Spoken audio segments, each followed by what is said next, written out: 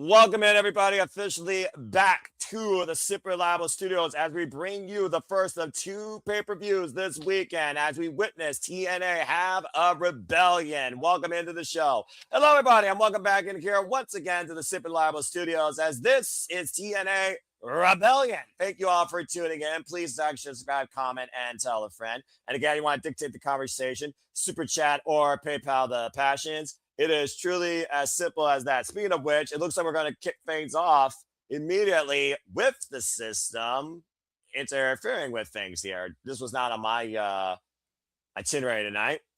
Of course, it's going to be a big night for the system as everyone tonight will be involved in in-ring action with golden ambitions. And as we just heard from the suit and from Tom Hennigan, Matthew Raywalt, the TNA X Division Championship will open things at the top of the hour, 8 p.m. Eastern Standard Time. Again, you folks still have time to purchase the pay-per-view exclusive on the TNA Plus service, TNA Rebellion. You can watch along live with us the entire night if you choose. Otherwise, we're happy to be that blind conduit for you into TNA Rebellion.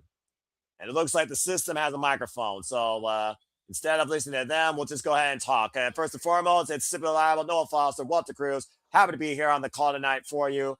So again, hope you all enjoy the coverage reactions. We got 9 matches on tap. TNA X Division Championship, of course, will be on the line, as I said earlier. We have the TNA World Tag Champions on the line as Bear, Bronson, and Byron Myers of the system will go after those championships. TNA World Championship, TNA Knockouts Championship. Pray to God the name brings that title home. We have multiple grudge matches, including a hardcore country trios knockouts match that will be Falls Count Anywhere. So buckle up and enjoy the conversation, reactions, and enjoy the show. And it looks like right now the system is trying to raise the ire of the crowd. And speaking of people being emotionally triggered, we could talk a lot about that when it comes to Mike Santana and the TNA World Title, Walter. Oh yeah. Bear Bronson. And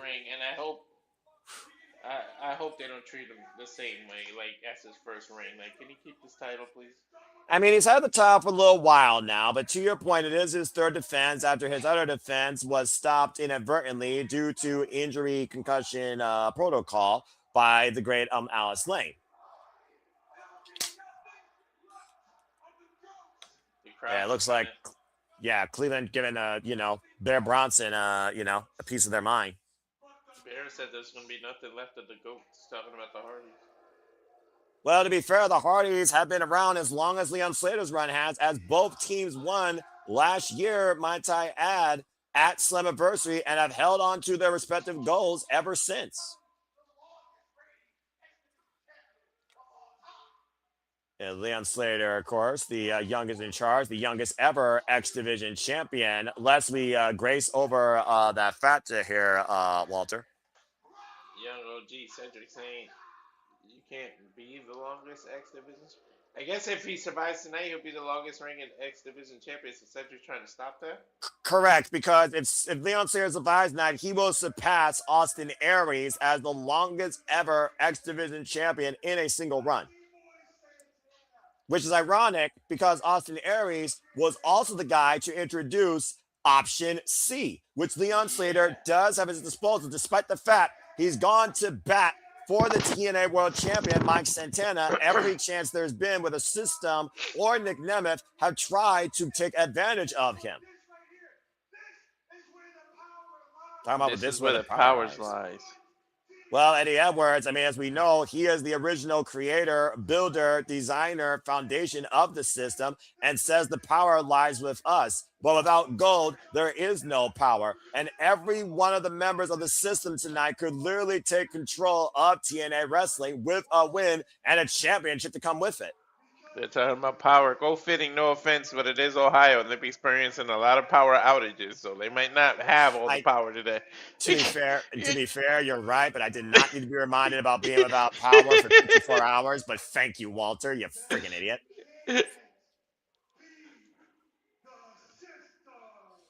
Mic drop by Eddie Edwards, who of course will be in our main event tonight, challenging for the TNA World Championship against Mike Santana. And we know how emotionally driven Mike Santana is, but how egotistically driven is Eddie Edwards in this match. It's been 6 years since he's been a champ. The champ. Yeah, about to say, last time he was champion was during the pandemic when he won a six-pack challenge, and of course then lost it to world-class maniac Eric Young. But again, it's one of those things though, does the system have any momentum, any game plan going into this? We heard last month how they made a deal, of course, with Mustafa Ali in the order four to have Special and Zero neutralize Moose. And of course, Moose will be in action tonight. So clearly Eddie Edwards wants to make sure that Moose is not part of the equation on Eddie Edwards pursuing the TNA World Championship. Hmm. Hey, I thought you said Dario Ray was suspended. No, I said Santino Marella was indefinitely suspended Ah, because he entered the TNA Knockouts locker room and he also clocked stacks. And according to Daria Ray, who apparently is influenced also on the board of directors as part of the board, she and the board decided to indefinitely suspend Santino Marella. But I think Daria personally suspended India Hartwell because I don't think she wants to see India Hartwell succeed here in TNA or become the TNA Knockouts World Champion. of course not. It's almost like the Naomi freaking agenda in a bygone life. If you know, you know, folks. Hmm. But speaking of emotionally driven matches, let's talk about what could be the match tonight here. Trey Miguel from Toledo, Ohio, holding the Team National Championship against Mustafa Ali. Ali, who says, I want to face you one on one for the championship. We saw the Order 4 get involved when Trey Miguel hit Ali first. And of course, this stems off the fact that at Jada Stone's expense, Mustafa Ali in the Order 4 beat Trey Miguel and Jada Stone last month at Sacrifice. Yep, they're going into the video package here. Well, we talk about Mustafa Ali and his new leash on life, of course, when he came out of that guitar-shaped coffin, and how much Mustafa Ali has had eyes on Trey Miguel's National Championship ever since that six-person tag with the Order 4, where the Order 4 have not only assaulted Trey, but anyone that's tried to be his ally. Well, new haircut, new attitude. Is he going to add new New finisher. championship? I'll say, let's not forget new finisher, Dancing with the Yeah. Devil, that has led Mustafa Ali to multiple wins, including that was the last thing he did against Jada Stone last month at a Sacrifice. And since coming back, he hasn't been beaten, right? Well, outside that coffin match, doesn't look No, like it. yeah, I mean, since his return after the coffin, no one's been at pin him. And again, you can't trust a politician, and you can't trust freaking Mustafa Ali. Sorry, crocodile tears, emptiness of empathy and emotion. Can't trust the rest of the Water Four either. Like let's face it, you're not really going one on one when you face Mustafa Ali. No, you're not. And we saw what happened last month, to your point, as he hit a 450 and Dancing with the Devil on Jada Stone on a zip tied handcuff to the bottom rope, watching on in horror, Jada Stone on Trey Miguel. It looks like we're going to get ready for our first match here in a moment. Again, this is brought to you by iHeartRadio. And right now we are getting ready, of course, for things to kick off here on the countdown to TNA Rebellion. But again, Walter, with this new approach towards Mustafa Ali, do you think that Trey Miguel is that first stepping stone and Ali be ascending to that level of greatness? He could be, and in Ali's mind, he is. But I'm hoping it could be just a little bit of bias, but I think Trey Miguel can pull this off.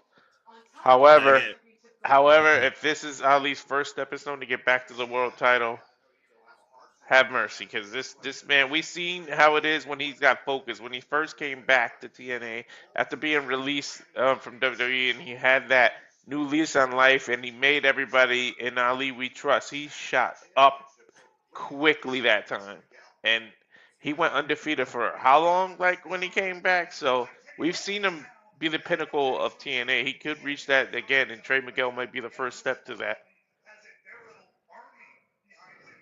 well, to that point, we also know Mustafa Ali has company in his corner. And we know that the Order 4 have literally Mustafa Ali's back, especially Tasha Steelz, who we just saw Tasha Steelz again try to assault Miss Jada Stone this past Thursday on Impact. Yeah, the original Boricua badass.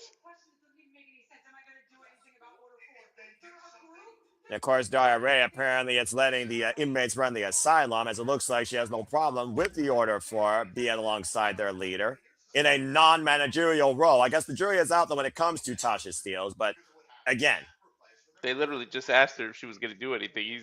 She said, "What a stupid question. What do you mean, am I going to do anything? They're a group." So why were you well, able to do something about Indy but not Order 4?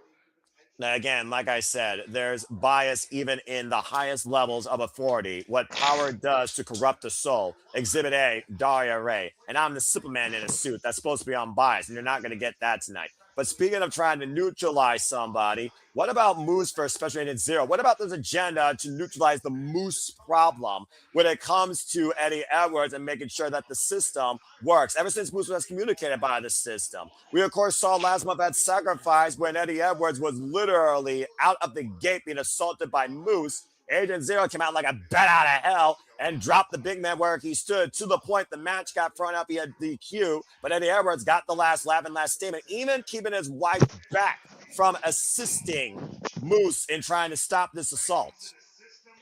You said it.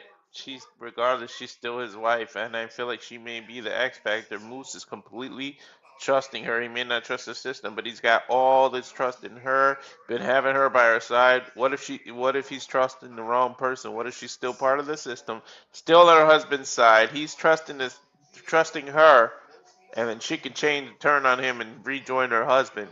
How long were you calling her a Jezebel and this and that when she was on the side of the ring? We know her wrath when she was in the system and how she did anything to make sure the title stayed on somebody who was part of the system.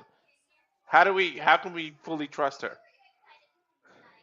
Well, it's one of those things though where I can say a lot of things about a woman in this business when it comes to standing by your man or standing by your best business acquisition, but I'm not going to go there. And again, it's also one of those things though that we don't know what Special Agent Zero is capable of in this setting. We've seen him in Hardcore War. We've seen him come to the aid of the Order 4 in tags and trios matches, but this is Special Agent Zero in singles action. And I don't even know if he's going to have any accompaniment.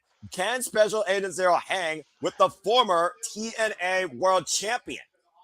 I think he can hang. You seen that man go? It might be all trios and tag actions that I've seen him before. That man can go. Well, speaking of going, let's go to the cheapest part of Hollywood for Nic Nemeth, as it looks like we're kicking things off here on the countdown with in-ring action.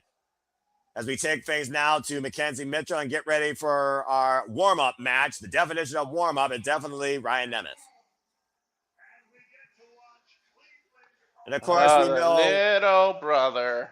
yeah, because of course, his big brother will be in action, of course, later tonight when he takes on Flop Dollar AJ Francis. And he will have also a legendary quarterback from the Cleveland Browns in his corner in Bernie Kosar. And how much does Bernie Kosar play into that sort of equation? We'll find out more later. About to say, yeah, gotta get the cheap pop for your town as always. And again, thank everybody that filled out the Predictions League form. As of course, you, the TNA faithful, the new the TNA, and the Simply Predicting Resident Community, the TNA Prediction League's form is now closed. Good luck to everybody, all 25 of you. His parents are ringside. Oh, they must be so proud of their butt. They don't even care. They're not really cheering for him. Well, I mean, they got their phone. I was like, look, my little baby boy. No, I'm talking about the crowd.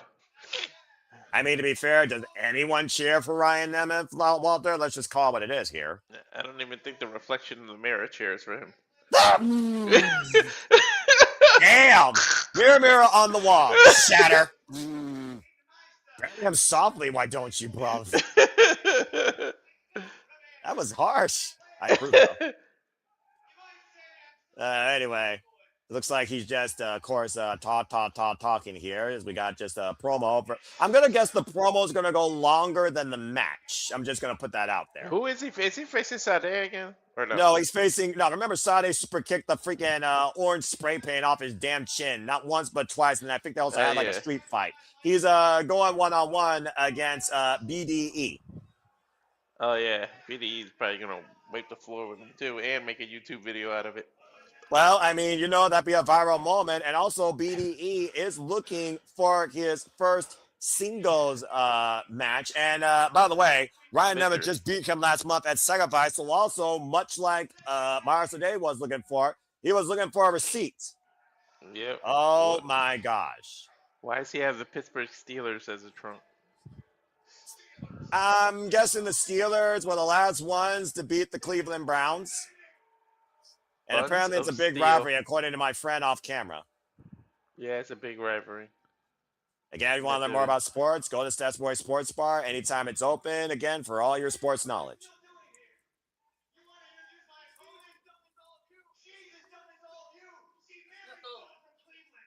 She married somebody from Cleveland. What? Oh, that's right. She is married to Vic Joseph. I completely forgot about that.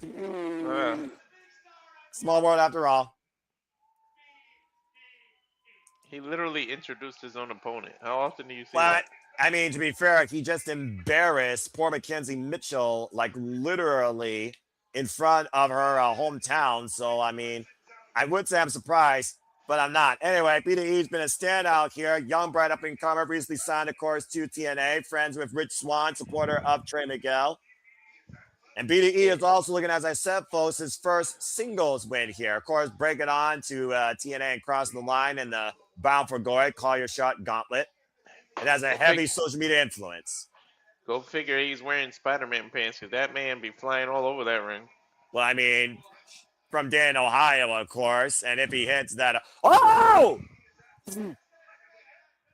Thank you. There's the bell off the drop kick. Oh, This match I didn't even get the drop kick yet. I'm about to say, still searching for that. I just got the drop kick. Jeez. I'm about to say, yeah, and then literally you just saw the man plunge over the top. Well, I mean, you know, everyone wants to shut freaking Nic Nemeth up. Let's just call it what it is. Good grief. Now bringing it back inside the ring as BDE is looking again for his first singles victory. This guy who's literally only a year about in his wrestling career, as we are 26 minutes and 15 seconds away from Rebellion going air at the top of the hour. I got ahead of you now. Tell me when it goes to 26 even. I'm pausing. I got you, brother. And scoop slam. 3, 2, 1. Even. And right now, Ryan Nemeth looking for a reprieve here. Of course, we're going to segue into the actual pay-per-view. I think he's going to go for a dive or some sort. And pick it up speed. So he flies and dives to the outside. At least there's actually room for the dive now. Last time they were diving, the ramp was literally inches right there, remember? I'm about to say, there was freaking a hazard for any freaking high flyer, excuse me. BDA, of course, right now scouting him out of the corner, send up and over again, folks. Get 20% off annual VIP TNA Plus subscription using hashtag TNA Rebellion as a cover. Hook of the far leg. It's a 1 count. Coming out of Syracuse, New York area, by the way. BDE got his credit to fame in his young wrestling career. Off, and again, you see the total non-stop action schedule. Drop kick! Scrolling across the bottom of your screen, including Slammiversary. That will be June 28th in Boston, Massachusetts. Complete your information for these events at TNAWrestling.com. Support the workers of this great company and the young, rising, up-and-coming talent. And Bound for Glory will be October 11th from Tampa Bay, Florida. And please like, subscribe, comment, tell a friend that we, of course, do it for the biggest shows, PLD's favorite specials, across all things professional wrestling, the biggest shows, PLD's favorite of the year for WWE, TNA, NXT, they got a Canadian tour coming up in November. 2. Yeah, right. And 2 count only. There's a lot of Canada in there in November, I saw. Yeah, about to say they might be looking for a Canadian tour. I mean, honestly, TNA spiritual home might be Canada, if the power to be was still Scott D'Amore. Vicious neck breaker as he goes for the cover, hook of the far leg, gets a 2 count as BJ gets the shoulder up. That was kind of a cocky cover. It's Ryan Nemeth. What you expect, dude? Right. I mean, say what you want, he is taking it to BD though. Well, I do think Ryan Nemeth doesn't want to embarrass himself in front of his mother. Then again, he's probably been a walking embarrassment for a long time for his family, but that's a different conversation. BD, of course, 26 years of age, trained out of the Pile Driver Wrestling Academy by the notable Ace Austin and Sammy Callahan, of course, from the Dayton, Ohio area, starting his young wrestling career. And BDE still probably coming from that damn pile driver he took, as you see him grasping that shoulder, maybe a stinger effect on his neck, after Eric Young drove him on his head and beat him back at no surrender. Irish whip off the ropes. Rising knee strike, catching them on the bridge of the nose. Now BDE trying to build some momentum here. Flying in with the forearm, and another forearm takes Ryan Nemeth down. Now BDE looking for a little bit of offense, and a pick up with a jumping splash in the corner. Now BDE in the driver's seat off the second rope. Oh! Cut cutter! No! Man, that was shades of the young OG when he does that. Yeah, that clip cutter, that springboard cutter off the second rope nearly got done for BDE. Look at the replay here. Oh! Dude, he Very nailed all close of it clip too, cutter. and in the middle of the ring. Oh! I hate to do it, but you got to give Ryan credit for kicking out. And now with the delayed DDT, and BDE kicks out at 2, trying to pull a playage out of his big brother's playbook. Nah, he really did hook him that time, but BDE now able to kick out. I mean, again, the Steelers still owe Cleveland's number. Cleveland looking for a hometown victory tonight. Jumping as Zaguri rocks Ryan Nemeth. It might be enough right there. Uh-oh. BDE right now. He might be uploading something here. But Ryan Nemeth trying to position. To your point, BDE going up to the top rope. For BDE, big chance here. Jumping into him with a big frog splash as Ryan Nemeth rolls away to the outside. I think he hurt himself coming down, which gave Ryan time to roll out. They're not dragging him by his jaw. But, oh! Top rope first on the top rope. Ryan Nemeth looking to take advantage here. So now look at this. A running... Jumping, flatliner. That's it. And Ryan Nemeth beats BDE again.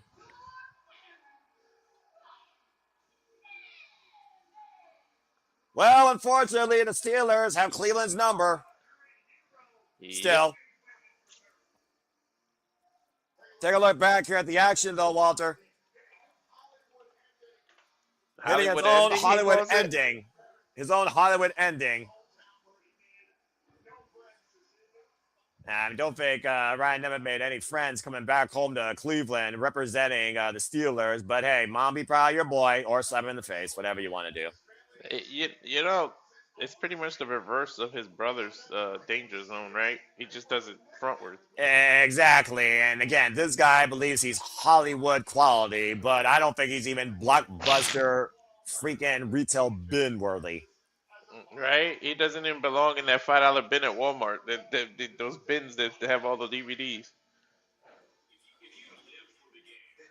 Well, anyway, as of course we get ready here for TNA Rebellion at the top of the hour here, as of course right now they promote iHeartRadio, again, F streaming services and promotions.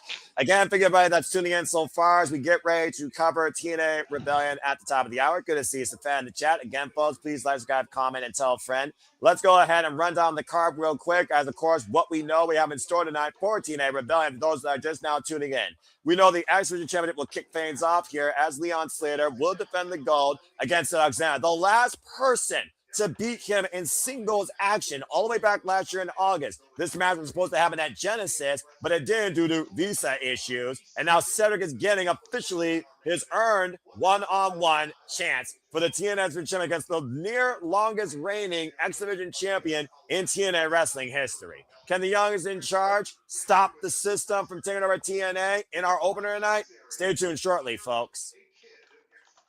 And of course, we talked about clowns to left me, jokers to the right. We also talked about drifters. We talked about kings, princesses. Here's the court jester. Frankie Kazarian goes one-on-one against Elijah after Elijah's guitar was broke last month at Sacrifice, and Kazarian and Flopdown were able to get the better of Elijah in the hometown man tag team action. Now Elijah is looking to play a whole different tune on Frankie Kazarian's head. What do you think about this match, though, Walter? It's one of those things where Kazarian right now, he wants to erase Elijah. End to him.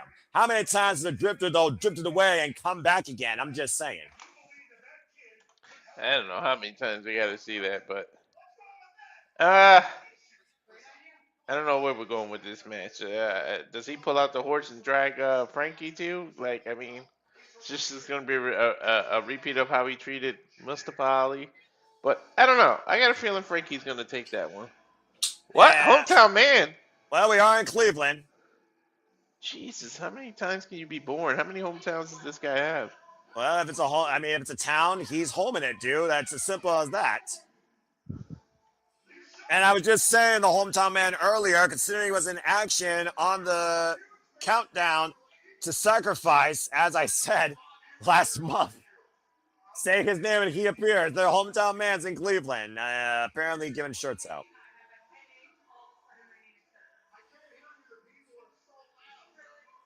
Anyway, it's not a match. It's apparently a promotional stunt. So let's get back on action here. Again, folks, Frankie goes one-on-one with Elijah, looking to erase Elijah. This might be the day the music dies in Cleveland. Or it might be the day that Cleveland rocks, thanks to literally the head of Frankie getting dropped on the mat with the Highwayman's farewell. We also, of course, speaking of hometown heroes, we saw one Nemeth win. Nic Nemeth will be in action one-on-one against AJ Francis after AJ Francis assaulted this man last month at Sacrifice, preventing him from calling his shot. The extra caveat here, though, Walter, is Cleveland Browns legend Bernie Kosar will be in this man's corner.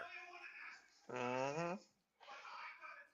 And, of course, clearly, we know Nic Nemeth still has aspirations to call his shot. He still has the call your shot gauntlet. AJ Francis, though, might literally make sure he doesn't hit even a chance for a first down tonight anywhere close to the TNA World Championship picture. Anyway, she said she didn't approve it. I don't think no one approved of this. Again, this is literally a desperate plea for TNA, and I'm just going to leave it at that. I'm getting really close to that phrase, by the way. Let's go ahead and continue moving. I know. I'm fine. I'm fine. Everything is fine. Let's go ahead and keep on talking about this card. Of course, we know hardcore country match. It is a falls count anywhere. No disqualification. The TNA legends, Mickie James, ODB, and Terrell looking to humble and teach some respect in the Elegance brand. This past Thursday, though, Terrell was isolated, and the Elegance brand did get the better of her after assaulting Mickie James and ODB backstage. Ever since Mickie James came back at No Surrender to confront Ash, who apparently has been out on injury due to a mental sustainment, she has now come back to lead the Elegance brand to make sure these legends remain irrelevant. Regardless, though, this match is called Hardcore Country. How do you bet against Mickie James? And let's be honest here, Walter, it is different generations of incredible female talent. But the bottom line here is we are talking about 3 former TNA Knockouts world champions on the opposite side of the only female faction modern day in TNA wrestling. But the other side of the hardcore country side is what the Knockouts division used to be, man. It's a representation of what they really are or were. So, I mean, Elegance can really beat them at their own game? I don't think so. Yeah. At least I hope not. At least for your blood pressure's sake.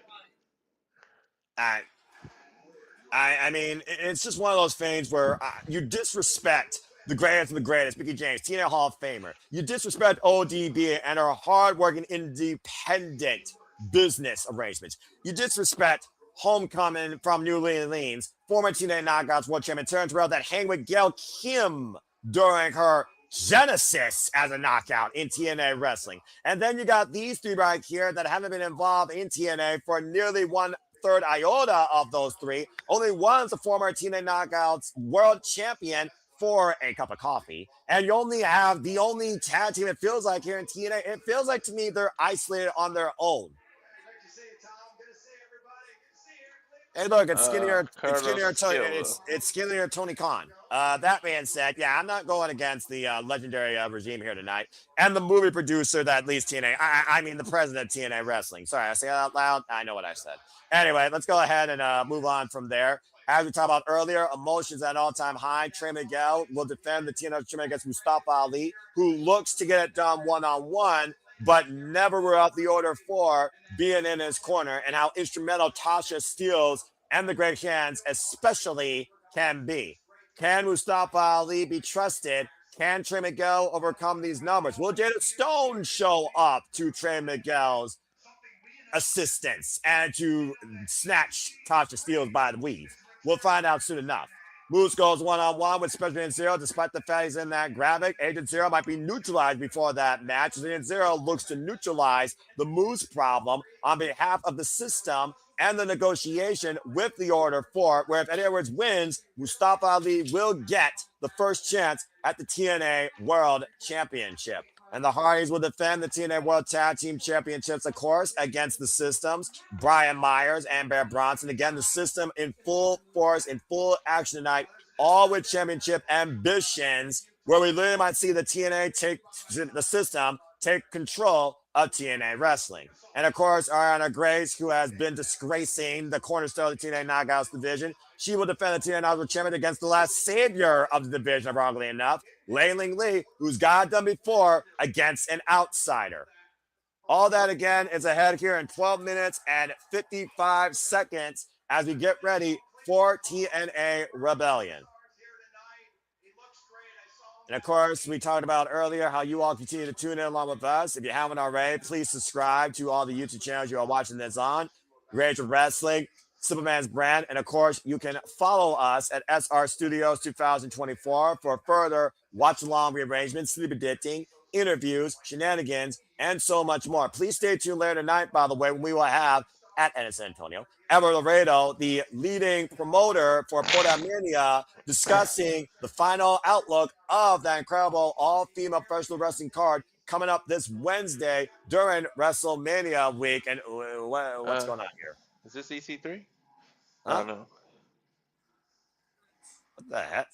Oh, that's Eric Young. That's Eric Young. Well, the last time we saw Eric Young was this past Thursday on TNA Wrestling. He dropped Ricky Sosa with a pile driver, and Eric Young's been very vocal about this modern-day TNA Wrestling, saying that some sort of cleanse is coming. But what the heck's he doing here? Okay, He's talking about Ricky Sosa. He's literally insulting the man, saying that he's never coming back after pile driving him. Of course, Ricky Sosa, one of the newest signings to TNA Wrestling. Sosa. Bang, bang. And someone tells me that Ricky Sosa is not going to be too far away from this.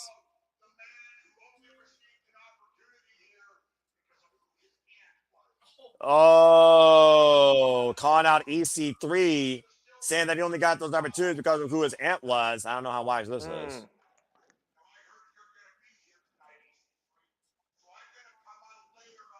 Come out later on Rebellion. Give opportunity. To tell me what she knows to sing her. Oh boy. Clear up. Everything here floats through me. Yada, yada, yada. I am the gatekeeper.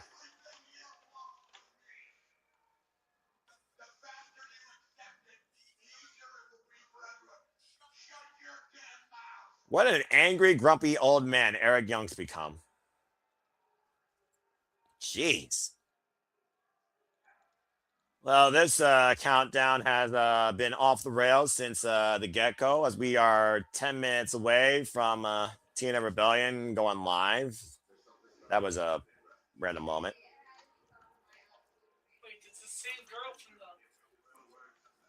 I mean, again, they're trying to bring the positive reprieve to TNA Wrestling. Again, there are people here that are TNA faithful still like me. There are people here that care about what TNA Wrestling has become. There are also people here that can't stand what TNA is becoming, but they still support it because they know what TNA Wrestling is. Again, TNA Wrestling, the little engine that could, the little show that kept going, the little show that you hope will somehow be restored to its former glory of total nonstop action. TNA Wrestling, as we get ready, of course, for Rebellion at the top of the hour. And of course, now they're going to close the countdown out here, talking about the main event matchup. And of course, we talked about verbatim all the ties to the main event matchup here when it comes to Eddie Edwards and Mike Santana. And again, Walter, I can't stress this enough. Rebellion. He came home. He was defined. He was made here. And he became the standard. And of course, we saw last month at Sacrifice where Mike Santana was supposed to defend the TNA World Championship. Unfortunately, due to again cautionary measures for concussions, we did not get that match. But we did see Eddie Edwards try to take advantage and get taken out through a table.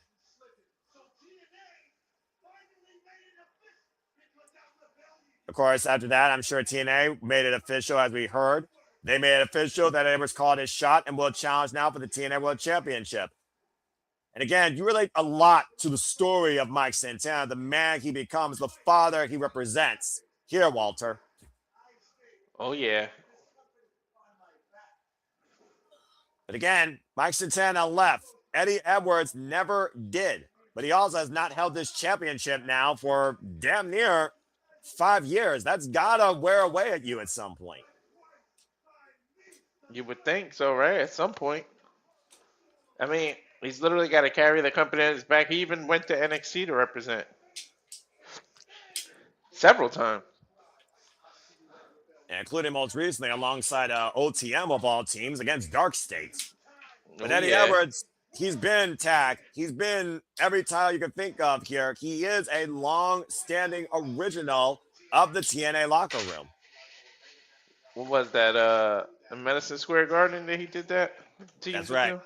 Yeah, that's no, it was a regular episode, I believe, in Florida. As we have Ace Steel here.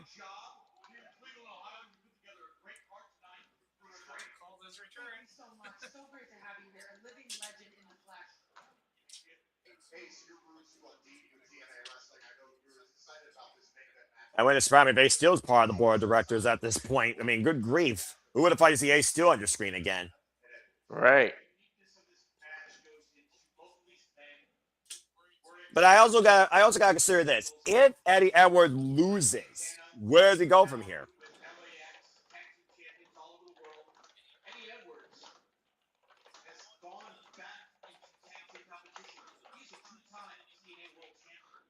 Yeah, about to say American Wolves, the system. He was literally ride or die, representing the Boston Celtics at one point, green and black, now black and white after low blowing his friend on his retirement and taking back control of the system, excommunicating Moose and rebooting it with the additions of Sir Alexander and Bear Bronson. And that whole new reformed version has a chance to run TNA by the end of the night. We might literally see titles all around their waist tonight on the system. When was the last time you could say that about a faction in TNA wrestling that wasn't called the Main Event Mafia? And if they invoke the Freebird rule, then literally they all have titles. I mean, you think about faction warfare, faction control, and we're talking about the great faction TNA wrestling, Fortune, the Main Event Mafia, LAX, Team Canada. It's one of those things, though, where we look at the system, they truly could be stronger, faster, better, stronger, Daft Punk represent, than ever here. It's very interesting to think that that could happen tonight here at Rebellion. It literally could be the system show.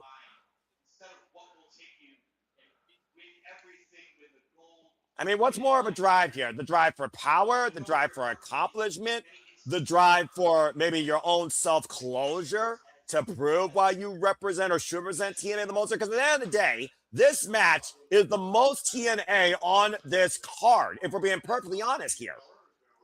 Mm-hmm.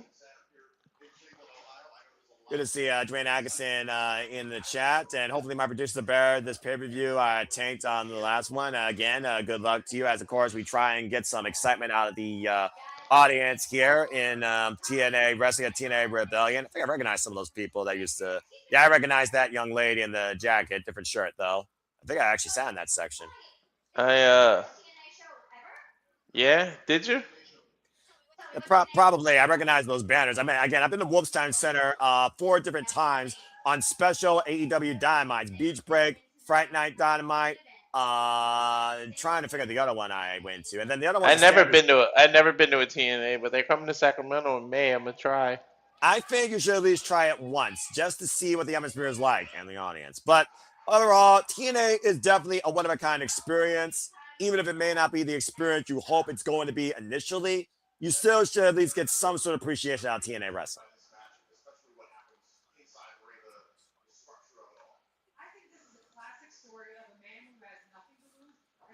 Again, the definition, like I said, the most definition of TNA wrestling, also the definition of emotionally driven, who has more to gain, who has more to lose, who doesn't give a damn when they got nothing to lose, versus who has everything to gain or lose. That's the story of this main event tonight. When this match was officially announced, I'll be honest, this was my most anticipated match of the night because this defines TNA's wrestling's future as we know it. Yep. This defines old regime versus new regime, to be honest. Even though Eddie's been around for a while, the fact that the system is rebooted, we might lead into a new regime or stick with the old. Hopefully, we stick with the old. Well, let's be honest here, Walter. You also again have personal connections and respect to the world champion versus the challenger, where I might have more TNA faithful outlook and respect towards Eddie Edwards, who has stayed committed to TNA wrestling since 2017. Again, Mike Santana, he came back. Kudos to him in 2024, and he became the standard. He took this on his back. He fought to bring this title home. He even got back after the Collier shot Fix was in on the clown of TNA, beating him. And he's literally taken on all challengers, has not stepped down, fears no man, and doesn't literally waver any challenge or challengers that might be waiting for him. That might work against him. He literally doesn't back down from anyone, gives anyone, whether he feels they personally deserve it or not, title shots, and that might be his downfall coming down the line. We'll find out here shortly as TNA Wrestling's Rebellion goes live in less than 2 minutes. Again, folks, it's pay-per-view exclusive. You want to watch it along with us, you have to purchase it through TNA Plus. $40 plus tax. Otherwise, we're happy to be that blind content for you tonight, exclusive to TNA Wrestling. For those that are watching other forms of wrestling, including Double Collision, please remain hashtag spoiler free. For there are those here that actually will watch it later, and others may watch it also later, as we focus primarily and exclusively on TNA Wrestling's Rebellion Tonight Live. If you do provide spoilers to TNA Wrestling, you will be banned. It's as simple as that. You But if you can't. want to take the conversation, super chat, pay for the passions. It's as simple as that. You could subscribe to the higher tier; it would be included. I did the yearly thing just to avoid all this. And of course, they have a code right now where you get 25% off that tier if this is your first time taking in TNA Wrestling Tonight and you want to take in Rebellion and the shows to come forward, including, as we talked about before, Summiversary and Bound for Glory. And we talked about before, Walter, top that shit. Our hottest match of the night kicked things off live. Leon Slater Alexander preparing for the X Division Championship in our opener. Holy shit! Everybody's gonna have to follow this. Uh-oh. Good luck. It's the X Division, dude. The division is defined by not weight limits, but no limits. It is always the cornerstone, the measuring stick of total nonstop action. And these two are running back a classic. And apparently 13 years since TNA has been in Cleveland, Ohio. So as a great crowd on camp from Wolstein Center prepares for TNA Rebellion, let's get ready to go as the pay-per-view will start right now. I'm gonna have to back out, aren't I? Hey, yes, you are, because the app sucks.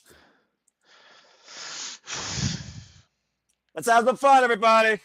Oh, boy. Live now.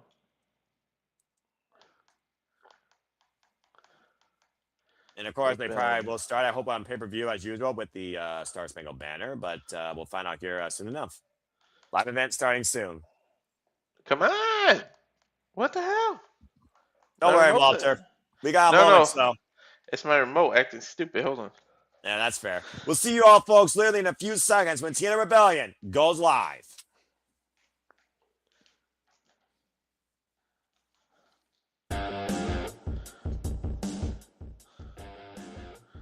I got the FBI warning.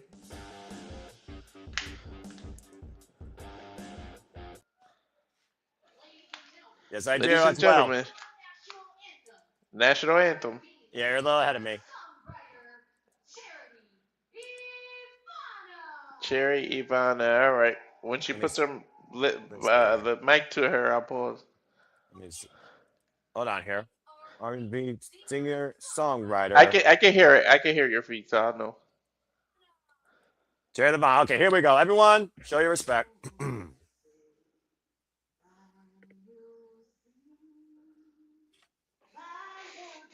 It's beautiful.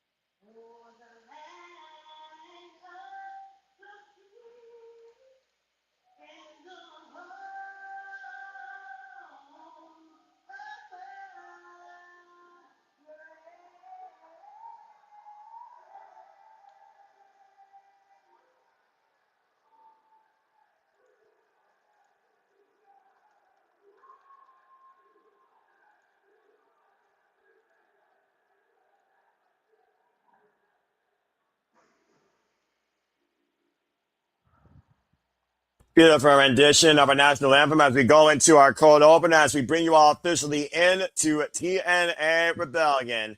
Welcoming everybody to the discussion, the watch-alongs, the reactions, and the coverage. Hope you all enjoy the entire time as we are here live tonight with exclusively TNA Wrestling, now for the fourth time this calendar year on a premium level, second time, of course, for pay-per-view. And again, I thank all you for tuning in as Cleveland will rock with total nonstop action tonight. Again, Noah Foster, what's the Cruz? We are super reliable. Hope you all enjoy the conversation, reaction, discussions, coverage. Again, you want to dictate the conversation, super chat, or pay by the passions. It's as simple as that. Good to see Dwayne and Safet in the chat. Please like, subscribe, comment, tell a friend, spread the word. We are live on YouTube through the Rage of Wrestling, Kazarian Studios, Simple Man's Brand, Dick Huber 795, and Bad for Wrestling. Subscribe to all the YouTube channels today. And of course, follow us at our mothership, SR Studios, Battle 24 on the X. I imagine most of you are probably on there right now watching us live. And use the hashtag TNA Rebellion to get the word out for the incredible roster and the action that we are sure to see tonight. Walter, buckle up, man. We got 3 hours probably ahead of us. Are you ready to go? Yes, definitely.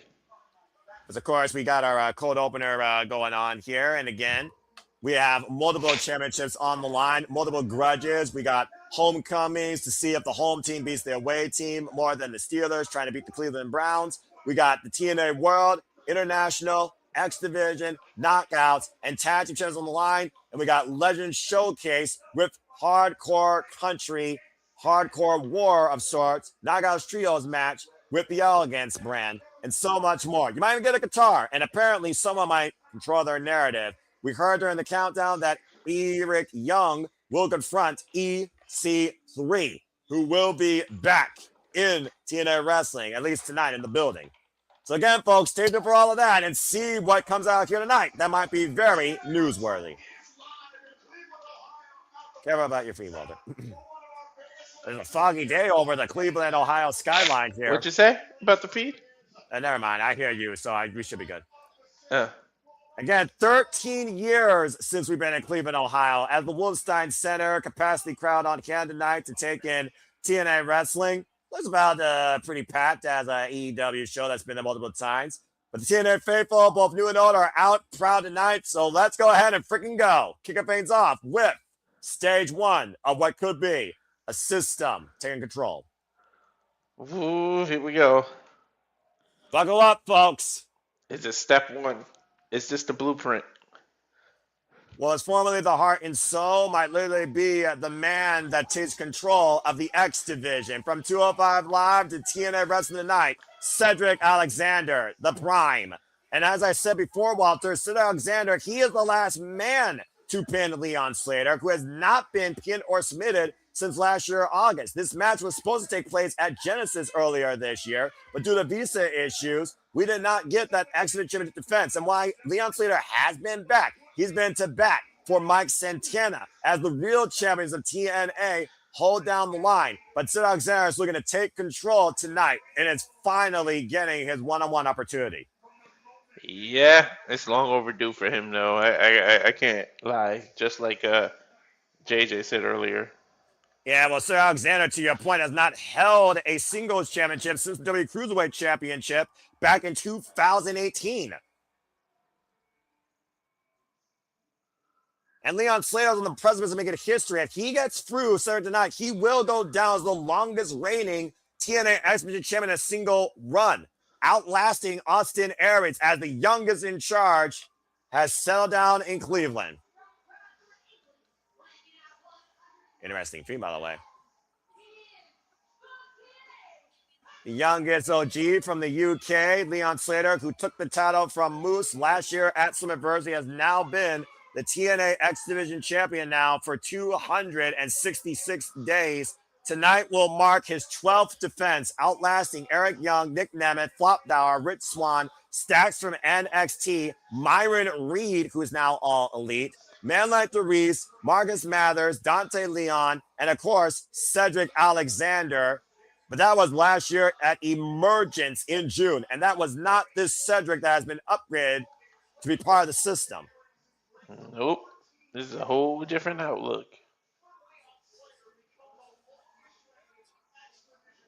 Of course, Austin Aries has held that X Division Championship record now for over 14 years. Leon Slater, by the way, this title going all the way back to phenomenal AJ Styles, is the 110th X Division champion. Here are the X Factors for you. Alexander, as I said, was the last man to pin him in TNA. Slater retained against him at Emergence last year and has been owed this match since Genesis, as I basically simply summed up for you. Following legacies of Speedball Mike Bailey, Moose, Chris Seminoles, influential 10-time, might I add, X Division champion, Kazarian, Chris Bay, Brian Cage, Trevor Lee, countless others that have held this title since it's been part of TNA Wrestling since 2002. One of the best looking titles they have. And of course, this championship, it is not about weight limits. It is about no limits. The bell rings and we are officially underway for our first match. Here we go. Now, I imagine that both these men are not going to start off fast and hot, considering how well they know each other and how important it is for this win, primarily for Cedric Alexander. Notice the heavy kinesio tape on the right shoulder, though, Walter. I was just going to say that when you were finished talking, I was going to make, but will that kinesio tape come into play? Was Leon even focused on the shoulder? I wonder if Cedric Alexander will focus on the shoulders of Leon Slater. Again, how well is Leon after that pile driver barrage against Eric Young in his last defense? Remember, when Eric Young pile drove him prior to Sacrifice last month, Leon wasn't sure he was going to be able to continue wrestling. Cover. It's a 2 count off the waist right now. Cedric's a thick boy. I would keep it grounded so that you don't give Leon that aerial assault. Yeah, you're an aerial person too, but don't let him... Ooh. Take him out of his game. Don't let Leon become the aerial assault and stay off the ropes from his move. Again, these two men are so dynamic in their offense. Rewind kick by Leon Slater rocks Cedric to the ropes. It's one of those things also where experience might come into play. Cedric Alexander, more experienced than Leon Slater, 21 years of age, 7 years involved in the game. Handstand back elbow strike by the youngest in charge in the early going, getting the better of the challenger. And right now, Leon looking to pick up speed. Big boot drives Cedric. And of course, we've seen Leon Slater impressing in NXT and TNA and all over the world, including challenging at one point Carmelo Hayes for the United States Championship. Slater just did like a haluva kick with that boot. And now going over the top row, and Cedric, great scouting, has Bowman on the outside, kick to the midsection by Cedric Alexander, now sending Leon. Whoa! And Leon, great evasive action over the still ring steps, and Cedric may have got outsmarted there as Leon follows up and stop over Chico T. Harris. How would you turn around and get cocky when you know you didn't even hear the stairs get hit? And about to say, literally getting your own head. Now springing up to the top rope, and a high cross body by the champion. Cover to retain, and Cedric gets the show up at 2. Again, wear your opponent out, force them to keep kicking out. It wastes energy. You know might not get the 3 this early, but it uses energy. Considering Cedric Alexander's almost double Leon Slater's age and has over doubled the experience of the youngest in charge, 36 years of age and 16 years involved in the game, you thought he would have fought smarter than that. Yeah. Oof. Vicious, knife chop. Sometimes you go down to your opponent's level instead of thinking about your vet and fight at your level. Well, again, supposed to let somebody come to your level, not the other way around. Well, who's got more pressure here? Leon Slater, who's chasing history and still creating his legacy, or Cedric Alexander, whose campaign's off for the system that the system trying to take control here tonight? I think Cedric has more pressure because he has to prove himself worthy of being part of the system, no? And now trying to take advantage, possibly with a backdrop suplex. Leon finding battle up and over, lands on the rope. That could have been messy. Up and over the top. Oh! What the hell was that cross-legged leg drop? like Yeah, famous or twisting guillotine leg drop across the second rope, bro. it looked like Cedric was gonna like blue thunder bomb him out of the ring the way he was doing that. And of course, we saw Leon Slater beat Moose at some adversity last year to win this championship. Now, Cedric and Leon both on the apron here, both in the meeting. Oh, man! STO on the apron by Sid Alexander to Leon Slater, driving him down hard in his spine, the hardest part of the ring. There you go. Stay on him. And now an X-Flex release. And obviously, Sid Alexander is solving Leon Slater, to your point, for the lumbar check. Yeah, it was on the hardest part of the ring there, that release suplex. That lumbar check that literally assaults a man's spine with your knees, crushing it. Definitely softened him up for it. Now, Leon Slater sent back inside the ring. That's Alexander now trying to control. You see Leon Slater grabbing the small of his lower spine. Oof. German suplex. A snap suplex out of the corner. And look at the way that Leon Slater, to my point earlier, is clutching his left shoulder, Walter. It could be a stinger. Yeah, he did a snap release German suplex, and he just like right on the shoulder. And I mean, you've been putting Leon Slater up there, though, to go down as maybe one of the greatest champions. If he beats an old class of OGs that held this title, or great cruiserweights. And again, he already owns a pinfall win over Cedric Alexander. Leon's got a long, long career ahead of him. He's starting on fire right now. Cover, back press with the far leg. It's a 2 count. Cedric seems to be getting a little frustrated. I don't know, man. I think Cedric knows that he's on the precipice of beating Leon. Leon, though, showing great resilience and heart here, and Cedric immediately back on the attack. Again, you see on the replay here, though, how Leon Slater almost looked like his shoulder was like collapsed. Think about it, because I said Cedric's under the pressure, because you think about it, if he doesn't pull this off, what does that say for the rest of the system night? You're already starting to fight from behind, you know? Again, so Alexander, another rare mistake, caught with a wrecking ball drop kick. I thought he was looking for a baseball slide. And again, the heart and drive against Crown Night here being shown by the champion. Now, Cedric being sent back inside the ring, and Leon Slater following suit. Again, X Division hit past Bears, and again, caught with a German. Especially, can you imagine? There's a cover, hook on the far leg, and a 2 count again, putting pressure on the champion. Continue, Walter. I saw the cover. That's why I got quiet. That Cedric is the only system member that loses tonight. Like, how would that fade with the rest of everybody? It might feel like they don't need him. So I feel like he's still under the pressure. He's under more pressure. Well, we've also seen before how a leader leads by example. If anyone's under pressure tonight, there is no greater pressure than TNA original and the leader of the system, Eddie Edwards, against Mike Santana. But Sid Alexander could also be a mental omen of things to come in victory or defeat. And let's not forget, Bronson Brian Myers will take on the Hardys for the tag team championships. That was smart. Cedric just leaned all his weight when he was in that headlock. Yeah, Leon flying back, though, drop down, and again, clutching directly the eyes of Leon Slater, taking any advantage he can. Again, this is not the Sir Alexander of old. This is a Sir Alexander fueled or corrupted by this system that Eddie Edwards has rebuilt. Yoster would never have done that. Well, if you can't see, you can't hit your opponent, right? I suppose that's true. And right now, Leon Slater just staggering right now.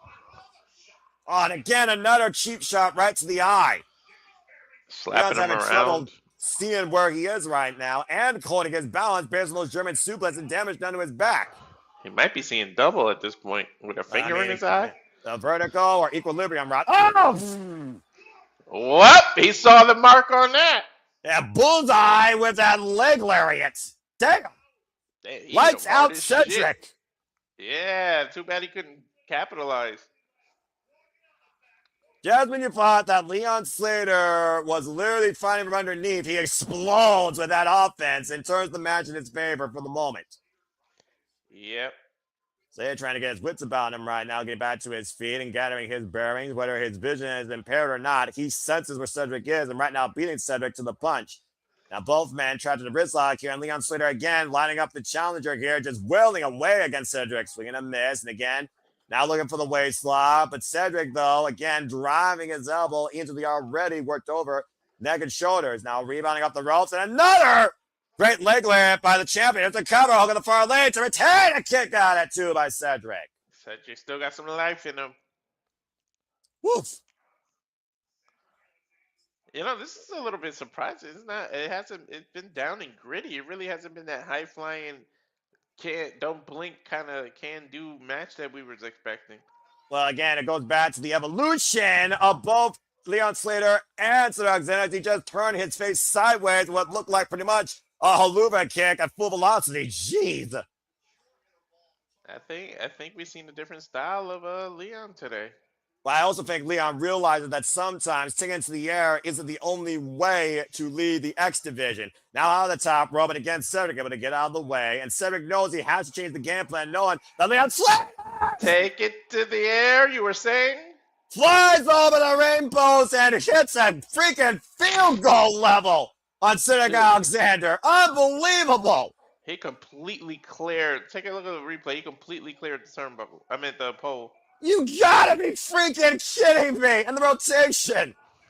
Every time he does it, still unbelievable. Now up and over. Sorry, Fred. And a cover for the Alexander. Kick out at 2. That's one of his most beautiful looking signatures, man. Incredible sequence of offense by Leon Slater. However, Cedric Alexander still remains alive in this match for the X Championship tonight. Is there blood on his chest? Both of these men figuring outside their original playbooks and bringing back the hits, trying to put the other one away here. And to your point, Cedric has been trying to work a different game plan approach here against Leon Slater. And so far, it has not worked in his favor as Leon right now, who might be looking towards the top rope again, towards his inspiration, Jeff Hardy, looking for that unique, possibly swanton, 450. Ooh, went for the 450 as Cedric rolls inside, though. Spinning Solvad, catching Slater, bending him over. Slowing down momentum of the champion. Oh, man, runs it with the boot. So Cedric down. Now Leon up the ropes again. And Cedric catching the champion. Leon able to escape. Back elbow strike. Oh, that kick in the back of the head. Takes Cedric down. Off the ropes again. Oh! The other cover too! Oh, man! That was like a modified Blue Thunder Bomb, but the other way. Instead of over your head, it was just like a tilt-a-whirl. Yeah, about to say, let's take a look at the replay here. Incredible sequence.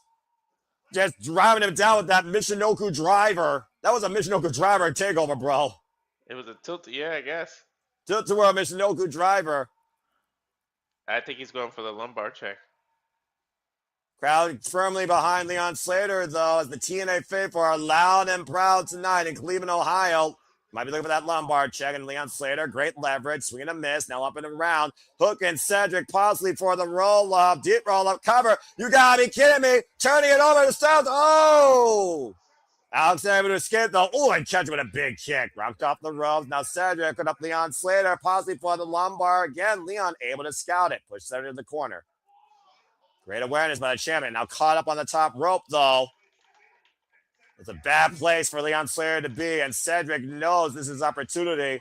What God? That's one way to knock your opponent off the rope. Yeah, lumbar! Do the device, and brainbuster! I thought he was going to go for the lumbar out of that position. Choose the half, hook the fire leg side, Bronson kick out at 2 by Leon Slater. Man, that was close to 3 without getting a 3 as you can get. Whew! And right now, Cedric might be apoplectic. As to your point, he has not hit the lumbar check yet. And clearly, Cedric had a plan here. He knew he couldn't hit the lumbar check this early. And right now, that brainbuster didn't work, making Leon Slater rethink about his next strategy. Now hoists him up out of the corner. Oh, dear God. Oh, my God! Yeah, but how smart was how intelligent was that really? Because now you just got dead weight. Slater to keep to the floor immediately to your point. Sense of urgency by Cedric Alexander, bringing him back inside the ring after that brainbuster on the top turnbuckle. Lumbar check! The champion off the front leg too! No! Whoa! Somehow Leon Slater's foot found the bottom rope. He adjusted. Look, right. Look right before he got pinned, he shifted himself closer to the rope. Yeah, again, though, twisting brainbuster on the top turnbuckle and immediately bring it back in for the lumbar check. To your point, he readjusted, hooking the near leg, and somehow the pull and the awareness of Leon, he found his way to the bottom rope to force the break. I think after seeing that replay, that was Cedric's fault because he had the correct leg hooked to avoid that. He let it go and then hooked the other leg. I don't But know I if you think, saw it. It was a quick. yeah. I don't know if you noticed it, but it was quick and subtle. But he had the correct leg hooked, and then he let it go to hook the other leg, and it let Leon put his foot on the rope. Yeah, he was obviously trying to add more pressure to the near part of Leon Slater's body. And to your point, awareness by the champion, sense of urgency, misplaced sense of urgency by Cedric Alexander might have cost him as he now goes to look over the chance of the championship. That's what this is all about. Again, how desperate is Cedric Alexander to win this title tonight? At least it stays in house regardless of the outcome. Yeah, I'll give you that. Again, and right now, Leon Slater unable to budge. Oh, wait a minute, Leon Slater, though, hooking up Cedric Alexander immediately. What is this? Go for it! Stop! Slash connects! Torso first on the championship! And Sarah's the one that brought in, so telling us now it's qualification. And now Leon to the top rope. Swanton 450. Cover. Leon Slater does it again. Dude, if his Swanton 450 does not win the fucking finisher of the year this year, I don't know what people are watching. Holy hell, what a phenomenal, and I truly phenomenal, successful defense for the youngest in charge against Cedric Alexander. Leon Slater is still the face of the X Division. Cedric's his own demise. He's the one who introduced the title. Right before the fall, a tale as old as time itself, and that beautiful Swanton 450 that cameras can't do just enough for was the end note to sweet victory. Congratulations once again to Leon Slater, still the face of the X Division. I got to see how much those Sacramento tickets are because Jesus, I got to see that move live in person. You got to see Leon Slater live and in person. If no one else in TNA has your stock, put your stock in the youngest in charge because that was incredible. Damn sure it was. Another amazing successful defense for the TNA X Division Championship and the champion, respectfully. Woo, my goodness. I'm going to need another Mountain Dew after that. And I mean, damn, that was so good. That finishing sequence as well. And Dude, again, to your point, the desperation of Cedric Alexander was his downfall. Yep, but the fucking beauty in that move, dude. Woo. And of course, you mentioned earlier, Sacramento, California. They will be live in Sacramento, California here very soon. Again, as we welcome Matthew Raybot and Tom Hannigan. Tom's suit game always on point with the handkerchief, of course. Always appreciate the Drama King. Always have. And his lapel pins. And of course, we just saw an incredible opener tonight at TNA Rebellion. As of course, they run down the card again. We got the Clown of TNA taking on the Drifter, Elijah, Elias, Ezekiel in the past life. And there will not be a guitar involved, but someone's going to hit a sweet tune of victory. And Moose will also go one-on-one against Agent Zero. And the Order 4 will likely be in his corner, but so will be in Moose's corner, Alicia Edwards.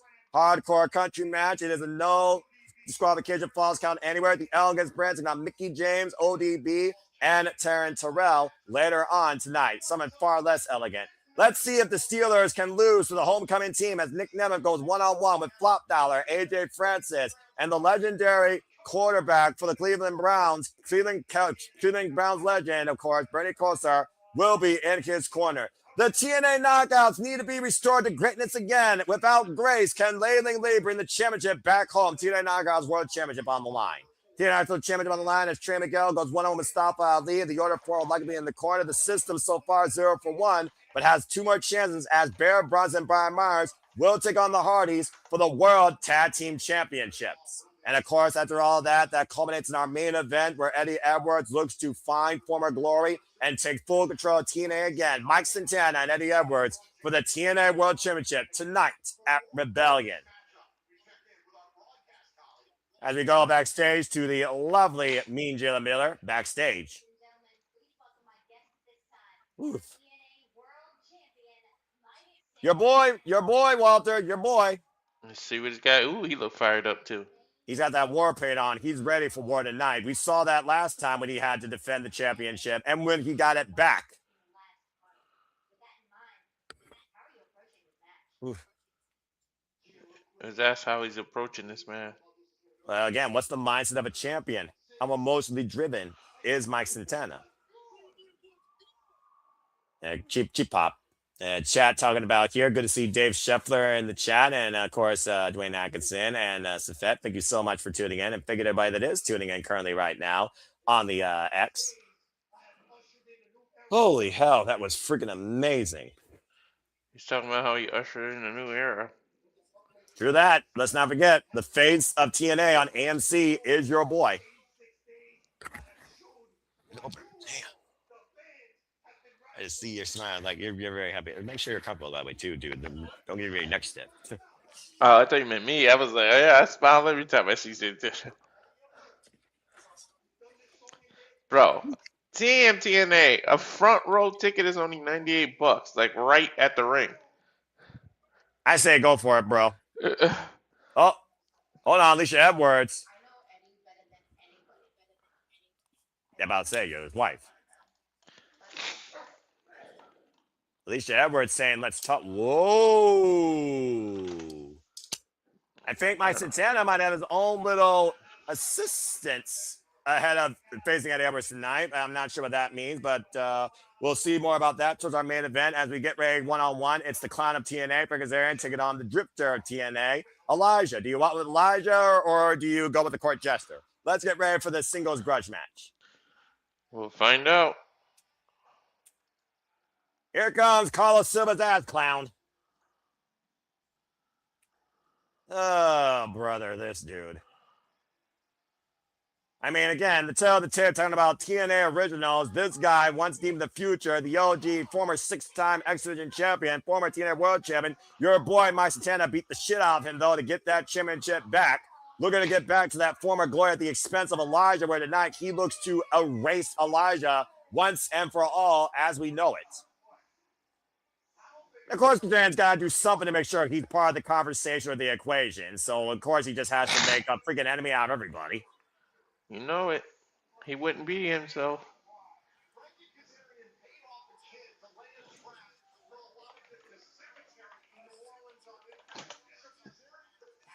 Wait, he paid a kid to do what? What did they just say he paid a kid to do in the cemetery?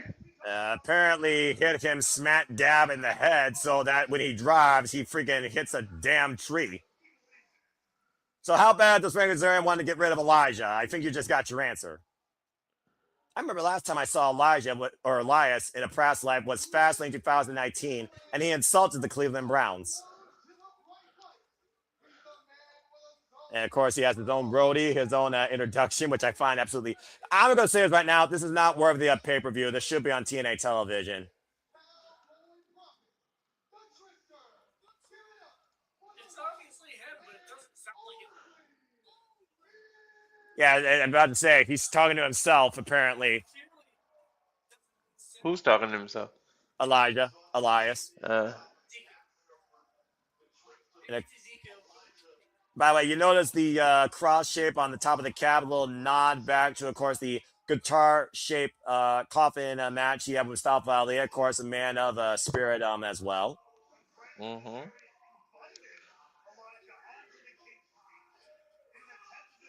Of course, this bad blood stems also from Frankie Kazarian's key speech being interrupted at one point by Elijah. We saw what happened the last time someone pissed off Elijah, though. They didn't get a guitar over their head. They got planted in a coffin, and they had to be reincarnated to find themselves again. I'm just saying. True. And, of course, he destroyed his last guitar last month at Sacrifice. Elijah, though, comes in here with a new tune and a new guitar. Bell rings are underway for this grudge match. Go get your popcorn, folks. It's your bathroom break. And right now, Kazarian teeing off against Elijah here. What a way to literally not top that shit, but cool things off. A swing and a miss, and Kazarian to the bottom rope, and right now down to the floor. See how pissed off Elijah was, and Kazarian right now trying to instigate him, but also slow down Elijah. Now catching him back inside, Kazarian sent off the rope, swinging a miss. As well as fans also, I look at, oh man, what a boot. When I look at Elijah, who probably has his own ambitions for the TNA World Championship, I could see Elijah, if he gets a win over Kazarian here tonight, that might put him back in championship contention at some point. Oh, jeez. Big knife edge chop that literally took Kazarian almost up and over the top turnbuckle. So far, I'm liking the tune that he's playing. Another one, almost tying up the legs of Kazarian in the ropes. Now, imagine he ties up his hamstring in the top rope. Wouldn't that be a shame? I didn't say anything. And right now, Elijah teeing up Kazarian. No one can stop me. Then right now, Kazarian driven face first in the second turnbuckle, and no one will stop me.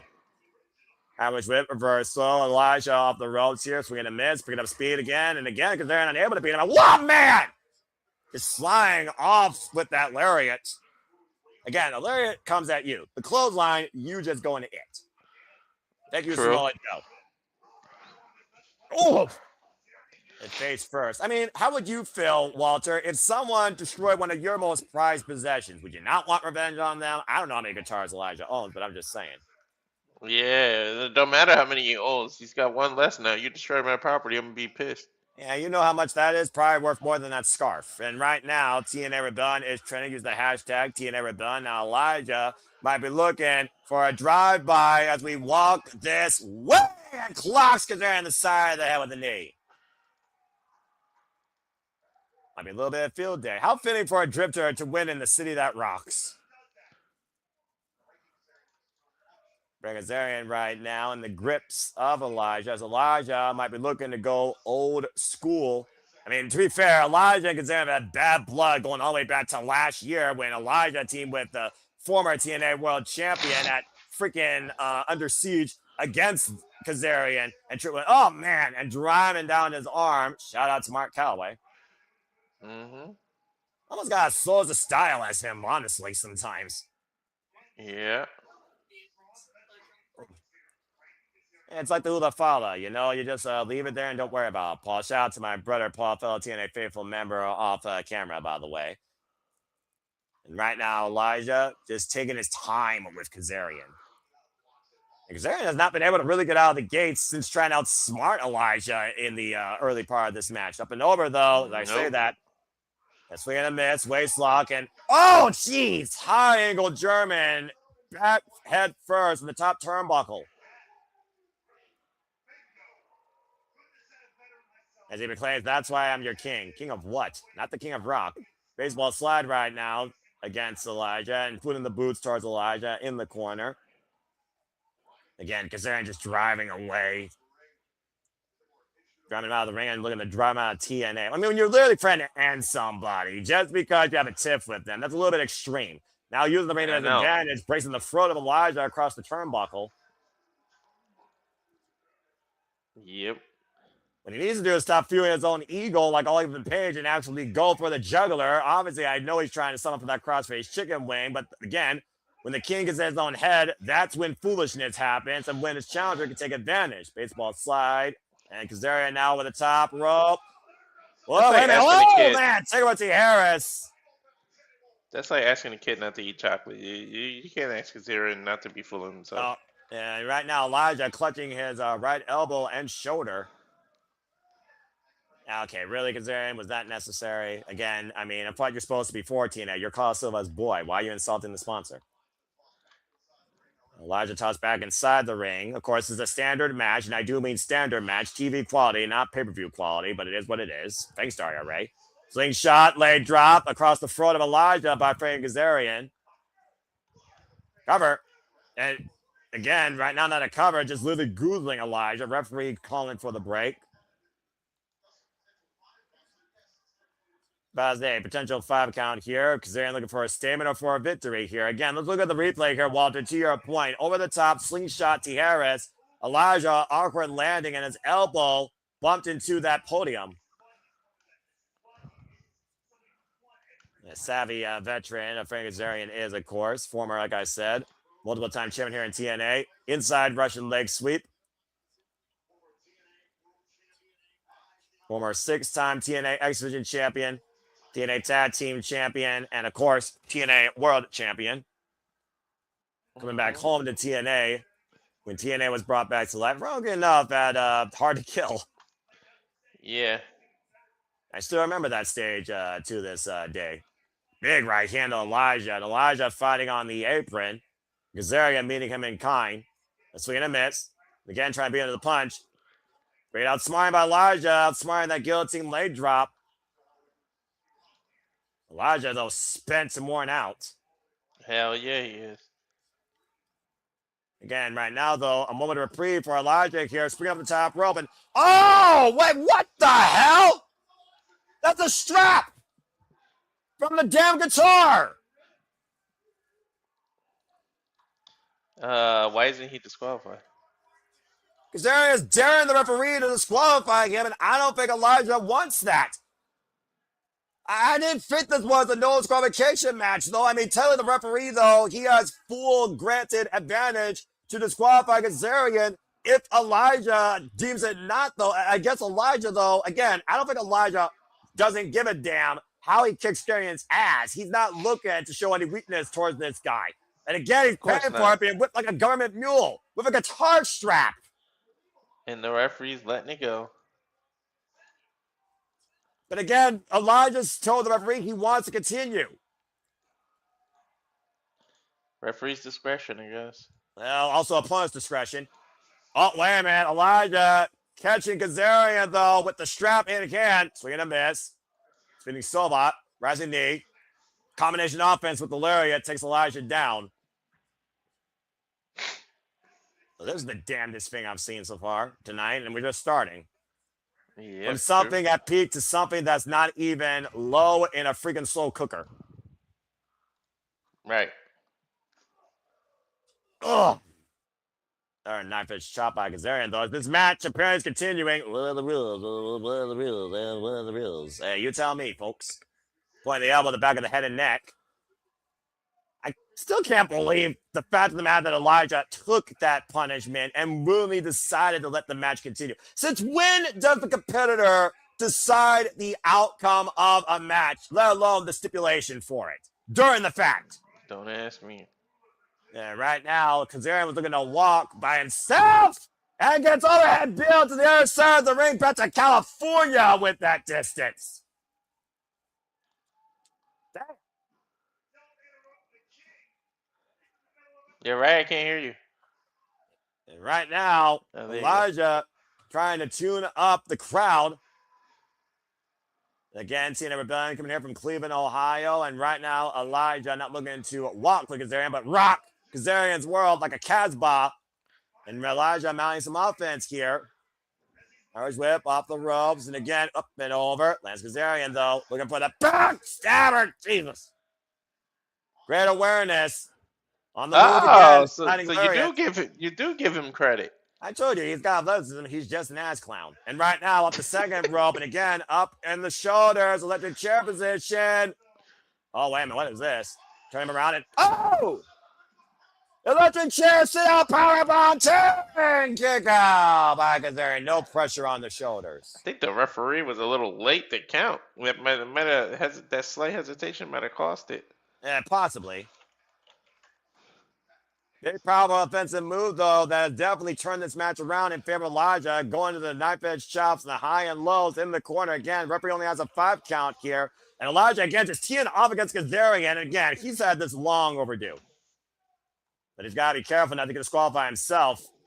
On the other side, runs into an elbow. And Kazarian, again, scouting Elijah, springing up the second. Oh, and coming a jumping knee!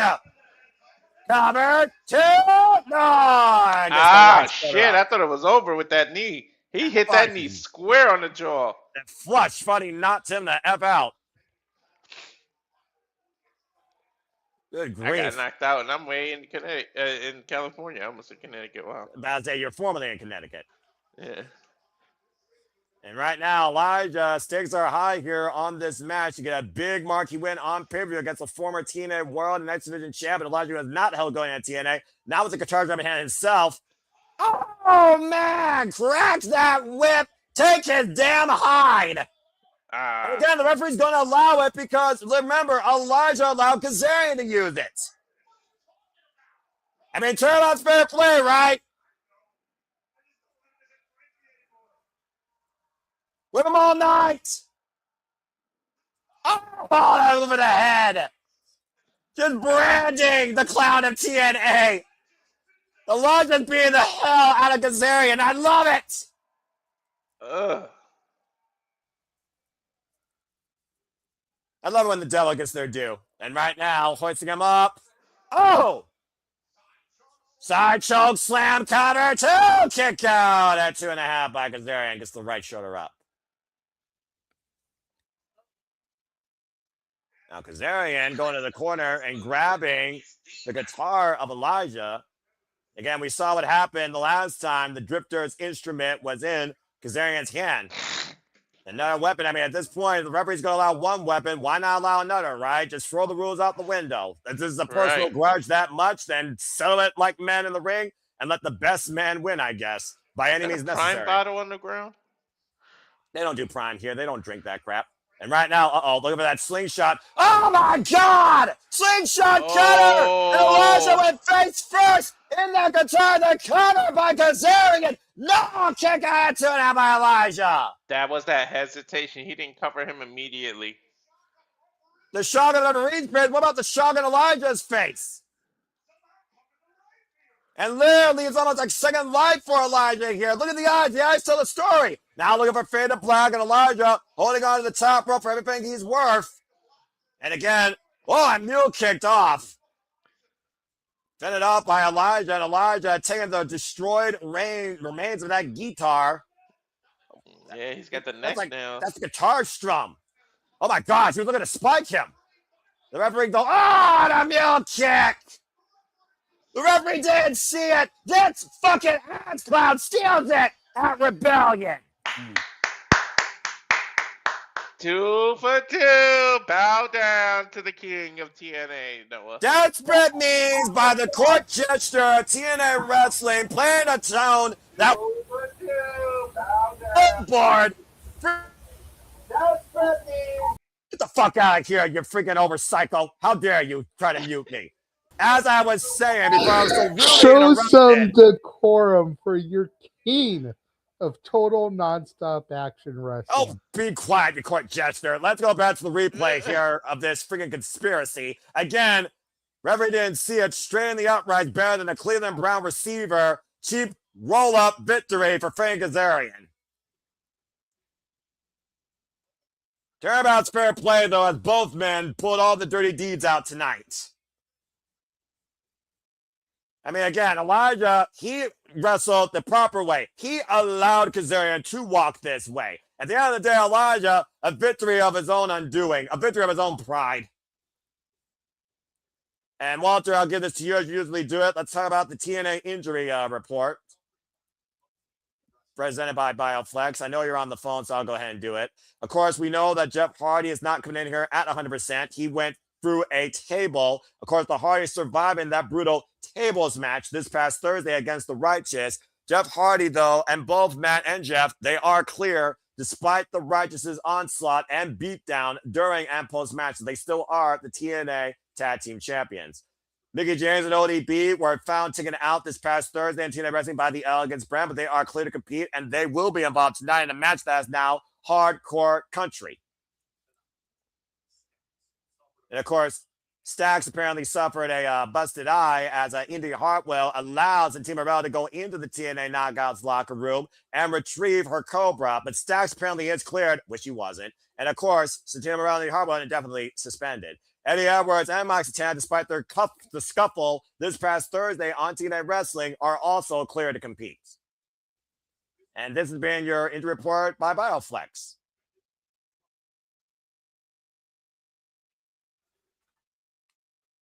As, of course, we have the Jezebel, the darkest note in TNA Knockouts modern day history, entering in with her fiance only on a one-way trip to divorce court after this is over when she loses that title. The TNA Knockouts World Champion, Arianna Grace.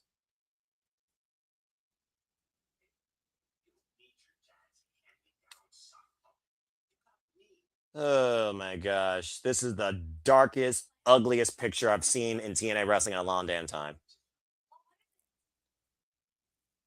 It sounds like both these idiots have a game plan to make sure NXT stays in control of the TNA Knockouts division. If there was ever someone that needed a vasectomy, it was the birth right before they were birthed. Oh, God. Just freaking hell.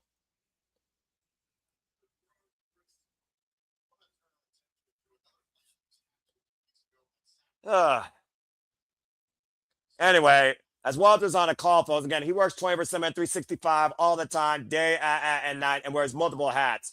Talking about plans that might be a conspiracy against TNA wrestling as we know it, including the TNA Knockouts World Championship. The Order 4 built a plan against the system where Special Agent Zero will be used to neutralize the Moose problem. Now that Moose problem comes ahead against this Firewall tonight in singles action, as Moose will be with Alicia Edwards in his corner. Agent Zero will have the Order 4 in his corner. Again, as you all heard earlier on Sleepy Dicting and the Countdown, or you're watching right now of us, it was back at Sacrifice last month where Special Agent Zero was unleashed as the security to Eddie Edwards' well-being. And the match was thrown out into a disqualification. And now we're going to see Special Agent Zero in his first ever singles match look to knock Moose out and neutralize him once and for all. And obviously Moose is not only a threat to the Order 4 now at this point, but Eddie Edwards and his pursuits on the TNA World Championship.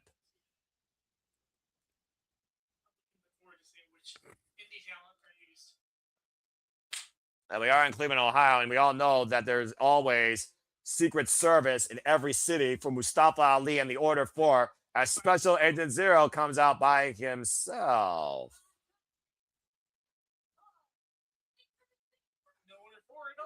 Interesting.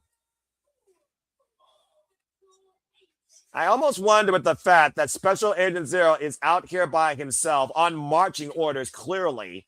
Does Mustafa Ali and the system, for that matter, trust Agent Zero enough to get the job done all on his own and not against Moose? In his first ever, let's call it what it is, in-ring TNA singles debut.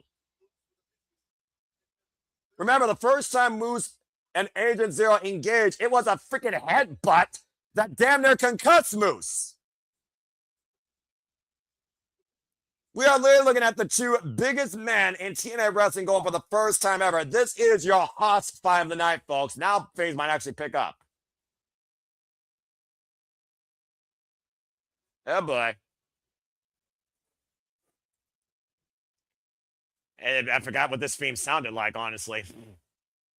As you see Alicia Edwards accompanying the face of the franchise, the former TNA World Champion, Grand Champion, X Division Champion, Moose.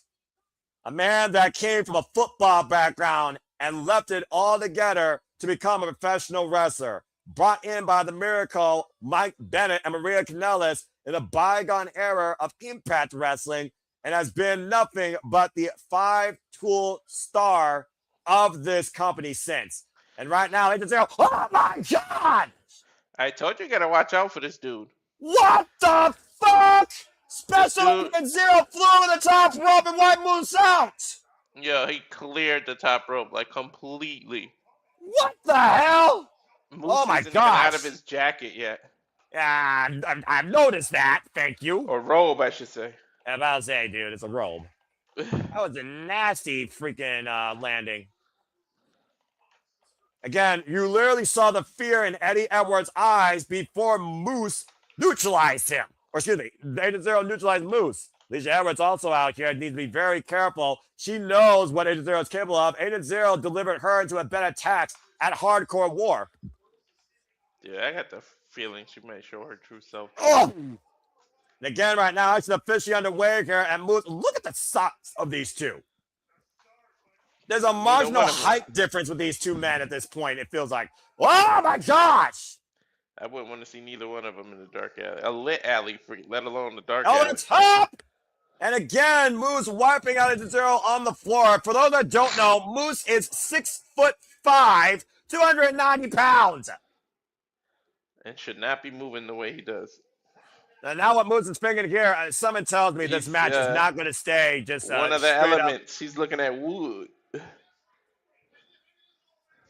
I mean, you know what? The other referee was linear. Why not? With how personal this is, how much regret this is. Why the heck not? Special Agent Zero, by the way, Walter, is 6'5", 255 pounds. There's no way they're both 6'5". Agent Zero looks taller. Apparently, the tail of the tape says differently here. And right now, Moose has been face first in the apron, now being sent back inside the ring, and I sense disaster.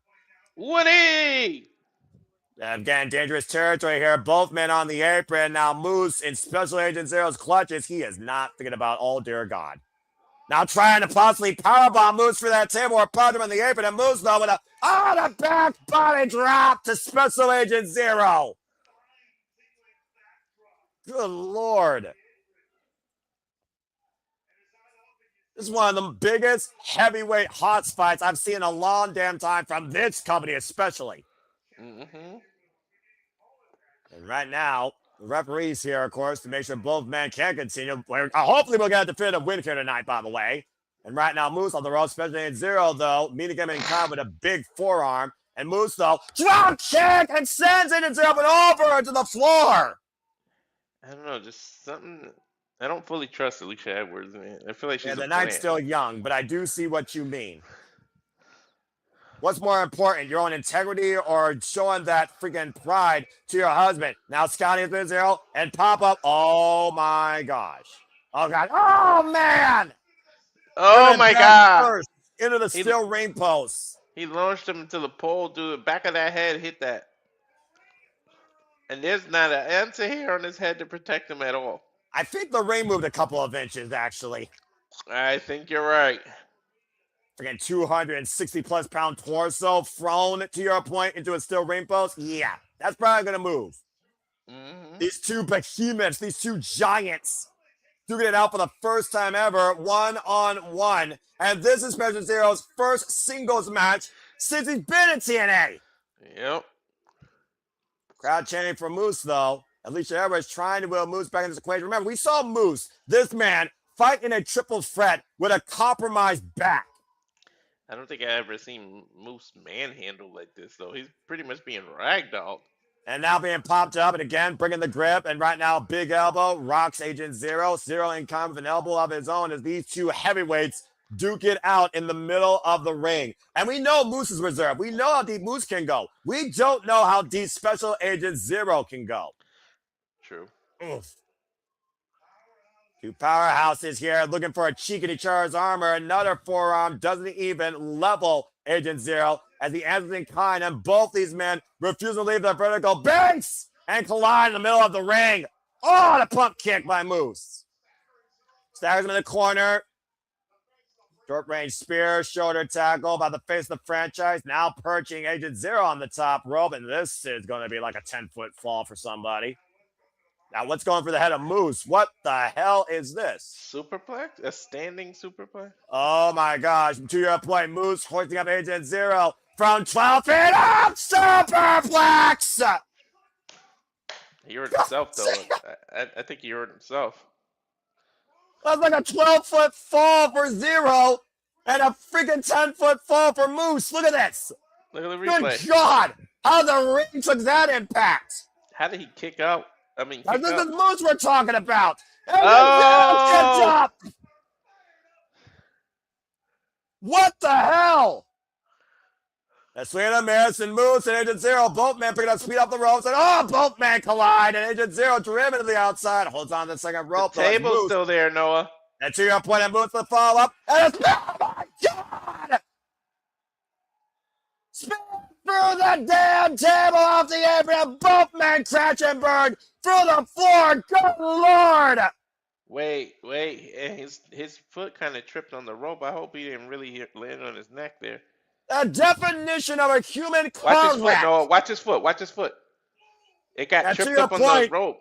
Yeah, his Achilles might got tweaked there maybe if it hit the ropes or the apron, but still, he crushed Agent Zero, and you sent him crashing to the floor through that table. Both men lying in a legit heap. Looked like a car crash, dude. How the hell are neither of these men broken versus that table in shambles is beyond my imagination. I have no idea. Again, both men, one man is getting inside the ring so the match can continue. Referee up to 6 right now, understanding 10 count. And both these juggernauts somehow slide their way back inside. What the hell's going to take here, Walter? I don't know, to a freaking semi-truck? You got two damn kaijus here in TNA. And now Moose and Agent Zero just duking it out here as if it was a hockey fight. And again, Agent Zero, though, trying to rock Moose, and Moose again. Oh, a pump kick. Now moves off the ropes again. Oh my God, what a clothesline! Turn him inside out. Now hoist it up in the carry. Look at this. Oh, the strength. The control, the cover, and the kick out. The power out by Moose off that move.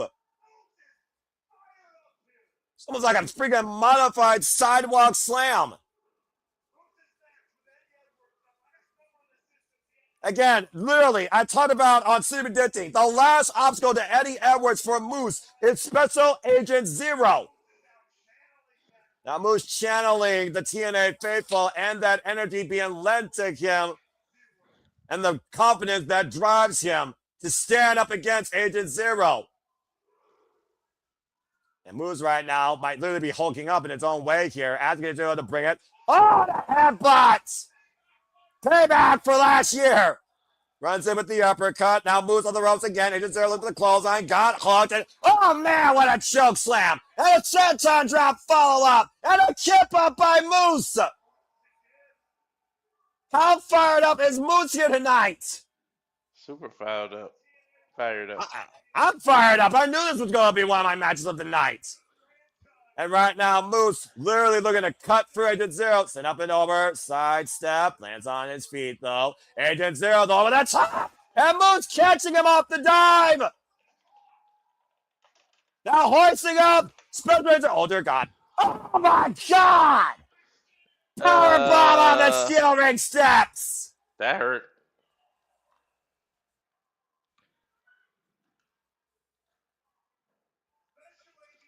Take a look at the replay, Walter. I think he concaved the steel ring steps on impact. Oh, Bro. God. Those steel steps almost bent underneath that pressure. 260 pounds plus of it. Now Dragon Special Agent Zero back inside the ring. Of course, pinfall submission can only happen inside the ring.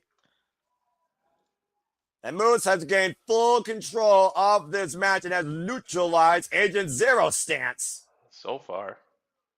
And now looking for the three-point stance and waiting for Agent Zero to rise up to his feet. Agent Zero might need security. Oh, wait a minute. Oh, hold on a second. The great hands. I told you. Skylar Hotch right now, and Skylar's Alicia Edwards in his grip. Oh, and Alicia just slapped the tits out of Skylar's mouth.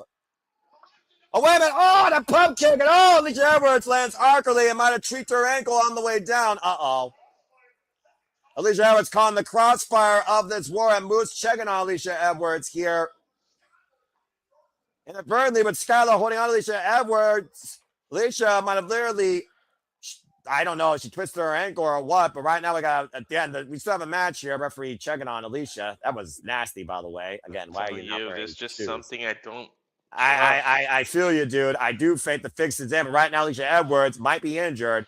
Jezebel or not, that's still a human being. And Moose right now has literally cared about Alicia Edwards. I'm picking her up. Is he going to walk away and get counted out? I mean, at this point, what matters more? Defeating Agent Zero or taking care of Alicia Edwards? Oh, wait a minute. Oh, my God! Holy shit, damn near a Claymore kick. Just obliterated Moose and Alicia, unfortunately, in the crossfire, fell hard on the floor. And Zero taking full advantage here with the distraction made by the great hands. Again, the referee starting her 10 count. Again, if Zero can take out Moose here, that plays hugely for Ali. And Eddie Edwards, choke bomb into the apron. The clutches of Agent Zero rearranging Moose's spine. How many impacts to his back can he take? I don't know at this point. How much more health does Moose have in what has been a giant fight of Mortal Kombat? And again, caught in the clutches, especially in Zero, hoisted up. Planted with a choke on the Moose and the cover. Special Agent Zero neutralizes the Moose problem. So far, I'm perfect, Noah. Holy hell. Noah, so far, I'm perfect.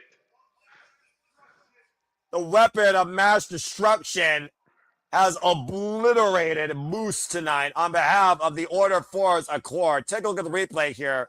Again, that choke bomb driving Moose down on the edge of the ring, the steel beam that braces with the apron, and another emphatic choke bomb in the middle of the ring. Final impact leads to fatality for Moose, thanks to the Order 4's interference. Jesus. Special Agent Zero, mission accomplished. I almost wonder now, will there be a day or a match that Moose gets Eddie Edwards? Clearly, it will not be tonight. For an Ali, you have to trust Agent Zero, make sure of that. Dude, he kicked him square in the face and jumped over Alicia Edwards' body while he did that. Holy hell. And I hope Alicia Edwards is okay as well. Again, the Order 4 takes control in this faction warfare between them and the system, a sign of things to come possibly. Again, as we look at action to continue and who's going to lead TNA, generations collide in our next match in Hardcore Country. It is time for the Elegance brand trying to take out Mickie James, ODB, and Terrell by anything less than elegant in this Falls Count Anywhere no disqualification bout. I mean, sheesh. I know this is going to be a beautiful disaster, at least with one half on the team. But seriously, what we just saw, Walter, who the hell can stop Special Agent Zero? He just neutralized the biggest player in TNA wrestling by pound, power, strength, and height. I don't know. Easily. I told you. Shit. That was beyond just crazy. Absolutely crazy. Again tonight, will the system take control and will the Order 4 be the ones to take it by demand? That seems to be the story of the night here so far. Because, damn. Order 4's got one mission down. Well, the system is already down, also 0 and 1. That being said, it's not about the system. It's not about the Order 4. It's about literally destroying, making it look ugly, the Elegance brand. Let's go ahead and bring up to speed with this freaking beautiful car wreck. Mickie James confronted as by Elegance back at No Surrender after the TNA Knockouts Title Championships were defended and Ash and Idiots got involved, stopping Indy Hartwell and Sarah Brookside from winning in the process. After Mickie James came to their aid, Ash made the excuse that she was injured mentally and took a break. As of late, we've seen ODB get in the crossfires of the Elegance brand and embarrassing them with her own secret recipe. Bam! As we've seen further embarrassment continue, Terrell was brought into the equation, coming back home at Sacrifice alongside Mickie James and ODB to confront the Elegance brand. This past Thursday, though, we saw the Elegance brand get the better of this generational legendary Knockouts trio. As tonight, we go Hardcore Country in this no countout, no disqualification match where the Elegance brand will become far less than elegant, in my opinion, against three of the all-time greats. Mickie James, pretty much the last two fights we saw were no disqualification without officially saying that. Yeah, you got a point there, though, dude. But this one, though, there are no rules. And right now, I am going to say, I can't leave you here by yourself, can I? All right. I was going to say, the question is, are you going to be okay? Noah, are you okay? Are you okay, Noah? How many of these am I supposed to take? Only one a day. Get back to me in the next 10 minutes, brother. Oh my gosh, this waste of airtime and airspace on my screen, talking, yapping, jabbing, gibbering. Ridiculous. That's an insult to Paul Rubin and Pee Wee Herman at the same time.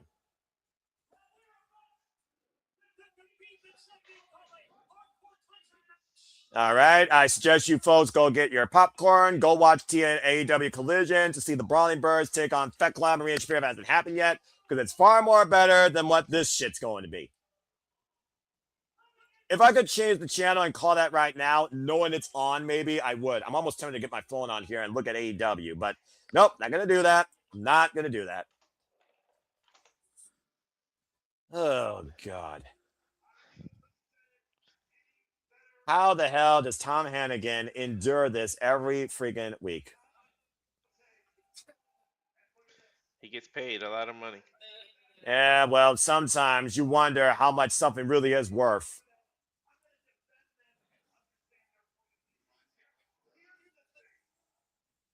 I mean, is anyone going to justify anything elegant about this walking, fake ass, reject, chip and gel, low budget Hooters commission trios division that we got for the knockouts here? Bimbo Blonde Dumbos, led by a walking Pee Wee Herman reject. That's what it feels like every time the Elegance brand is on my screen, chastising what I believe a TNA knockout is supposed to be versus a diva of a bygone era. They're not beautiful people. They damn sure are not anything fatal of an influence. And they also are not damage control, but might be damaged goods, if not plastic goods. But they are the Elegance brand. They are the TNA Tag Team Champions for the Knockouts, the only tag team probably Knockouts division, and Ash, and they got themselves somebody from the Las Vegas Red Light District. Not named Chris Adonis. Anyway, we come to kick ass and say it with a bomb because here comes ODB. And there's one person that knows how to go hardcore in any country. It's this woman. I feel like I'm going to need what she's drinking tonight. ODB, of course, fights more tipsy than the Sandman. The Sandman's got to fight the Invisible Man at Joey Janela's Spring Break. Of course, you will see that live in Las Vegas, Walter.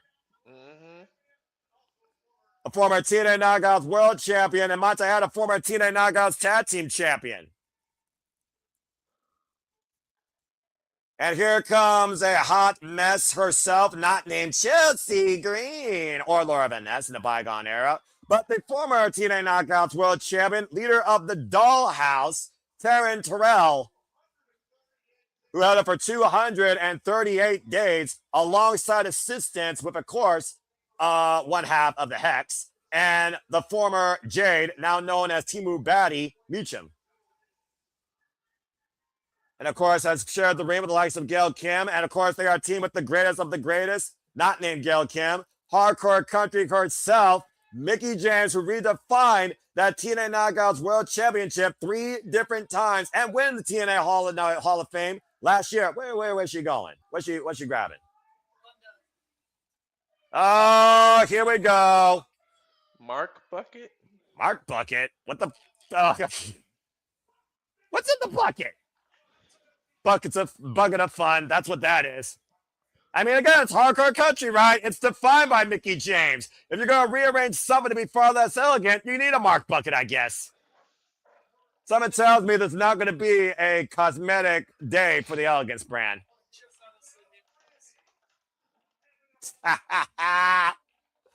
Oh, man.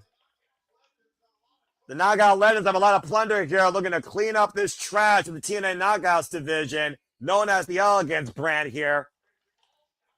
Again, it's falls count anywhere, folks. Anything goes. All the referee needs to do is count the pinfall or submission.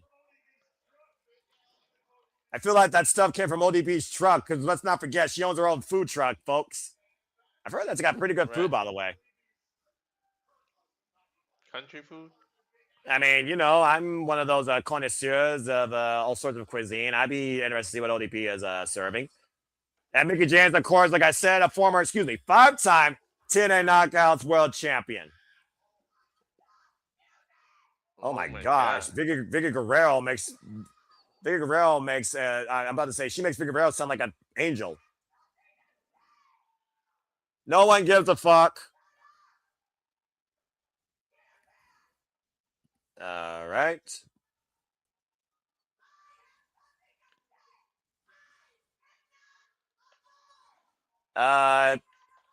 Okay, so you're a mark. We got it. Let's not forget who inspired Ash to become a wrestler. It was Mickie James.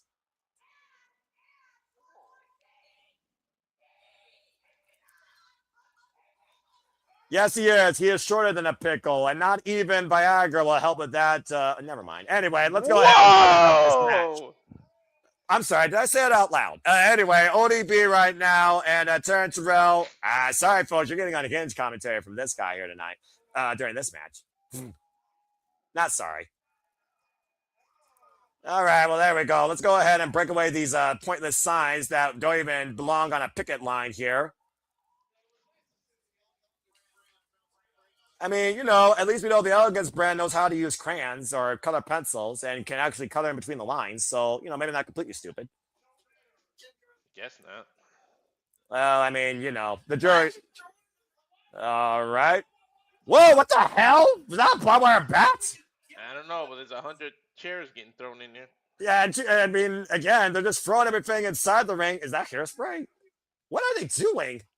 All right, let's just go ahead and layer the ring. I mean, you know, why not, right? It's hardcore, so bring out all the tools, all the toys, all your cheap end stuff from your local store behind a black curtain. If you're the Elegance brand, I guess. I don't know. We got crowbar, we got chairs, we got cookie sheets, we got trash cans. How fitting for a trashy faction. Kendo stick. What is this? I don't know what's. I got a stop sign that hopefully will stop this madness sooner or later. I don't even know what that is.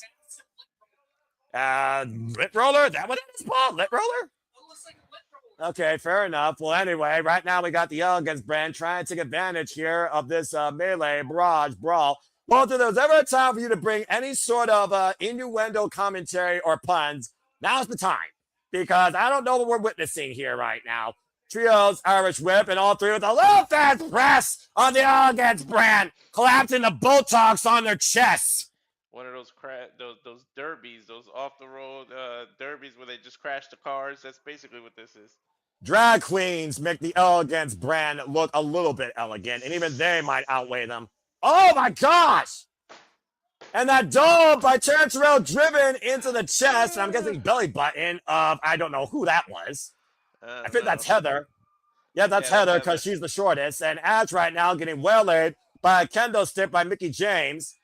This is a hey bay country ass whooping. That's what this is right now. I'm about to say, I've never heard so much shrieking in my life. That wasn't. Digging something in her tattoo? I mean, I'm guessing that's a hairbrush. I don't know. I mean, again, anything's a fair game, right? Give them a scrubbing. I don't know. I mean, this is the first match in TNA in many years I remembered for the knockouts. Oh! What the fuck?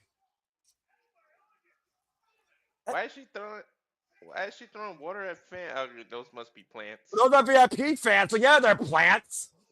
Literally taking the popcorn and beer from the fans, and Mickie James with a little bit of audience involvement here. I mean, I'm about to say, give her a drink. Why not? ODB appreciates that. Well, that wire is going to be sold on eBay. Right. Yeah, you know, some of them need that liquid, right? Oh, bucket heads collide, and there goes the Elegance brand with a meeting of the minds. I mean, is this anything less than beautiful? You tell me. This baby oil, pathetic excuse of a Chippendale dancer right now with the grimace on his face that makes AJ Francis look like he smiles during the day.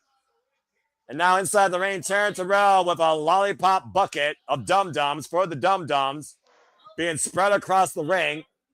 And there's Heather getting involved here now. Dummy, yeah. Uh-huh. And right now, Terrell looking to send Heather for a ride. Suplex into the dum-dums. Into the lollipops and a cover to a kick out. Able to escape. Remember, it's falls count anywhere, folks. Pinfall Smith can happen anywhere in the building. And right now, the Elegance brand gathering together on the outside of the ring. I don't think that's going to last up pretty long. And lollipops for the faithful. I guess that's worth the price of admission. Yeah, you know, get a lollipop for Mickie James, and your moment's made for the night, I guess. Oh, my gosh. And right now, baseball slide drop. I do not know what the fuck I'm calling here. A country ass whooping. Yeah, I guess so, but I didn't know they like lollipops in the country. You don't grow those on farms. Well, hey, you're the one that thinks Elegant brand sucks, so go fitting that they have a sucker involved. And yet they aren't sucking on anything because no one wants to suck from that. But anyway, let's go ahead and move on, Walter. The sidestep right now, Mickie James sent into the wheelbarrow by Maggie Lee. I didn't say anything. Yes, I did, actually. I'm not going to hide anything here. ODB now standing in the ring with a chair. One of the most beloved knockouts for unorthodox style. in there. All we're missing is the pickup truck. About to say, I don't know if pickup truck can fit inside the building, but I mean, ODB has us covered. Bam. Oh, the kendo stick. And right now, Ash literally showing her extension and split ends, whirling away ODB with a kendo stick, and I guess we gotta get some cowbell. And it looks like the Elegance brand might be looking to make a citizen's arrest. A little bit of payback for that saucy experience that the Elegance brand got a couple weeks back, thanks to ODB and company. And it looks like they've tied ODB in the bottom rope with a bull rope. Effectively been taken out of the equation. Now we got a hail bale coming into play. Now that sounds more country. And right now, Maggie Lee with the wheelbarrow in hand. I'm not sure what she's looking to haul away here.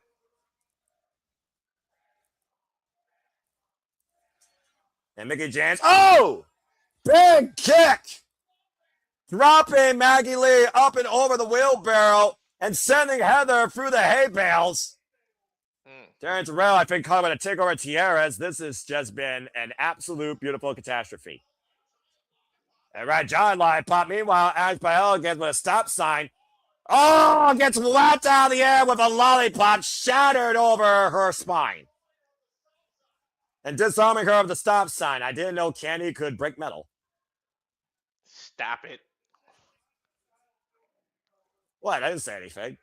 I don't know. I just wanted to make a joke because it was. I mean, Walter, I'm about to say, you're supposed to be the joke guy here. You got something to say on that ODB, by the way? It was a stop sign. That's why released. I said stop it. Oh, okay, I see. And now we got a cooler. You need a cold one? I think everyone's going to need a cold shower after this. I don't know. I'm about to say, cool it, bro, before your blood pressure. Oh, my God. Pickles! There's a pickles. Well, you were talking about Viagra. Now we got pickles. I mean, to be fair, those pickles are bigger than Pee-wee Herman is in the bed. Oh, and speaking of which, the Pee-wee got wiped out, not by a pickle, but by Heather Reckless, sent in by ODB and Taryn around Mickie James. Give us swirling. Let's go ahead and bully him. And now the other guy in the Elegance brand grabbing, and kicked in the tiny baby jewels. And now getting it over to Swirly. Oh, yes! Run him! I guess how beautiful it is. Sucking the pickle juice and sucking a pickle. That's probably the closest thing he had in somebody going in his mouth. He's in the pickle. I mean, I know gherkins, they grow over time, but the jury is out on Pee-wee Herman T-Woo here and fake Elegance. And Mr. Elegance getting a taste of something long overdue.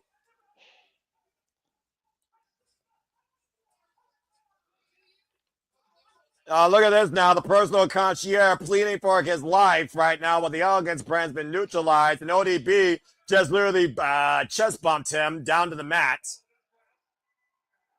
Oh, look, tongs. You know, that could be used towards maybe an extension of something. Wait a minute. What is that? Is that a pickle costume? Rick and Pickle? Well, I mean, I've heard of the Pickle Rick. I've heard of the the topsy turkey, here, the turkey trot, but now we literally have a pickle in the ring. And there goes Mr. Pickle out to the outside. Then we saw pickles and then we literally dressed a pickle, I guess. And right now, Terrell going up to the high risk district here. Look at a fly! Side cross body wiping out everyone in the Elegance brand. I've never seen such a testosterone-driven clusterfuck in my life. And right now, ODB, and the only testosterone's ODB in the ring. Oh, man! Oh, no! Well, she doesn't have a V, but you know what? It will work here. Oh, Mr. Elegant getting involved, driving Mickie James out. Now, Terrell coming into play. Dropped down, though, by Heather and Lynn. And a clothesline by the Chippendale Reject wipes ODB out. He's just mad they didn't give him no french fries with those pickles. Yeah, look at him standing over ODB. Wait a minute. She has the tongs. Okay, this is an absolute embarrassment. She's gonna pinch his nuts. Oh! That's how you crack a man's peanuts, no matter how small they are. ODB getting herself some tonight. ODP got her hand on his pickle. Well, if he wasn't a virgin before, he sure as hell will be now. Mm-hmm. Oh my God! Hairspray in the face by Ash DDT in the middle of the ring. Cover 2. Are you fucking kidding me? I fucking knew it. I knew I should have went with my gut and picked this. If there was ever a travesty bigger to the Knockouts division than fake plastic bimbos or Arianna Grace, it was this. Yeah.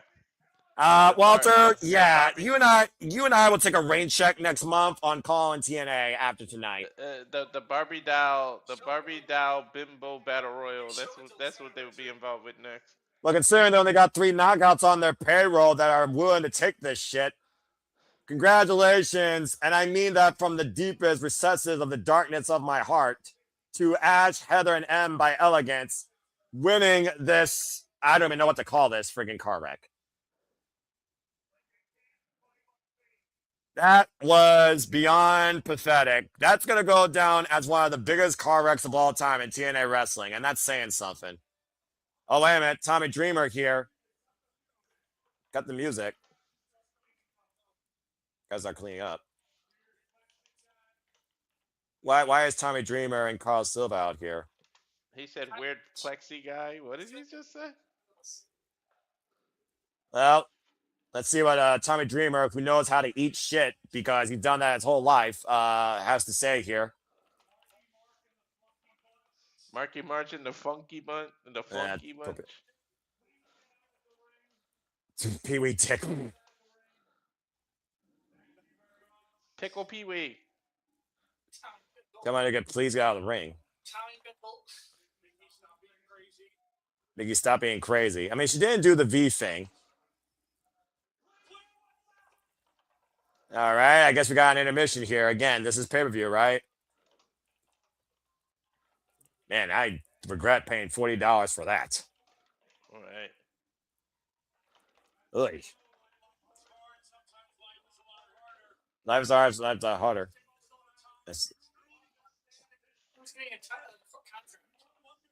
You understand? It's the connection. Actions are sacrifices, which connect that Caesar with one of us. We're all forever grateful. What is this shit about? Tommy, you're wasting airtime. What are you doing?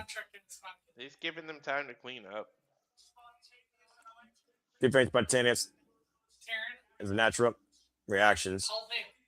ODB. No, since day one. Love watch for you perform. But I think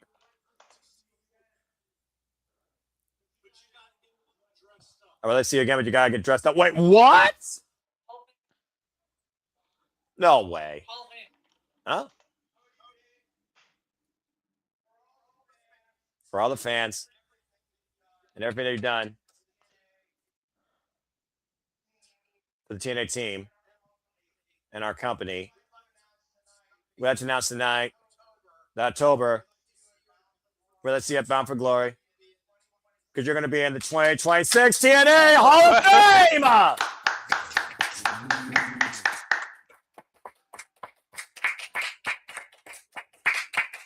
Well, I'll be damned! Boom!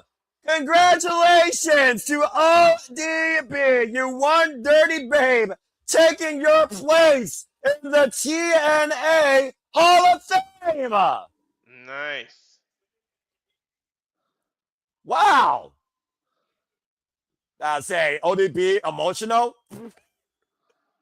I mean, oh, come on. Yeah, she absolutely deserves it. I mean, you want to talk about a place that defined a knockout doesn't have to be pretty. She defined that originally. The true alternative professional wrestling, the knockouts, ODB was literally a genesis of. God bless her. Congratulations. Oh, and that's her husband. Wow. Are you going to make it short? Yeah, I don't think no one was.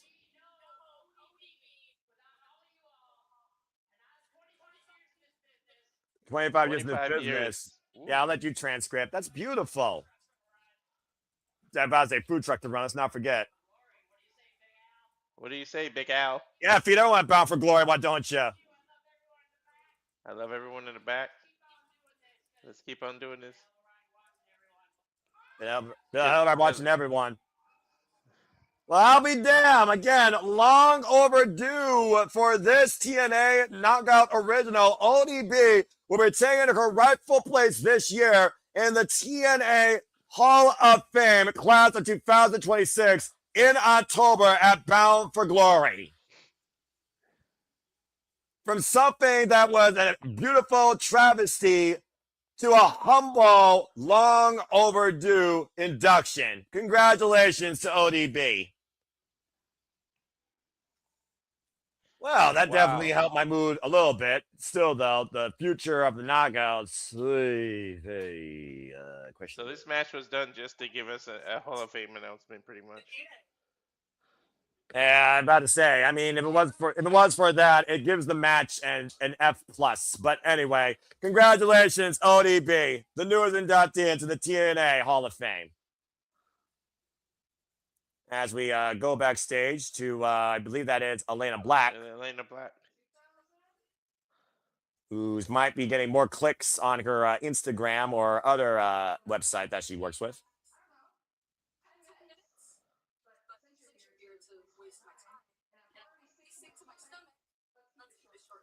Yeah, please do. Let's see here.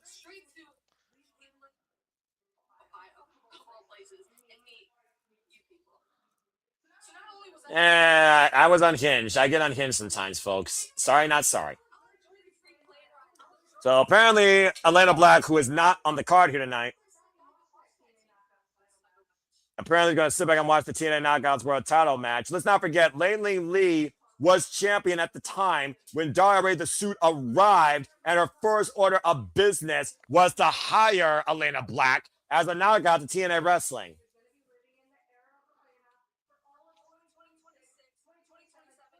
Well, your era doesn't have any sort of foundation without you holding gold, girl, because you lost, by the way, at Sacrifice to Mar Sade. Well, that was a waste of my time. Elena Black's going to have her eyes very close tonight on the upcoming TNA Knockouts World Championship, as we saw, but let's not talk about that. Let's talk more importantly about our moments that brought a boom to your fandom, as ODB is officially now the first inductee in the 2026 TNA Hall of Fame.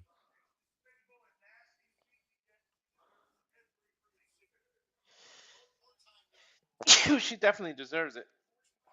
I'll say a four-time Knockouts World Champion. Dream come true, and much to my friend's point, that might have been ODB's last match, and it was as beautiful as she was, I guess, in her opinion. Who knows? And, of course, Mr. TNA fan himself showing us the TNA Rebellion dream sheets here being given to the VIP fans here. The ultimate ringside experience, where I believe this experience is far more valuable and worthwhile than any WVIP experience you're willing to pay for. Sorry, did I say that out loud?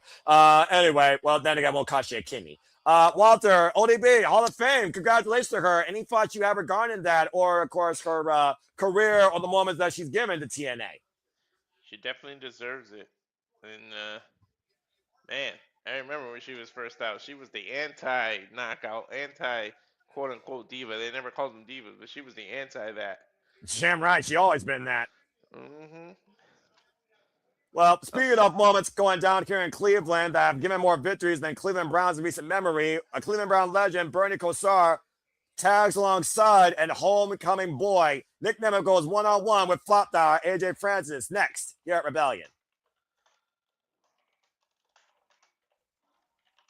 And again, I don't think this match belongs on pay-per-view, but it is what it is. At least Nic Nemeth will get a sweet victory in his hometown. Here we go. Oh, boy. The man that reeks of fake dollars, the false franchise himself, Flop Dollar, AJ Francis. This guy ain't worth Monopoly money, but nonetheless, he's here tonight because, of course, he screwed Nic Nemeth out of calling his shot last month at Sacrifice. Do not go past goal. Do not collect $200. Go to jail. Stay in jail. Do not get out after 3 turns. Bail is $50,000. Real. If only. And of course, we saw Nic Nemeth, of course. He still has the call your shot gauntlet, and he was planning to implement on that at Sacrifice. But as we learned, this flop attacked him backstage, preventing him from doing that.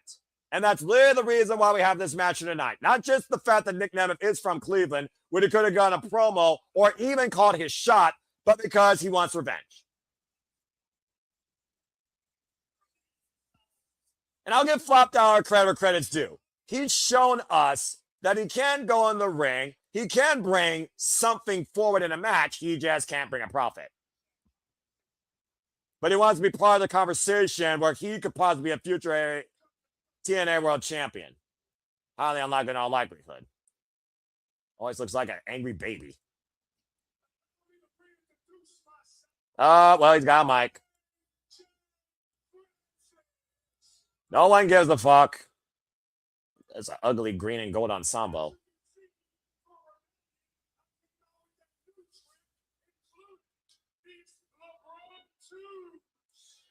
And a shout out to LeBron James, that of course led the Cleveland Cavaliers to victory. That shit is ugly, yo. The green. Yeah, I'm about to say, ugh. The Cleveland Cavaliers to their last championship back in 2016. Someone fact check that for me. Anyone in Cleveland, Ohio in the chat, let me know if I'm right, by the way, because I don't give a fuck about any sport besides professional wrestling. But outside our first match, I'm not sure what I've been watching so far tonight. And the Haas fight with Moose and freaking Special Agent Zero. Anyway.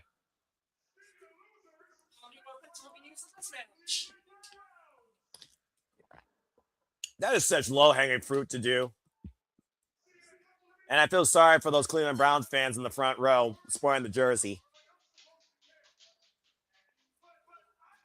I wonder if this is going to be one of those things where the promo is longer than the match.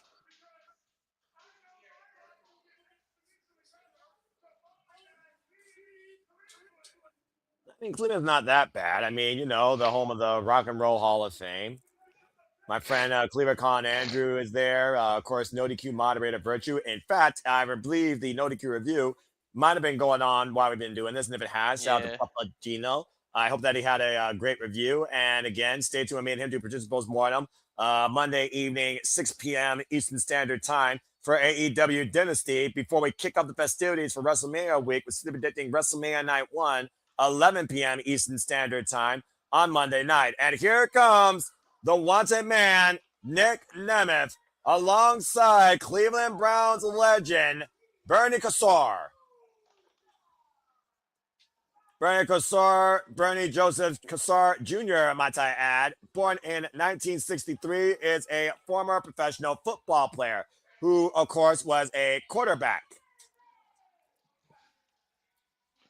Incredible intelligence. What an exception for Bernie Kosar, by the way. One of the most physically ungifted quarterbacks in NFL history. My God, this is a bad thunderstorm out here. All I hear. I'm about to say, there's no clear skies on TNA Wrestling after tonight, outside the fact ODB will be going into the TNA Hall of Fame. And of course, Bernie Kosar is a Cleveland Browns legendary quarterback, quartering the wanted man, Nic Nemeth. And of course, Nemeth watched Kosar when he was a wee lad, representing the Cleveland Browns in the orange and the brown tonight. And one of his biggest inspirations is to become athletically gifted like him.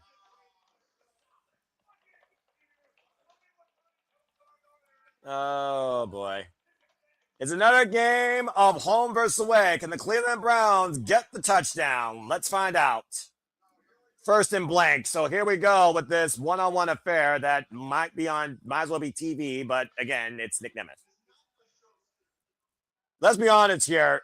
AJ Francis, Flopdower, is not a show stealer. Oh, he's a bench warmer. First kick, though. Cover. What the front leg? Kick at 2 by the best seller of the modern era, the show-off, Nic Nemeth. trying to end this early here and already looking to tune up the band. Shawn Michaels right now laughing behind his seat in NXT. Went for the super kick. Nic Nemeth gets out of the way and a big right hand by the former TNA World Champion. Let's not forget, could be a future TNA World Champion who still possesses the call your shot gauntlet. Flopping in the corner with the body splash and Nic Nemeth getting out of the way. Again, height and power advantage might play into AJ Friends' favor.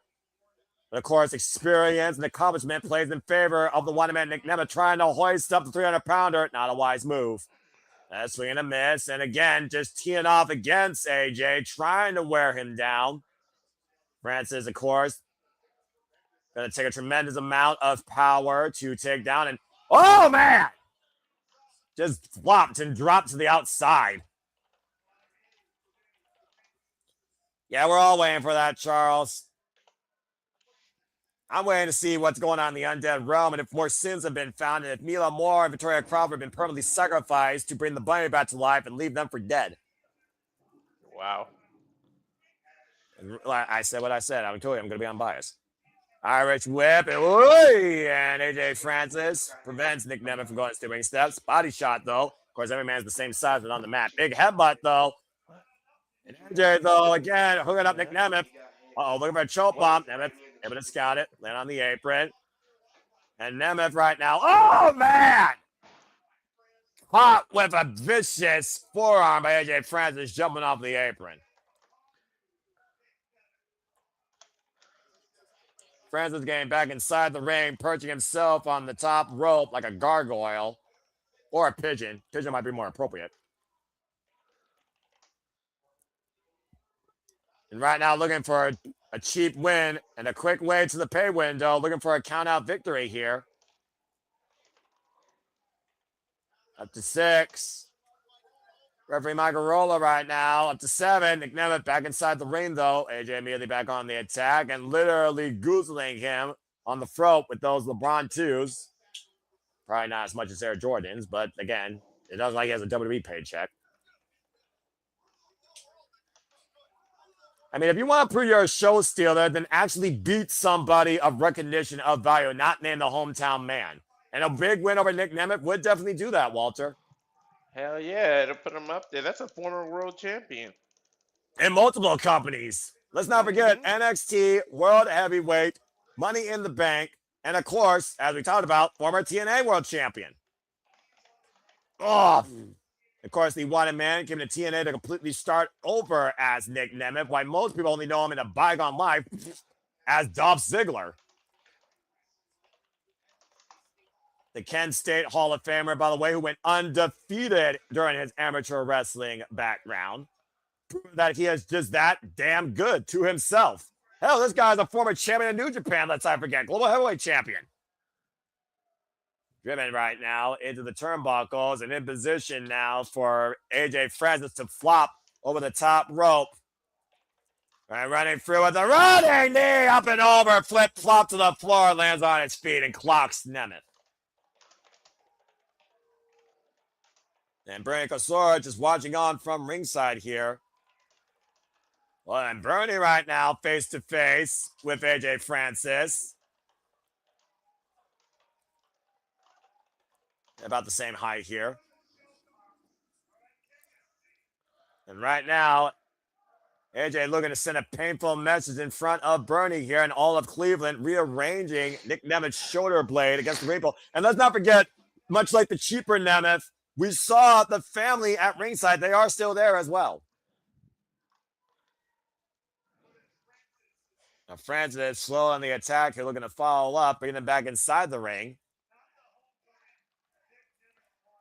About to say, I don't think this is any homecoming that anyone from Cleveland wants to see spoiled here. Up and over. And again, trying to take him down with Pager. And again, Nic Nemeth trying to fight back here, though. Oh, it runs into the boots. Cover here might be enough. Kick out at 2.5 by Nic Nemeth.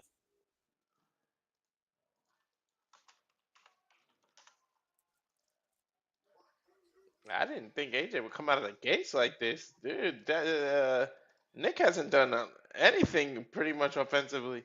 Yeah, about to say, he hasn't been showing off. He's been snuffed out of the fireman's carry right now. Elbows to the side of the jaw of AJ. And now He's Nic been Nemeth showed up. trying to hoist up the 300-pounder again. All the way up, Nic Nemeth for fatal shoulder. Oh, it collapses. And Nick is built like a brick, too. Don't Trevor, think. just a half. Yeah, to your point, though, but even bricks has point due decay and also can break and gets a 2 count on that. With 300 pounds collapsing on his back. That's the thing about Nic Nemeth, too, that also has carried him his whole career. The punishment he's willing to take to show how damn good he is. Of course, representative, alumni of Cleveland State University here. AJ again, though, trying to neutralize Nic Nemeth. Nemeth still fighting back here. We know that Nic Nemeth has heart. That one thing we do know. And a stomp, a big headbutt, and another massive headbutt, rocks flop, and again, looking for the delay. DDT takes him down. Lunging DDT, excuse me. And Nathan, good to see you. I'm glad you're enjoying the show. And you might be looking for those Revolution elbow drops here. The crowd counting down while Nic Nemeth keeps spinning the needle on the record with these elbow drops to the heart of AJ Francis. Almost like a defibrillator trying to resuscitate him or stop him altogether. And Nic Nemeth looking to show off for one last jump and big one! Right to the heart of AJ. And this is the rallying cry that Cleveland needs for a Super Bowl-sized victory tonight. Up again on the shoulders! All the way up, 300 pounds! Shout to the goat! Attitude adjustment! Cover! 1, 2! Oh, and I got the shoulder up!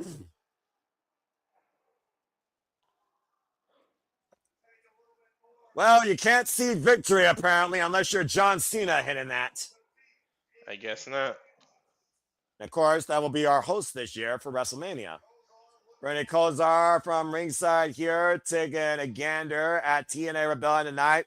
Again, a shout out to the greatest of all time, John Cena, one of his greatest rivals and mentors. Attitude adjustment saying F you to AJ Francis, but AJ gets the shoulder up at 2. And now looking to channel his idol in the Heartbreak Kid, Shawn Michaels. Oh, and that's caught with a spear. Cut it in half and now cover. Put the front leg. Kick out 2.5 by Nemeth. Damn. I was saying, never been hit with monster spears. I remember Goldberg hit him with 6 of them at freaking SummerSlam 2019, and 1 spear by AJ Francis wasn't enough here tonight. It could be a matter of seconds, though, before Nic Nemeth goes bankrupt and AJ Francis hits pay dirt looking for that down payment choke slam. They're going to claim he's the best big man in the business, the show stealer, and the man that brings the most profits only to himself. Hoisting up Nemeth. Oh, catch with a finisher! Cover! 2! Oh, God, man! Kicks out again. Damn, that famouser came out of nowhere. What a counter by Nic Nemeth, and what a kick out by AJ Francis. Oh, man. The precision and the drop from the 6-foot flop. Unbelievable, but great resilience there.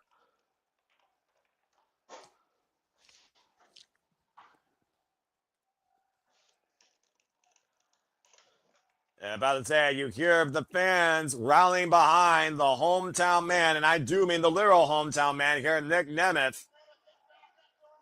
Nic Nemeth getting back up to his feet right now, looking for a second win. Now going up, posse to the top rope. Well, AJ's a lunging and hitting the top rope and taking out Nic Nemeth's huevos. Huevos. Ay, ay, ay. Shout out to my important pink Power Ranger friend Attila. Follow her at Rangers of Wrestling when it's wrestling time. Oh, wait a minute. What is Francis thinking here? Looking for maybe Eddie Guerrero here with some Latino heat, possibly into a superplex of the Three Amigos, and you see Nic Nemeth attacking the core. A big headbutt, though, between Nic Nemeth and AJ Francis, just teeing off against the big man. Just clocking him, rattling him with these rallies. Okay, both these men need to be extremely careful here. I sense disaster. Wait a minute. You don't think he's going for zigzag? He got it too. Or danger zone. But how much did it take on Nic Nemeth? Or Nic Nemeth cover, but the near leg too. He checked out. AJ Dan sure cooked out. Francis kicked out of the avalanche into the danger zone. Avalanche zigzag, whatever you wanted to call it. That should have been the Hail Mary, but to your point, the crash on down, the flop, and the distance to the cover was the saving grace for AJ Francis. Now AJ to the outside of the ring on both his feet. A little bit of a safe haven here tonight, or a reprieve, it seems. And the crowd chanting, "This is awesome." Again, this is TNA wrestling. And now Nic Nemeth, what the hell's looking for here? Looking to follow up. Oh, and caught off the attempted tope suicida in the clutches of AJ Francis. Oh, no. Oh! Down payment on the floor. Good Lord.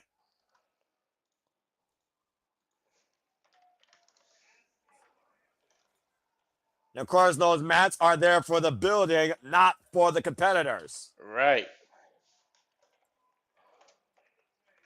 AJ right now might literally be a 3 count away, going to the pay window, literally hitting pay dirt after driving Nic Nemeth down the outside, bringing Nic Nemeth back inside. And again, what does AJ have to gain in trying to literally imitate Bernie Kosar? I don't know. I don't know what he has to gain. I know he has a lot to gain by beating a former world champion. Well, again, AJ friends on the driver's seat. He doesn't need a steel chair, and this is not a no disqualification match. What is he thinking? That's fair. If friends with a steel chair, referee catching him red-handed. I mean, Francis could have had the victory here if he didn't let his own stupid proverbial ego get in play. Whoa, whoa, whoa, whoa, whoa, still looking to get with the chair, and the referee taking it out of Francis' hand.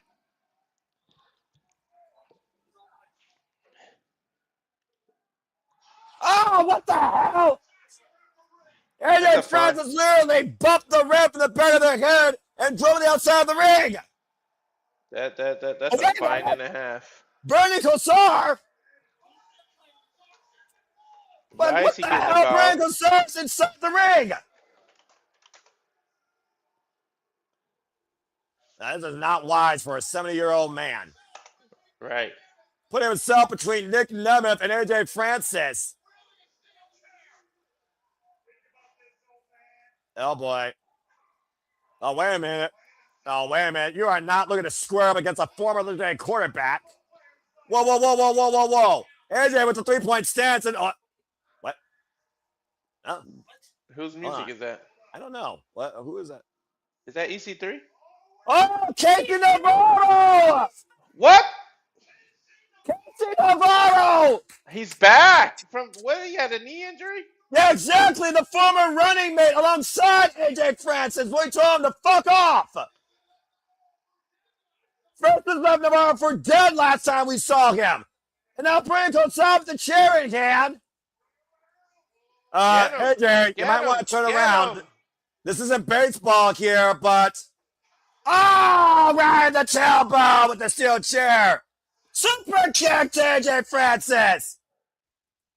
Danger zone. Into the danger zone. Everybody on the play. Cover. Nic Nemeth with the win.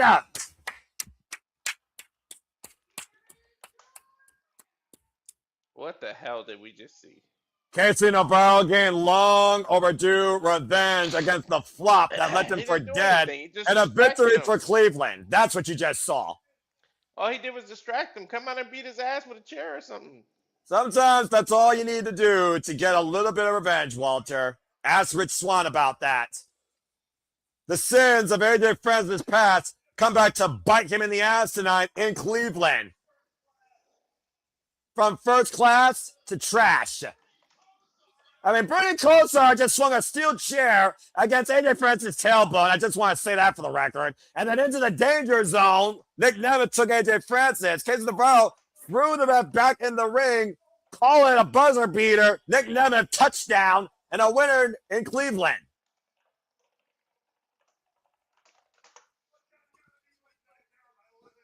Cleveland TNA apparently it's running wild. Casey Navarro and Nic Nemeth getting a dose of revenge against AJ Francis. As the saying goes for my fellow Ohioans, Cleveland knows how to rock. And they just rocked one of the biggest rock stars of the TNA roster and a legend of the Cleveland Browns roster. That's crazy. And now Nic Nemeth celebrating with his family at ringside. Of course, his sister and his mother. Big night there for everyone in Cleveland, Ohio at the Wolstein Center. Well, Mike Santana's daughter also knows a flop when she sees it. I mean, I'm about to say, Brady Kosar, the Cleveland Browns might still want you not on the field, but maybe you should be coaching them because I know what you did tonight. Leading Nic Nemeth to victory, you might be the reason they go to a Super Bowl some point. Congratulations. Cleveland's own Nic Nemeth wins in his home.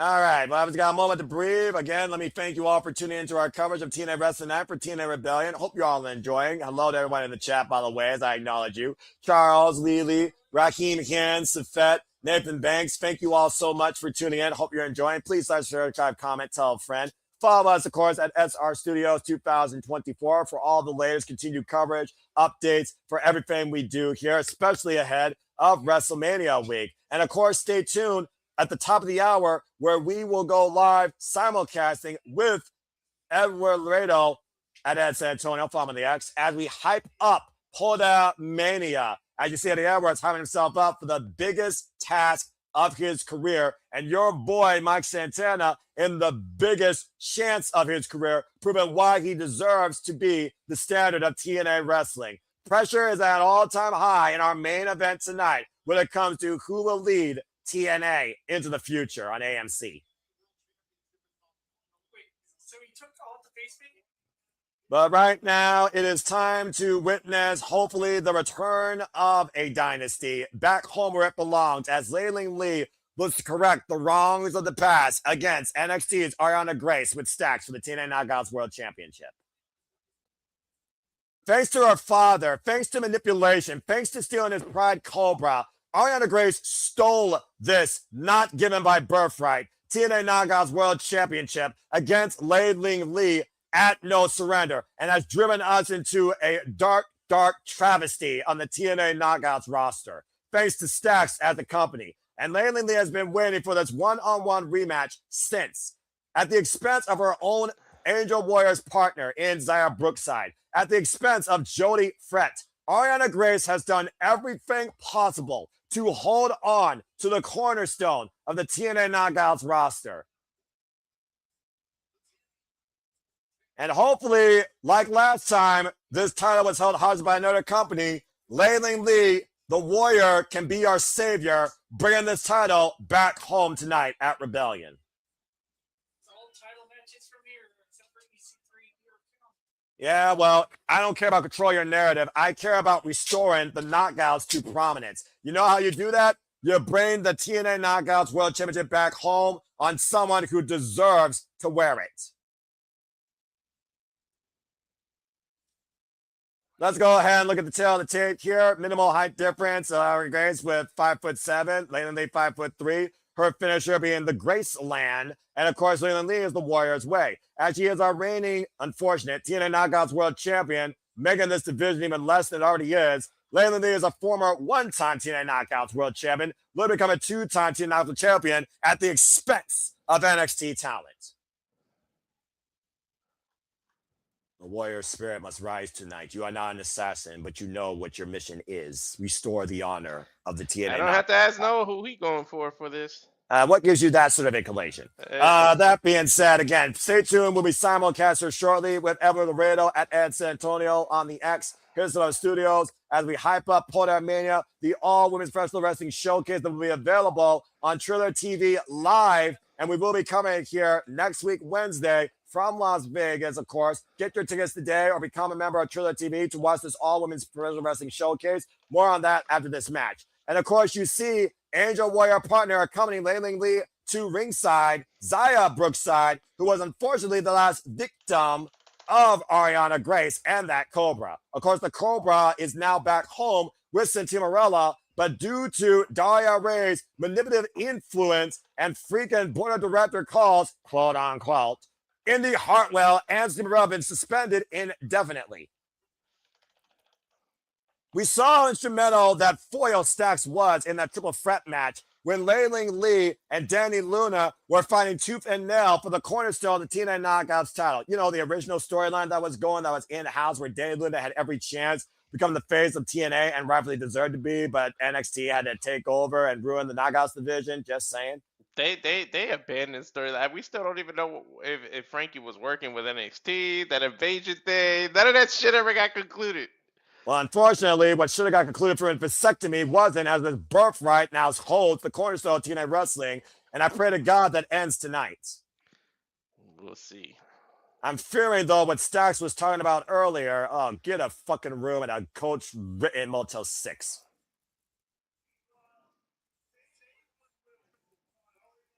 Arianna Grace does not deserve to be TNA Knockouts World Champion, has not shown she deserves it, and has not proven that she's worthy of it. The only thing she's worthy of is any money her father has given her. Let's keep in mind, folks, manipulation was the key. Emotion was the key, not pedigree, for this Jezebel and this travesty to hold the cornerstone of the TNA Knockouts division.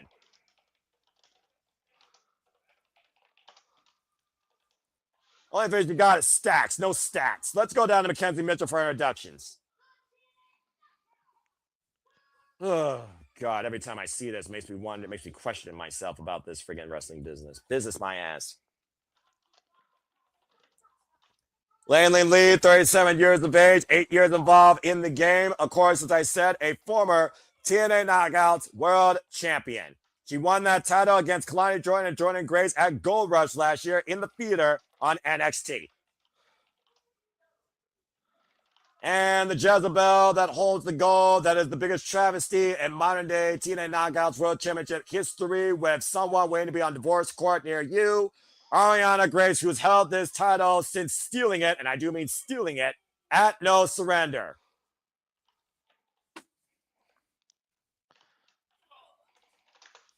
There are still 4 matches to go. This is crazy. Yeah, well, they still film them.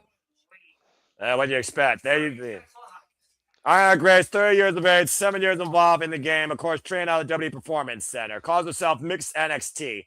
Definitely needs to go back there. She has not missed TNA, as she holds the TNA Knockouts World Championship, a title going back to 2008. An era occurred. I have to reload. What the hell? Maybe no one wants to see this live. Did you get an error? I did. Oh, you did? Okay. So I'm going to refresh and fix it again, though, and see if it comes back. Now let's I don't know, but it's frozen in a perfect picture of the backside of Lee Lang Ying. She is stacked. No, stop that. All right. Damn. Well, hey, maybe I don't have to call this. That's a sexy woman. All right. Well, you know what? Cut the commercial. Technical difficulties. We'll be right back after this commercial break when TNA Wrestling restores their feed. Stay tuned, folks, as TNA Wrestling Rebellion continues here. Okay. We'll be right back after this. Hold on. And believe in Joe Hendry. Okay. I believe in Joe Hendry. I got refreshed. Okay, and we're back here now on TNA. That was the weirdest damnedest thing possible. possible. Did you refresh at a missile drop kick and then a roll out of the ring? I got Arianna Grace begging her husband to help her here, and Layling Lee on the outside. As Layling Lee trying to take advantage. As I was saying earlier, this cornerstone of women's wrestling established in 2008, held by the likes of Gail Kim, Awesome Khan, you saw Mickie James, Book Test Marker, Madison Rain, Angela Love, original beautiful people. Tara, Winter, Velvet Sky, Havoc, The Bunny, yay, Allie, Maria, countless others. Of course, the virtuoso Dion Perazzo defined an entire era in TNA wrestling. And Jesse Jane even held it. Oh, driven face first in the ring post goes Lei Ling Lee. And Monster Savage, and of course, Jordan Grace is the 3-time Knockouts World Champion. And Tyra Valkyrie was one of the longest reigning Knockouts World Champion. Arianna Grace is the 70th Black Blemish, might I add, on the TNA Knockouts World Championship history record. A back elbow strike right now, and a pump kick takes Lei Ling Lee down. Oh, wait a minute. Fisherman net breaker, swinging net breaker, floats over, here's the cover, hit the far leg, please kick out. Kick out that too. Oh my gosh. About to say, the fact that Arianna Grace has anything incredible is because everything she's gotten, she's stolen. She hasn't earned a fucking thing. Freaking prima donna princess. Freaking proverbial silver spoon Jezebel.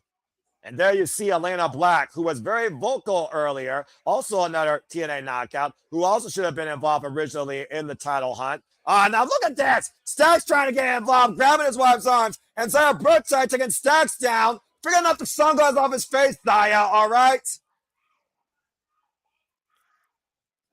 And about to say, he should be thrown out. And you're out of here, Stacks! Thank goodness! This referee had a brain. You got literally involved in front of the referee in a championship match. You don't belong out here. Arrivederci, Stacks. Oh, wait a minute, Robert in the leg. That's a 2 count. That was the right decision there by that referee. Good. Go back to NXT. Try to become relevant again. Good luck with that. Probably not going to happen. Now, Lei Ling Lee trying to line up, lining up Arianna Grace. Down goes the champion. Roundhouse knee strike. Punt kick by the Warrior. Singapore-born TNA knockout. And this is the best chance that Lei Ling Lee has to restore the mistakes of the past. This is what Arianna Grace feared the most. Not having Stacks, not having an insurance policy. Now she no longer has the Cobra, has to do things on her own, and she can't do it. And Lei Ling Lee right now driving her form into the head of Arianna Grace. Looking to send her back to NXT in a box. Only a matter of time now. Beautiful takeover suplex here. Ling into the cover at the far leg. Gets a 2.5. Damn it. Able to escape. There has not been one beneficial thing for the TNA with Arianna Grace as the freaking TNA Knockouts World Champion. Not one damn beneficial thing. Irish whip right now. Again, back elbow strike. And now we'll see if Arianna Grace can actually survive in the deep waters of this business on her own or be freaking swallowed by a shark. Freaking guppy. And right now, blocking the boot, grabbing her down. Oh! Big kick right in the face. Out of the corner, flying out with the forearm. The cover, hooking the front leg, and Lei Ling Lee thankfully gets the show of it too. And Zara Brookside's heart skipped a beat, and so did mine. As if Arianna Grace doesn't have enough frustration already, Walter. She just lost her man. Yep, her emotional support. Oh, that's a sad thing. Go cry about it somewhere else. And right now, Arianna Grace perching Lei Ling Lee on the top turnbuckle. Lei Ling Lee fighting back here. Of course, Elena Black confronted Lei Ling Lee after she decided to defend the title against Zarya at Genesis, already putting her name out there to become TNA Knockouts World Champion. Oh, man, face first with Arianna Grace. Big kick there now, and Lei Ling Lee. Big blockbuster out of the corner. Is it enough? Cover, bring the title home. Kick at 2. Damn it. By Arianna Grace. Not quite enough yet to win the championship. At the end of the day, I want TNA to be restored to what makes TNA, and what makes TNA great. They don't need NXT holding their gold. They don't need NXT part of their growth. And right now, regular the eyes by Arianna Grace, when all NXT does is take advantage of this brand. Call it what it is. It is a one-sided relationship. Oh, gosh. Reversed into the knee, face first, cover, 2! Kicked out at 2.5 by Lei Ling Lee. That's the same move, by the way. I want to remind you folks that literally Arianna Grace used to beat Zaya Brookside. Now trying to go to the turnbuckle and rip it off and can't even rip it off. Again, the desperate means of the TNA Knockouts World Championship. Wait a minute. Now grabbing the TNA Knockouts Championship. I'm about to say desperation. She knows it gets disqualified. She holds on to the top. She also knows she literally is nothing, and the birthright's nothing without that championship. She is irrelevant. There is no insurance. There is no cheat code. You will earn it or you will lose it. Now up Fireman's carry. Finish her! Finish her! Wyatt's way! Wyatt's way! Too close to the ropes. And the counter! What? What'd I say? What'd I say? Oh, she got caught! She got caught! Sir, Brookside put her great foot on the bottom rope. But she got caught doing it. What the fuck are you doing, Zaya? Zaya's turning heel. Oh! She is attacking her partner! Zaya Brookside just literally assaulted her friend! She wants to be the one to bring the title back. She's She jealous. had her chance though, Walter! She's jealous. What the fuck are you doing? And again, this is about TNA, not about you! Shit. You could add this to shit that wasn't on my bingo card. Oh God, come the fuck on! If you tell me you expect Zaya to go heel and be the cause of this match, I'll call you a fucking liar. What the fuck's going on, Zaya Brookside? You freaking trashy British tramp! Jeez, Noah, don't hold back. Blonde British bimbo.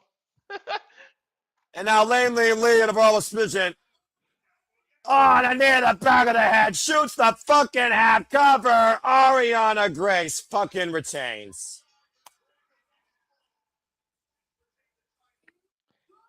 Zaya Brookside of all people, though? I need to know. I need to know the details as to why. Why? Why the fuck will you continue this travesty when you had a chance to see the title come back home to TNA Wrestling? This angel just became a fucking Lucifer. Judith's in her mind. Judith's on site. Zaya Brookside just cost TNA the TNA Knockouts World title tonight. How much does Stacks pay her to do that? There's Stacks as they go to embrace each other. That color me surprised. I would have had 10 guesses as to how she retains. I wouldn't have said that.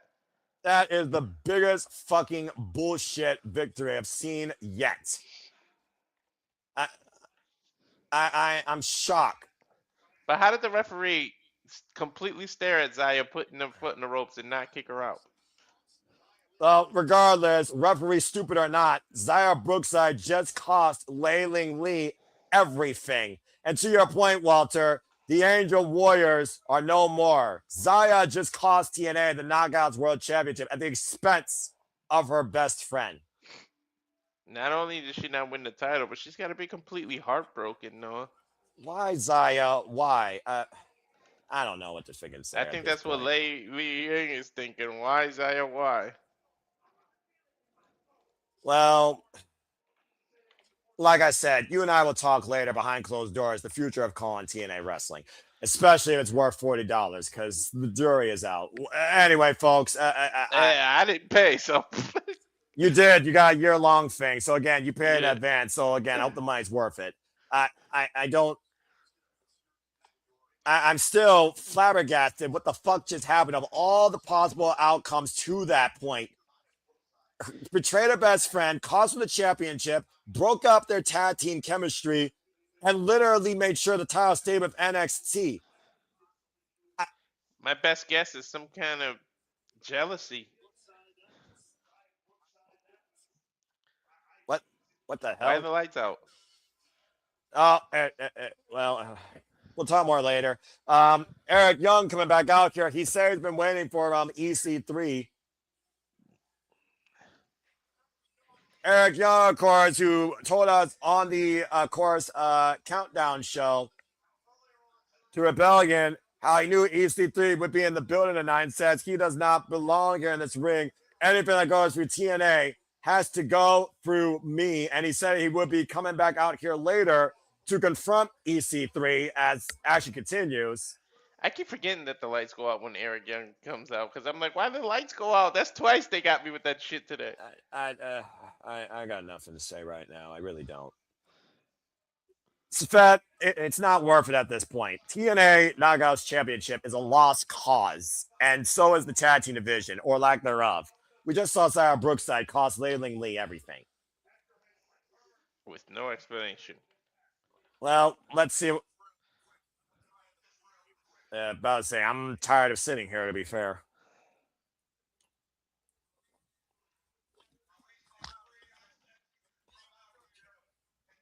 We got Eric Young in the ring, by the way, right now, folks, as we wait for EC3 to show up here.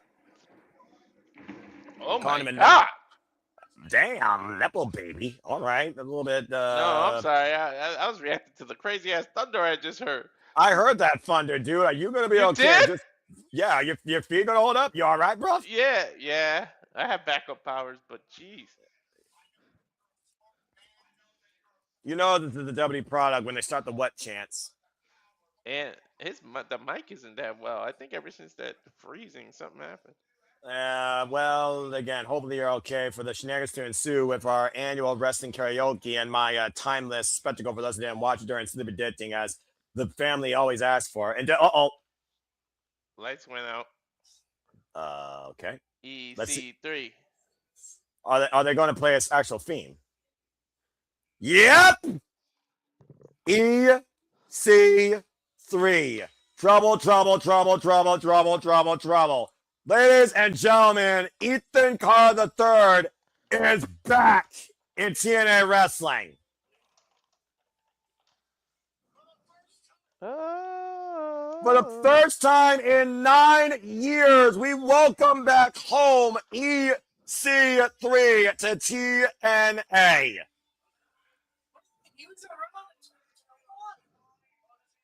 Ethan Carr, we don't talk about that. Ethan Carr III, the cornerstone of TNA wrestling at the time, was virtually unstoppable, unpinned, unsubmitted, unmatched, and of course is a former Impact World Champion. The big blue belt, or silver and blue, whatever it was. Bit of a homecoming again. It looks like he's not here to talk. It looks like he's here to fight. As Ethan Carr III, to my point, former two-time, to your point, TNA World Heavyweight Champion. Had that title for 101 days back in 2015 with wins over the likes of Rockstar Spud, Matt Hardy, PJ Black, and of course, Drew Galloway and Kurt Angle. Mm-hmm. The one percenter himself, Ethan Carter III, Dixie Carter's nephew. Dude, that was the biggest surprise when he beat Kurt Angle. That was for me. I was like, I was not expecting that was his arrival. That was his ultimate baptism by fire, and he proved against arguably the greatest all-collegiate athlete of the business.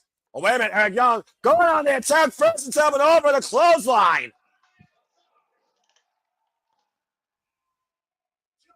Damn. Just that quick.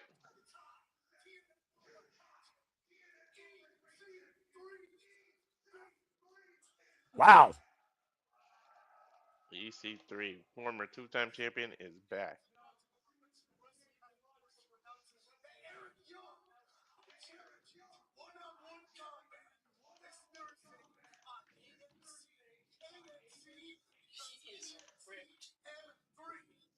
Apparently, even Carl III wants to challenge Eric Young to a one-on-one match this Thursday on TNA Impact. Yeah, but you gotta wonder. I don't know. Can Eric Young actually get in his head and say you're one of the TNA's originals? Because it seemed like Eric Young wanted to get this company back. He hated the whole NXT invasion. He started this whole angle and it just disappeared. There was no conclusion to it. Eric Young was trying to stop invasion from happening, and then it just kind of disappeared. Am I wrong? Yeah, true. But also, like I said, it's a homecoming night tonight. And let's not forget, as I also mentioned earlier in the Countess of Addicting, EC3 is also from Cleveland. That being said, Ethan Carter III, who beat Eric Young in 5 minutes back in 2014, is looking to take down a world-class maniac in 2026, as AMC might soon become EC3's world again.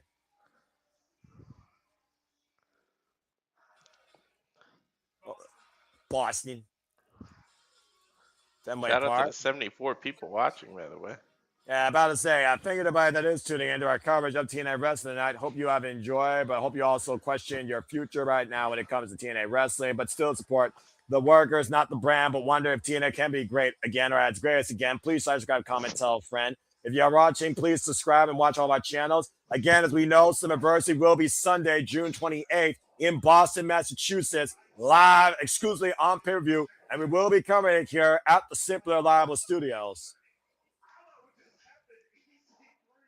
And do you think this EC3 thing's a short-term one-off, or do you think it could even be a Summerversary? I don't know. I'm afraid that Eric Young's gonna try to get in his head, man. I'm telling you. Well, again, we are still not done here, folks. By a long shot, we have nothing but championship matches to go. And as the Order 4 are probably taking control, neutralizing the Moose problem on the behest of Eddie Edwards and Mustafa Ali, for that matter, who was speared this past Thursday, he now has a guaranteed shot, it feels like, to really become the TNA National Championship. Trey Miguel defends the gold against Mustafa Ali.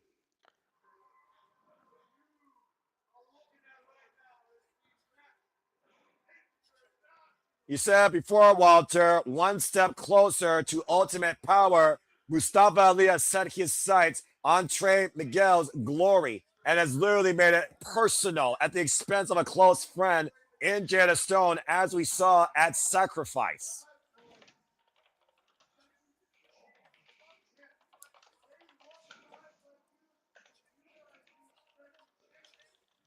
Gonna be a championship.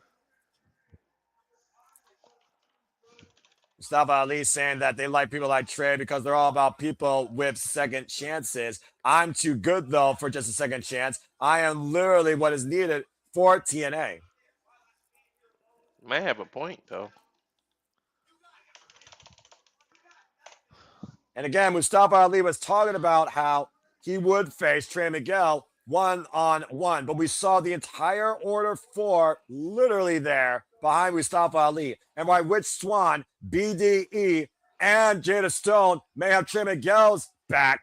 We saw what happened with Jada Stone last year at Sacrifice, which led to Trey issuing this challenge for Mustafa Ali, who wanted this title match. And I do wonder if Jada Stone will be in any condition tonight to be in Trey's corner. We know the Order 4 will be there. What is this? Who's downloading something? Tasha Steeles. The system. Has anybody got a thumb drive to get rid of this system? Oh, she's loading in something. What is she doing? I don't know. Code Red? She's alerting the system. Or she's literally turned this to DEFCON 4 for the Order 4. This isn't Squid Games, but something tells me they have something planned for Trey Miguel that might flatline him and his run as the TNA National Champion. New theme. Uh-oh. Oh, new theme. Oh,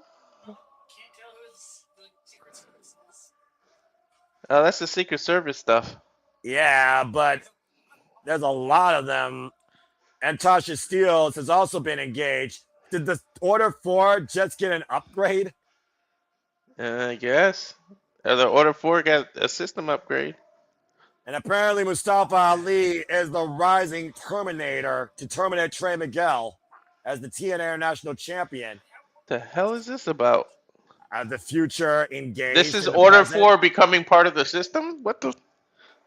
I'm not sure what this means, but we did talk about earlier second chances. We talked about Mustafa Ali's second chance on life after going on that Qatar coffin. And Mustafa Ali apparently has become more than what he was before, part cyborg. I'm not sure if he's trying to take us into a future or a dystopia.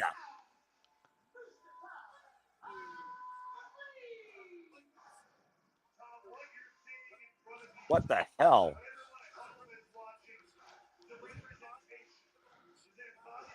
If this is the evolution of the Order 4, if this is a newer version versus what they previously were before, this is a very scary sight. Accuracy, precision, obedience, and absolute power, flawless design. The Order 4 looking to be that example tonight. And literally, Mustafa Ali has every tool at his disposal to do it.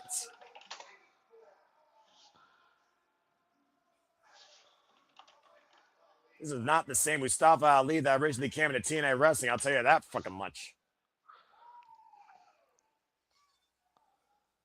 Trey, you might need more than Tay Swims and spray paint tonight. I'm just saying. Yeah, boy. I have feelings about this match now more than ever.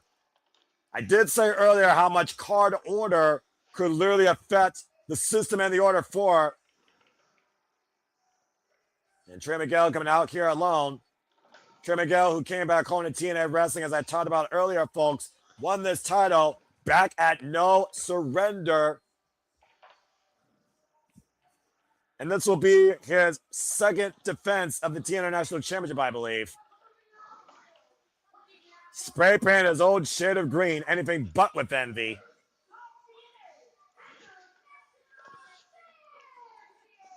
Close friends of Trey Miguel here tonight and possibly family. His father and his brother here in attendance tonight. The original Rascal, the multiple-time TNA X Division champion and former TNA Tag Team champion. Now doing the days of old all on his own now in the new. There's no mentors, there's no partners, there's no allies, just Trey Miguel and the TNA National Championship tonight against an entire Order 4 upgraded. Very proverbial chip on Trey Miguel's shoulder, fighting on behalf of Jada Stone, BDE, Rich Swann, and everyone else Mustafa Ali has assaulted and insulted. Trey Miguel, by the way, folks, has been the TNA National Champion now for 58 days, and this will be his second defense of the TNA National Championship. A title established last year at TNA Unbreakable. Let's look at the headlines here. Last year at Unbreakable in a triple threat tournament, the title was won by Steve Macklin. Miguel won the title at No Surrender in February. Ali and Steels, of course, beat Trey and Jada at Sacrifice to lead us to this match tonight. It's as simple as that. Trey Miguel, the 5th TNA International Champion, by the way. The original being Steve Macklin at 162 days. And Mustafa Ali looking for his first championship accolade since holding the TNA X Division Championship.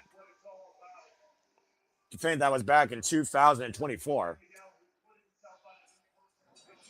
Bell rings were underway.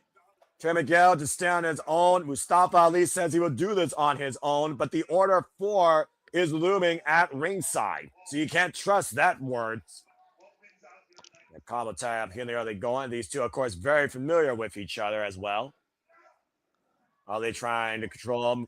Trey Miguel early on with the side headlock here. Two of the most experienced veterans and mentors also in this game. Trey Miguel was really teach people in wrestling. Trey, 31 years of age, 16 years involved in this game, trained by Dave Christ. Up and over, swing and a miss. Chris, excuse me. Yeah, you know what I meant. Thanks, Paul. Take a right to yes! Been saying Jesus Christ more than one time tonight. Lord, forgive me for all the wrong. Oh, wow! Dropped on his head, take a right to here. It's with a fastball special and clocking him like a mudhen's baseball bat. Miguel having an answer for the early blitz in the ongoing. And of course, representing from my literal hometown, Toledo, Ohio, my Ohio boy, Mustafa Ali taking game plan with the Order 4. They've not faced each other one-on-one since literally May last year. Or November, excuse me, on TNA television. That's crazy. Well, like I said, the long-term history with these two goes a long way back. Oh. Oh. I've been shopping Trey unfazed by that by Mustafa Ali. Again, we look at Miguel. We talk about emotions being at an all-time high for many people tonight. Swing and a miss. Knife edge chop. Kip up. Jumping as a Gurry. Rocks Mustafa Ali. That blitz offense by Trey Miguel. As only he can do it. Yeah, but I feel like Ali can match that style. Well, again, they're both similar sizes, similar styles. To your point, it's a coin flip who could win this match at this point, considering how many times they, oh man, face Yeah, I'm each telling other you. as he goes full throttle, face first into the second turnbuckle. I think Miguel has the height advantage, but everything else is pretty much dead even. And Agility, right now, Trey, speed. step up! Oh, Yeah, but nice. In Step terms up, of topic on agility, Hilo. Yep. I was trying to let you get that call. That's why I kept stopping myself. Go But in ahead, terms man. of agility, terms of skill, what they do in the ring, they're pretty much even. The only thing I think Miguel Oof. can really got over him is the height. And look at Yeah. that. He hit that turnbuckle when he slid down there. Yeah, I and didn't even again, notice Trey that the got, first time. Trey got all of that topic on Hilo springboard. And again, the great hand trying to get involved here. A cheap swing to John Skyler. Mustafa looking for the advantage. Up and over. They miss out drop kick in the corner. He Ryan almost drop got caught in kick. a tree. Of Oh! Twisting Destroyer cover to retain. Kick out at two. What the hell was that? That was a cool ass looking twisted destroyer. That was like a Tijeras into a Destroyer instead of a Hurricane Run. Again, innovative offense by Trey Miguel. Again, take another look. The problem is look on the outside. Trey, this isn't a one-on-one match no matter what you say. Well, again, the bottom line, Trey knows the sense of urgency he needs there. To your point, now the great hands trying to get involved here, all parties distracting, and now tossing. Oh, and tossing to a cover to Tasha Steele. See? Oh, the ref didn't see it. Holding for a leg kick out two. When you face the order 4, you're at least 4-on-1. At the least. We saw how effective that mixed team cohesion was against Trey and Jada Stone 1 month ago, Walter, to your point. Mm-hmm. Again, take another look here. The arm wringer toss out of the corner into Tasha Steele's cutter. Picture perfect timing by the order 4 in execution. That would be a perfect legal double team if this was a tag match. Again, you don't have to like a damn thing Mustafa Ali's doing, but you can't argue how effective it is. Right. He Uppercut does lead there. by example. You got to give him that. Well, even a leader, as corrupted as they are, have to lead by example, especially in politics. Watch out! Watch out! Hilarious!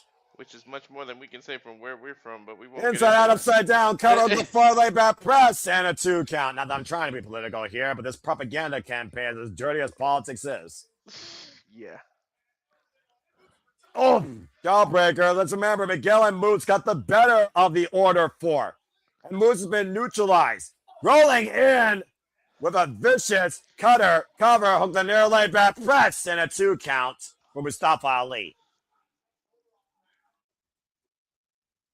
Mustafa Ali, 40 years of age, 23 years involved in this game. And as I said, last time he had an accolade was the TNA X Division Championship here in TNA. 148 days being Chris Sabin for that time, the main event of No Surrender 2024. Inside cradle by Trey, inside cradle, gets that 2 count. Always looking for the dance with the devil, rising knee strike there. And now hooking up Trey, punches for a suplex. Trey creating leverage, trying to hoist Ali. Both men right now locked in position in the middle of the ring. Giant for position here. Both men trying to take the other over, and Ali takes Trey over with the fisherman suplex with a bridge 2, hook the shoulder, and gets that 2 count.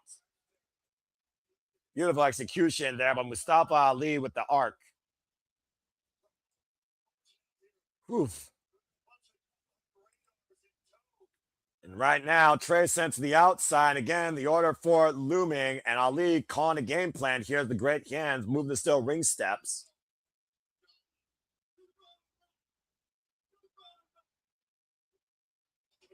Jaw-jacking the actual president of TNA, Carlos Silva. Order 4 moving the furniture here and rearranging a tool for destruction from Mustafa Ali. Oh, no, we saw how bad this was earlier for Celveland 0. And Trey able to escape, though. Oh, man, a pump kick.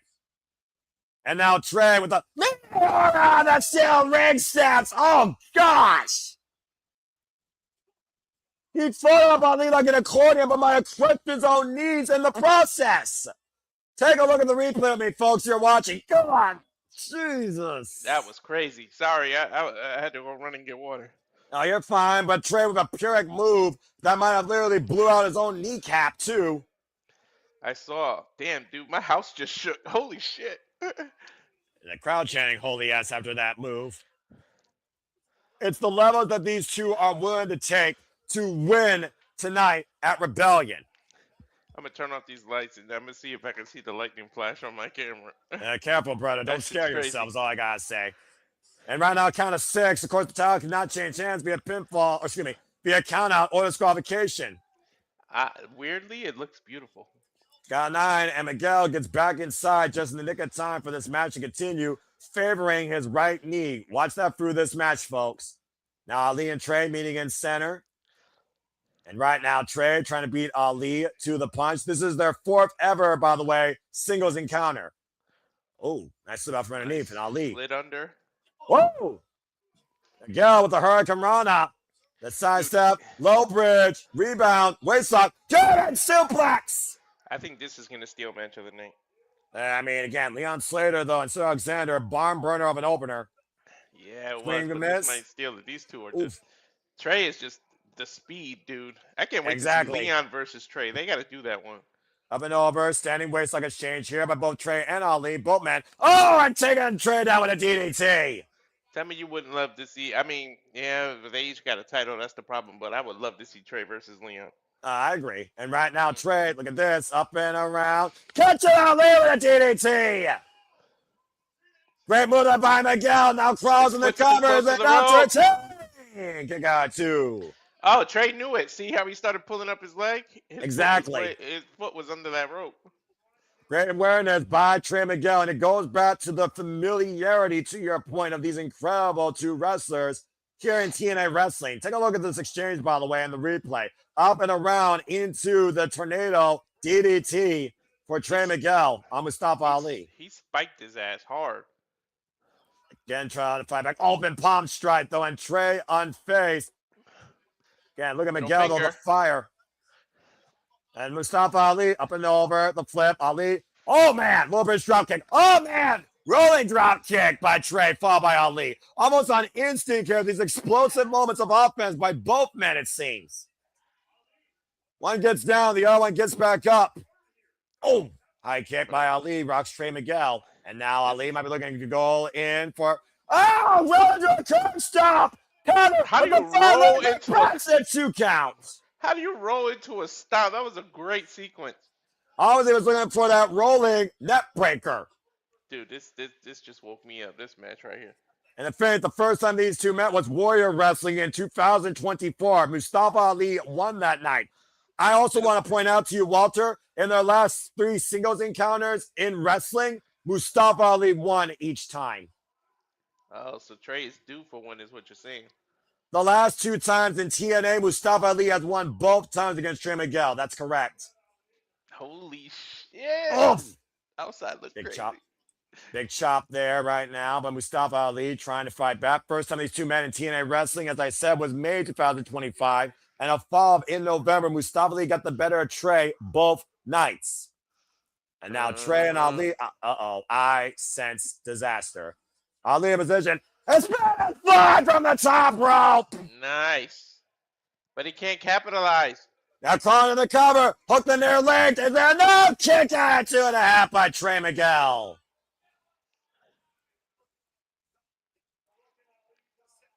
The look in Ali's eyes shows the frustration and exhaustion that this match toll has taken on both men, Walter. Hell yeah. You got to think if he was able to immediately cover, he might have got the 3, but he was unable to capitalize. Again, look at Miguel grabbing his right knee. Look at the expression of Mustafa Ali rolling inside and outside the ring now, going up to the top rope. Might be looking for that big 450 finisher. Miguel, caught him out of 450 into a cutter. Ooh, And now he got Ali, it. excuse me, Delayed DDT on the floor, sliding in and out of the ring. Baseball slide DDT. And perfect home run on that move. Now going up to the top rope is Trey and Trey Miguel. Hook above Blake's return. And top by Ali at 2. How the fuck he kick out of that? Literally squeezing out of that, slipping out of that move. Bro, he had Unbelievable. He had the cover completely tight. He hooked both legs and leaned forward and put all his weight on that cover. That's what Trey Miguel represents. That's what Mustafa Ali wants to represent. This is TNA Wrestling. This is for the TNA National Championship at Rebellion. It was becoming a pure match clinic. I don't give a shit what anybody says. You got to give Ali credit, dude. Oh, no, wait a minute. Tyler Steele's getting involved again, though. Low bridge, front first, the second row goes Trey Miguel. And the great hands just clutch him with those helmets.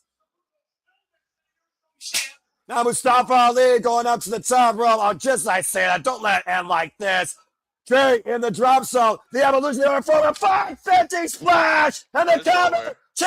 And Mustafa Ali is the new International Champion. I got that shit wrong.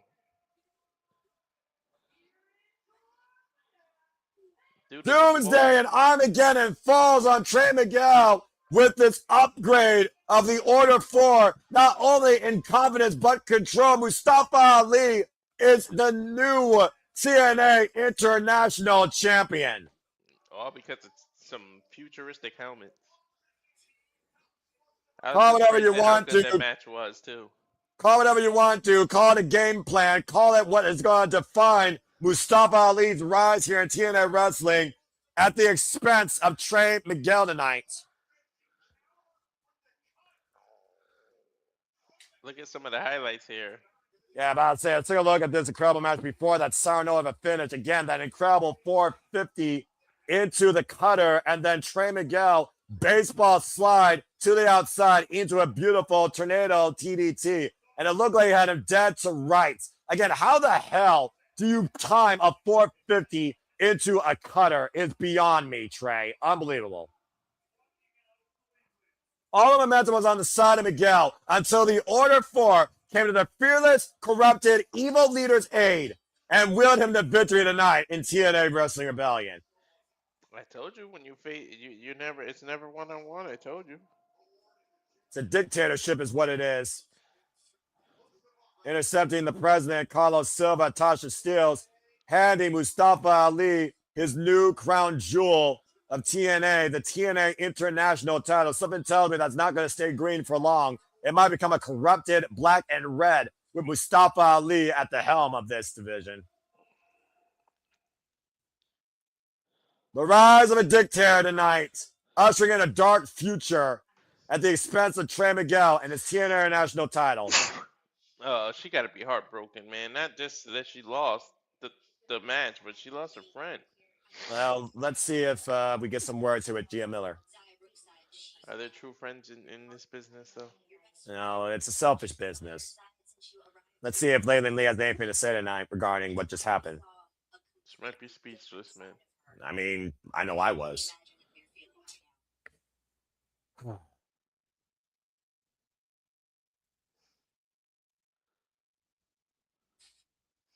Holding back tears. She's literally speechless.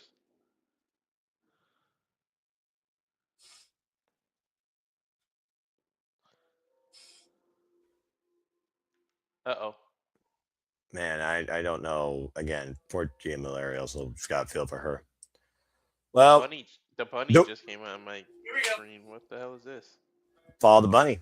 We're in the undead realm. Let's find out more about these sins. Folks, this is your cinematic intermission. If you want to grab a drink, please enjoy the escapade of bringing the bunny back to life. That's Abyss and Rosemary? That is exactly right, Walter. What the I mean, you know, forgive me for I have want to go down this rabbit hole? I don't know if I want to do that.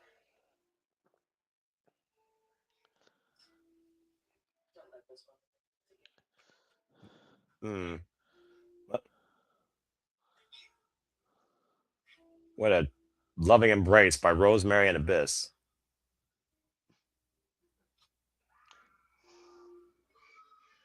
What far as Mr. got to see the Abyss now? What the fuck are we watching? I don't know. Tessa? Well, there's Victoria Crawford running for her life. So is Tessa Blanchard. That's not Tessa, dude. Tessa's fearless, and Tessa right now is also in the undead realm, just making her way around. She looks more disgusted on her face than scared. Tessa. Well, she doesn't look like a woman to intimidate easily. I'm just saying, if we know her track record. But she followed the White Rabbit into this realm, so let's see what it leads her, or if she's lost forever. And we know Havoc's in possession of Mila Moore. Probably gonna eat her. Are they gonna walk into Abyss? Yeah, no. At this point, we might walk into the Abyss, not the wrestler, but you know what I mean. RJ's Mitchell saying he owes him an apology. I mean, for those that remember TNA OG history, Farah James Mitchell and Abyss were extremely close before their fallout. Everything went off the tracks. What the fuck is he talking about? I mean, Dustin Rhodes once had an identity that Farah James Mitchell managed. Did a lot of evil stuff and that he's not proud of, and a lot of pain to Abyss. Go back in TNA archives for that. Is he asking for forgiveness? Well,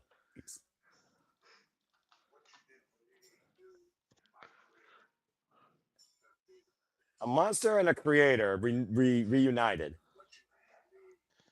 What the fuck are we watching?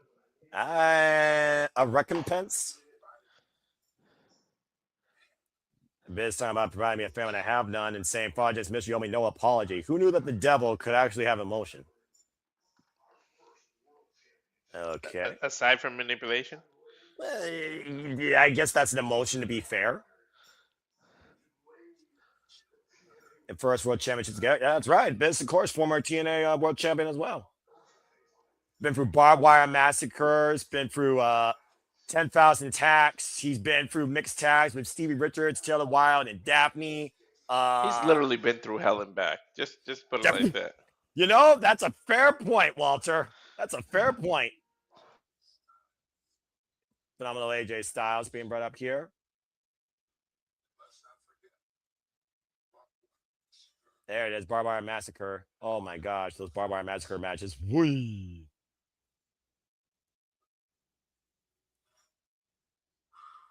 And shout out to Sabu. God rest his soul.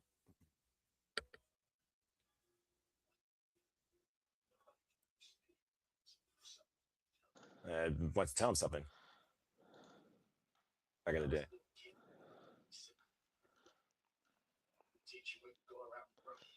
Go to my room.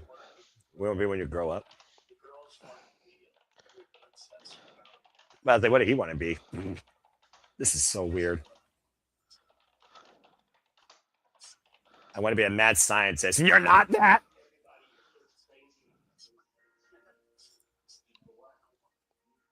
Wanted to make monsters. Well, I say he succeeded.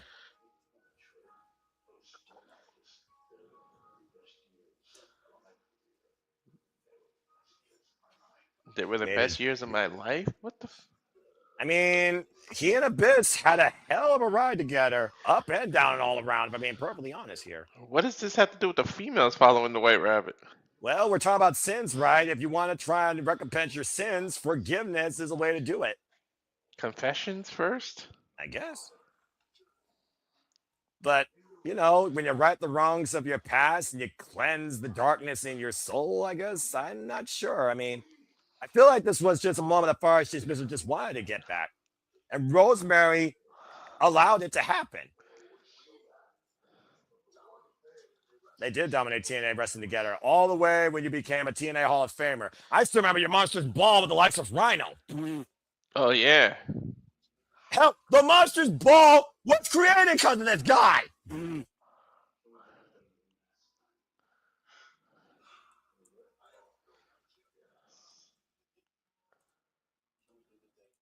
Can we do the thing one last time?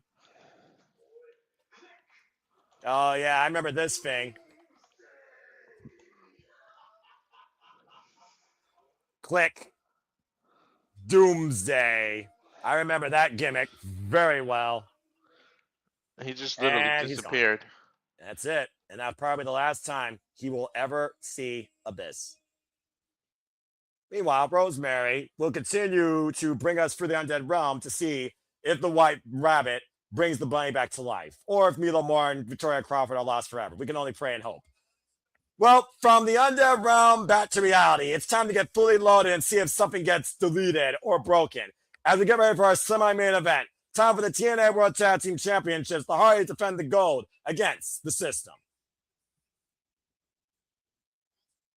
As we get set for this World Tag Team Championship match, Walter, let's go ahead and look at the taglines here. Bear Bronson and Brian Myers won a fatal four-way number one contenders match last month. The Hardys have been dealing with injuries, though, from Impact due to the System and the Righteous. And Matt and Jeff Hardy, though, haven't lost a traditional tag team match in TNA, though, in nearly a year. They won these titles back in the most innovative way possible, a rope ladder in a ladder match at Slammiversary last year, and they have yet to lose them. This might be the night, though, the System takes control. All right, here we go. Cedric Alexander came up short. Can Bear Bronson and a former two-time TNA Tag Team Champion and one of the most accomplished tag team specialists in the game, most professional wrestler, Brian Myers, lead Bear Bronson to glory and the System to its own upgrade?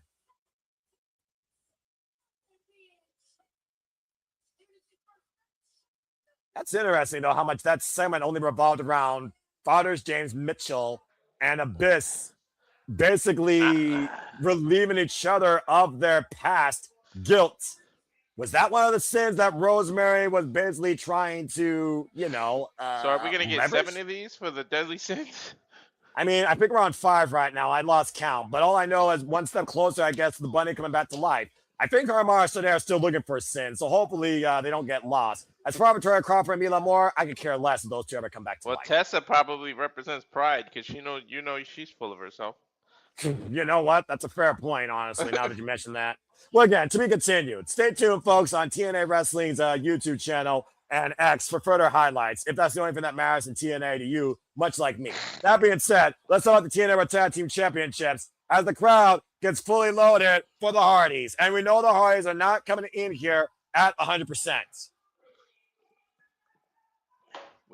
We just saw a title change. Yeah, I'm about to say. And you see the damage right now on Matt with the kinesio tape on the right shoulder. And look at the heavy bandage left arm of Jeff Hardy. After surviving a tables match only 2 days ago on TNA Impact against the Righteous. And the Righteous still got the last laugh, sending Jeff Hardy through a table, face first. Brian Myers, by the way, the last time he held the TNA World Tag Team Championships was back in 2024 alongside Eddie Edwards before eventually, of course, the Hardys were able to beat the ABC. Thread of Triumphs? I'm about to say, think about that. Friends of Professional Wrestling that wrote that book about literally the triumph of the Hardys is inside that book. You can get it today from your local retailer or Amazon. Matthew Raywall with a great read here tonight. I can dig it. Ready for this contest looks like will be, of course, Alice Lane. Damn it. Right. Oh, boy, this is going to be interesting. The first time the Hardys won these titles, of course, at the expense of ABC and the System. Back in 2024 in Full Metal Mayhem, the Enigma brought to life by Jeff Hardy. You said you can dig it. Are you trying to reference that the Righteous are going to pop up? Well, maybe that. Again, you see Alice Lane. I believe that is Alice Lane. Holding the TNA. I can't see. Oh, that's it. Page French found. Okay, I see a big picture of the title in the middle of the screen, so I can't see nothing. I don't know. TNA World Tag Team Championships. Paul, I don't know. Clearly not looking to take place to the extreme, but they're trying to protect their bodies. All right. Anyway, bell rings are underway. I think about it, tell me that's Paige, whatever her name is. I can't come up with the last name. Anyway, The Hardys, by the way, folks, have been the TNA Tag Team Champions this run now for 266 days as Brian Myers immediately goes after that arm. And this will be their 9th defense, overcoming the likes of the main event, Jay Lion and Midas Black in House of Glory, Team 3D, in fact, retiring Team 3D. And, of course, I talk about not once but twice, the Righteous and the Rascals and the Nemeths in this run alone. Yeah, that's Paige Princevelli, right? I follow her. Paige Princevelli. 2-1 opportunity here on Brian Myers. Yeah, you're right. She's more of a redhead and a ponytail. You follow Paige Princevelli? Okay, well, follow her on the X, folks. Again, shout out to the Zebras. Kids in the midsection there. Again, I'm not on social media. Oh, wow. That's an impressive double suplex takeover on the big Bear Bronson. The mental and physical scars the Hardys have endured the last 3 months alone at the hands of the Righteous and the system. And Matt Hardy looking the to titles this whole time, they're freaking targets. Yeah, clearly. And of course, you know the Hardys are sending a message to the Righteous. If you try and screw us again, we will delete you. And, side effects. And the cover now, hook on the far leg and a 2 count. And let's be honest here, Walter. They're coming off a ridiculous title defense under extreme conditions less than 48 hours ago. They need to end this thing quickly. Yep. And Hardy right now looking to delete. Brian Myers was looking for a pre on the outside, saying no deletion tonight. Timeout. There are no timeouts in wrestling, dude. And right now, Brian Myers trying to run away in hot pursuit, though. And Matt Hardy again. The side step. Oh, to your point, Bear Bronson running the mat like a wall. Bear literally chased this dude down and ran him over. Again, Bear Bronson is looking for his first championship accolade here in TNA. And Bear Bronson, of course, who joined TNA earlier this winter and just driving Matt Hardy lower spine first into the ring apron. The destruction this man has caused, let alone so far in the system. Let's not forget, Bear Bronson crushed the Hardys in a tag match prior to them facing the Righteous at Genesis. Chaos has ensued for the Hardys at every moment the system has to give in. Elbow drop while Brian Myers ties the leg up. Bear Bronson, by the way, has not held a championship accolade, as I said, here in TNA, nor has been a tag team champion since, actually enough, I believe earlier 2023, alongside Bear Boulder as the Iron Savages and WrestlePro. And neither the sternum was crazy that Brian did the mat when he first rolled him in the ring. Yeah, about to say, instigating Jeff Hardy, though, who's not legal, and Paige needs to regain some control here, and it needs to right now keep Jeff Hardy under a cooler demeanor, which is not helping his brother at the moment now. And these shoulder tackles in the corner to Matt Hardy by Bear Bronson. Again, you got to listen to the referee no matter what. The only thing that matters here are the tiles, and the champions have the advantage. Tiles are in James' hands. We have pinfall or submission inside the ring. And yes, folks, this is our semi-main event. We are going to be down to our World Championship match after this. Why and is these Matt two matches revealing will how define hurt the he system. is? I'm about to say, the Hardys injuries be damned. And oh my gosh, to your point, look at the heavy bandages and kinesio tape all over the upper torso. Now with the sunset flipping. Oh, God! Crushed by the Bear. Cover 2. Count only. He's as big as a bear, honestly. That was a heavy, nasty seat. Good Lord. And now he's mocking Jeff. I don't know how wise that is. The ribs, the side, all damaged goods tonight on the Hardys. Literally held together by duct tape and bandages, it seems like. They've been wrestling for over 30 years. They're always beaten and broken. Yeah, but let's be honest here, Walter. Last month, we saw the damage Matt Hardy suffered at the hands of Dutch. And we just saw these two endure a tables match with the Righteous literally this past Thursday on Impact. Mm-hmm. Sometimes victory is not necessarily something you earn easily. Could have a busted rib here, honestly. And we know how bad a busted rib is. It compromises everything. Your breathing, your movement, your wrestling. Back suplex by Brian Myers, and Brian Myers is heavily exploiting that. Impact directly on the ribs when you get slammed like that. And we know that Brian Myers loves to use a spear and might be looking for the opportunity to do that. Shout out to his former mentor, Adam He Copeland. still Edge. uses the spare, so he's Oh. still Edge's bitch. Oh, it gets caught at twist of fate. Now the cover off the far leg by Bronson Bear with the stomp to the already cover my shoulder. Breaks the cover. Now Jeff Hardy's had enough and now assaulting Bear Bronson in the corner. We knew this frame was going to literally break down here sooner rather than later. You Again, the will referee, always though, be- trying to create separation here. You will always be Edge's bitch. One of the greatest hits by, of course, I'm not going to say his name. We're not doing that tonight. We're Walter. not killing it. You can say his name. Look, we're not going to say Joe Hendry because I know. See, you did it, not me. I believe in Joe Hendry. Damn it. Oh! And right now, Jeff Hardy trying to take advantage of Bear Bronson. Atomic drop, ticking down, and Vintage Hardy's here with a double leg drop on Bear Bronson's torso. Follow-up basement drop kick. That was kind of low, right in the bear cubs. And right now, elbow drop cover up the far leg to retain. Jeff gets a 2 count on Bear. You see Jeff Hardy right now with the bandage up arms underneath those sleeves. And Jeff Hardy scouting Bear Bronson possibly for a twist of fate.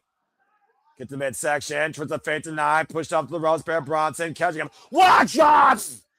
Down goes Jeff with a boss man slam, or Bronco slam. Top rope elbow drop by Brian Myers, saying that might be it. And the cover, and Matt comes in to save the titles. That might have been it if Matt didn't save it. They're called the freaking gatekeepers of TNA's Tag Team Wrestling Division for a reason. Now Matt Hardy on the outside with Brian Myers here, the 2 non-legal men fighting. Now pushed off, and Brian Myers collides with Matt. Good grief. Every movement just hurts Matt ribs hurt more and more, though.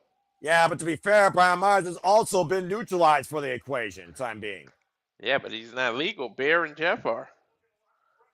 Bear Bronson looking most fresh here amongst this entire match.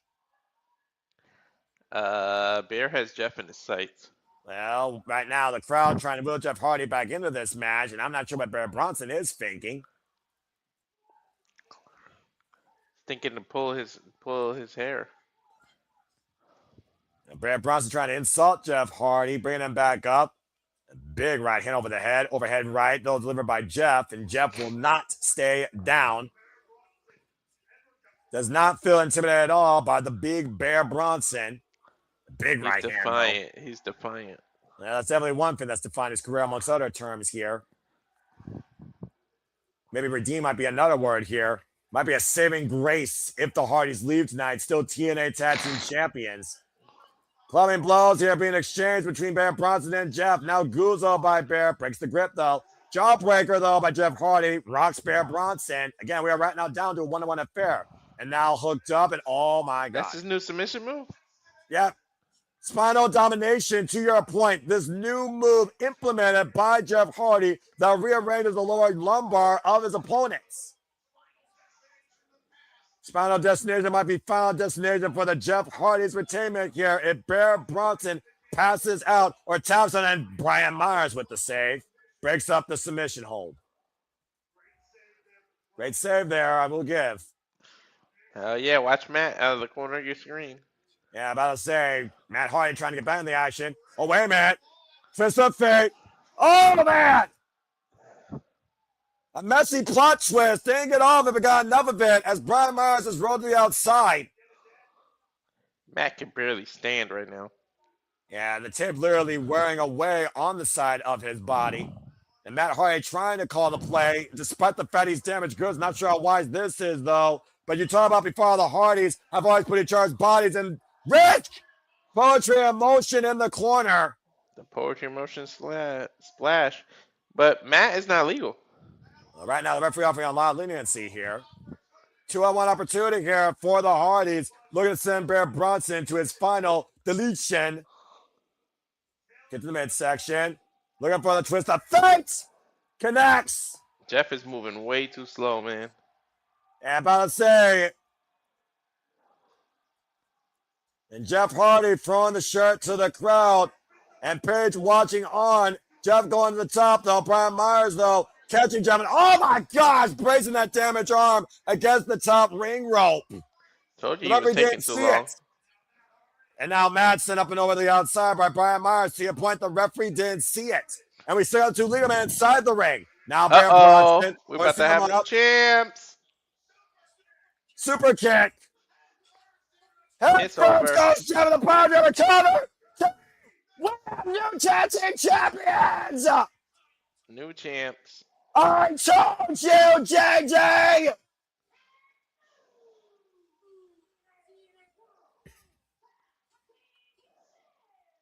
The system works.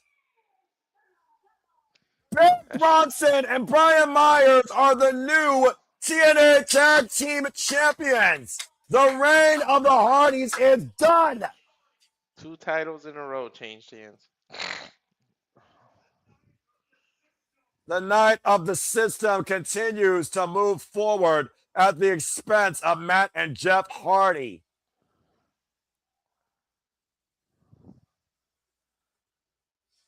Congratulations to Bear Bronson and Brian Myers. Brian Myers is now a 3-time TNA Tag Team Champion. Brian Each and time Bear. with the system. Bear and Brian. Ken Edwards, though, sees full control with the cornerstone of TNA Wrestling, though, the TNA World title. So what is that now? 2 titles that changed hands? I believe so. As we go backstage to Moose and Alicia Edwards.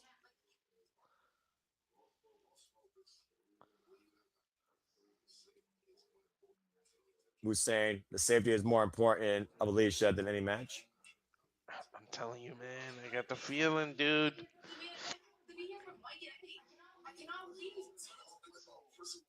Wait a minute.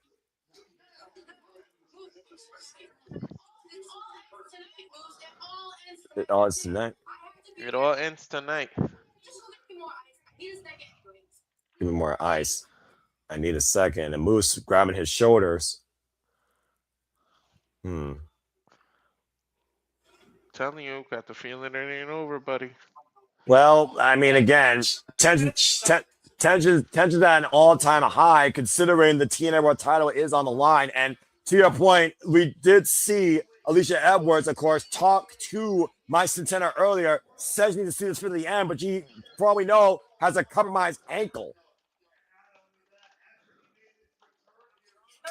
Anyway, following what happened tonight, Case Navarro returns to MMA action this Thursday against Flop Dollar. Case Navarro versus AJ Francis one-on-one. And it is official, EC3 will take on Eric Young. Folks, on a night where we crowned a brand new international champion, where Mustafa Ali beat Trey Miguel, where we saw the system fail in our opener and Leon Slater defend successfully against Cedric Alexander, where Nic Nemeth got a homecoming win against AJ Francis, where Kazarian stole a win against Elijah, where Moose lost to Agent Zero, where the Elegance brand disgraced the legacy of the TNA knockouts, beating those 3 knockouts, and ODB going into the TNA Hall of Fame, with Arianna Grace besmirching the good name of TNA knockouts with a championship, and Sarah Brookside bringing the heart of her friend and costing TNA her the opportunity to regain the gold. And we just saw the system win the TNA Tag Team titles as Bear Bronson and Brian Myers took advantage of damaged Hardys. Let's call it what it is. And the bunny comes one step closer as far as James Mitchell and Abyss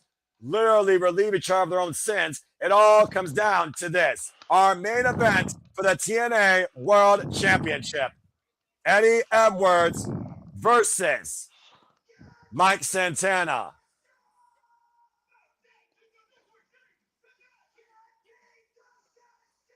Okay, I don't know who this crew is, unless It's a live performance of their theme. I think that's Downstate actually that might be doing that, but I don't know. But that being said, yeah, that you can't beat the system. About to say, what a freaking cringy thing right here. And apparently, Drain actually got one prediction right tonight. Well, congratulations. One's better than none. I got the first 3, I think, right. After that, downhill. You know what? Again, this roster, it's all right. Let's go ahead and, of course, get everybody up to speed on this match here. It looks like the system were just escorting Eddie Edwards into the area. That is Zach Call and Sean O'Reilly. Yep, that's Downstate, dude. That's Downstate. They're the ones that wrote this theme, along with so many other themes. You can't beat the system. Well, we'll see right now. They talk about the heart won't quit. They talk about a man that built his kingdom. They talk about somebody that came to play. And now they literally might be talking about how you can't beat the system, as the system might regain full control of TNA wrestling. Come on, It's man. minute time at Rebellion. Don't screw my boy. I'm going to find out here, man. He's emotionally driven here. And we know Alicia Edwards talked to Mike Santana earlier tonight. And Alicia Edwards refused to leave because she has to see this through. It ends tonight. And Mike Santana, a man of the people, walking through the people in the Wolstein Center. The realest, the nastiest, the standard, the bearer of the TNA World Championship. Following a legacy going all the way back to the all-time greats like Sting, Samoa Joe, AJ Styles, Moose, Josh Alexander, X Factor, Bobby Roode. The pressure of TNA's future lies proverbially on Mike Santana's shoulders.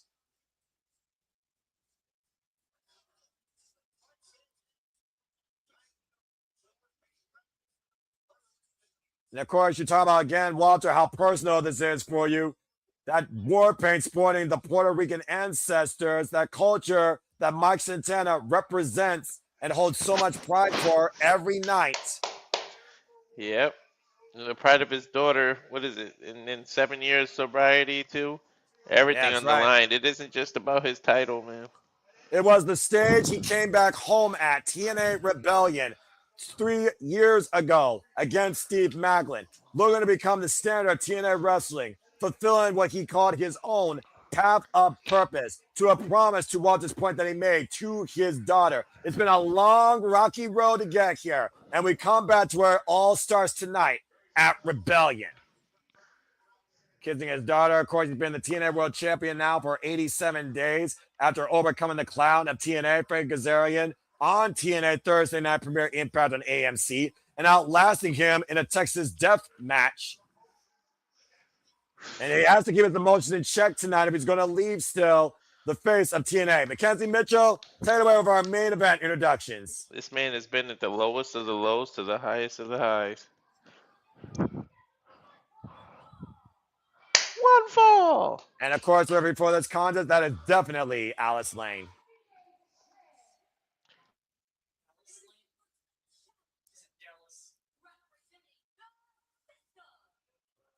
Dallas. Good grief. What a song. Eddie Edwards, like I said, is no stranger to this championship and has not held it for 5 years.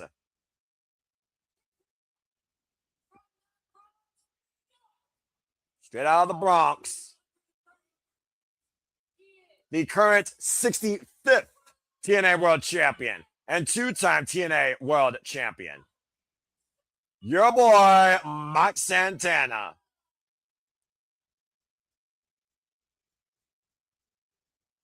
Eddie Edwards, of course, earned this opportunity, and feast are fired, and has finally called his shot tonight for the main event at Rebellion.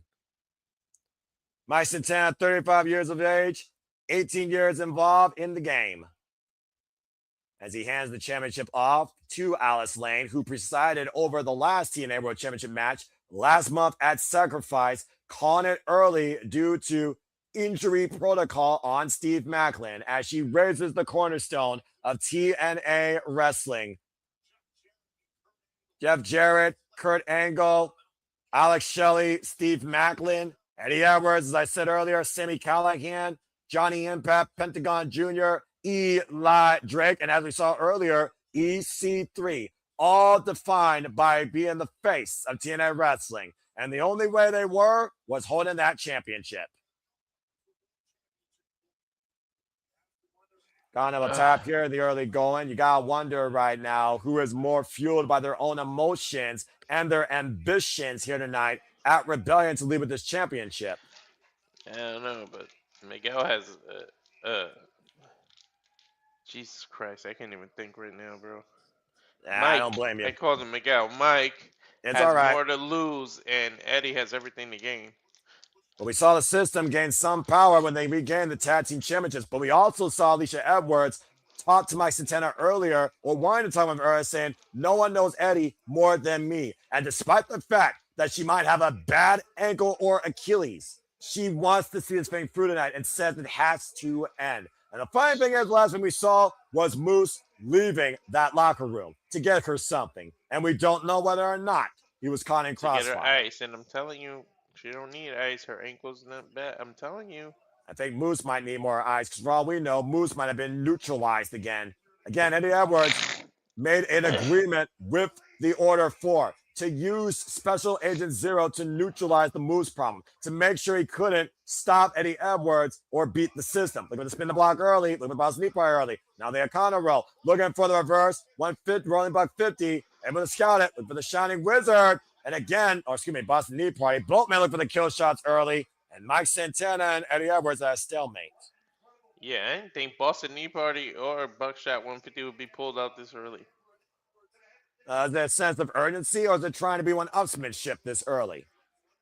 Quite a sequence there. You can understand the pressure on both men here tonight. And again, Eddie Edwards, he's the one that stayed. Mike Santana left to come home to find himself again in TNA. Last month, of course, we saw Edwards try to jump Santana. We also saw the system try to jump Santana this past Thursday on TNA Impact during that contract signing. Now, Eddie Edwards and Mike Santana both regrouping here inside the middle of the ring. And Eddie Edwards, of course, like I said, previous Grand Champion, previous X Division Champion, previous Tag Team Champion. And of course, former TNA World Champion. Gets a midsection there before losing it to Eric Young. Big shoulder block there, and Mike Santana and Eddie Edwards, neither man budge. And Mike Santana wants to test his mental against Eddie Edwards. There's a lot of pride here when it comes to the match that I did say is probably the most TNA on this entire card due to the pedigree of the standard that both men hold themselves to here in TNA wrestling. And right now, Mike Santana running for Eddie Edwards with the shoulder block. And the fact that Eddie seems to be wanting to do it on his own because the system is not on ringside.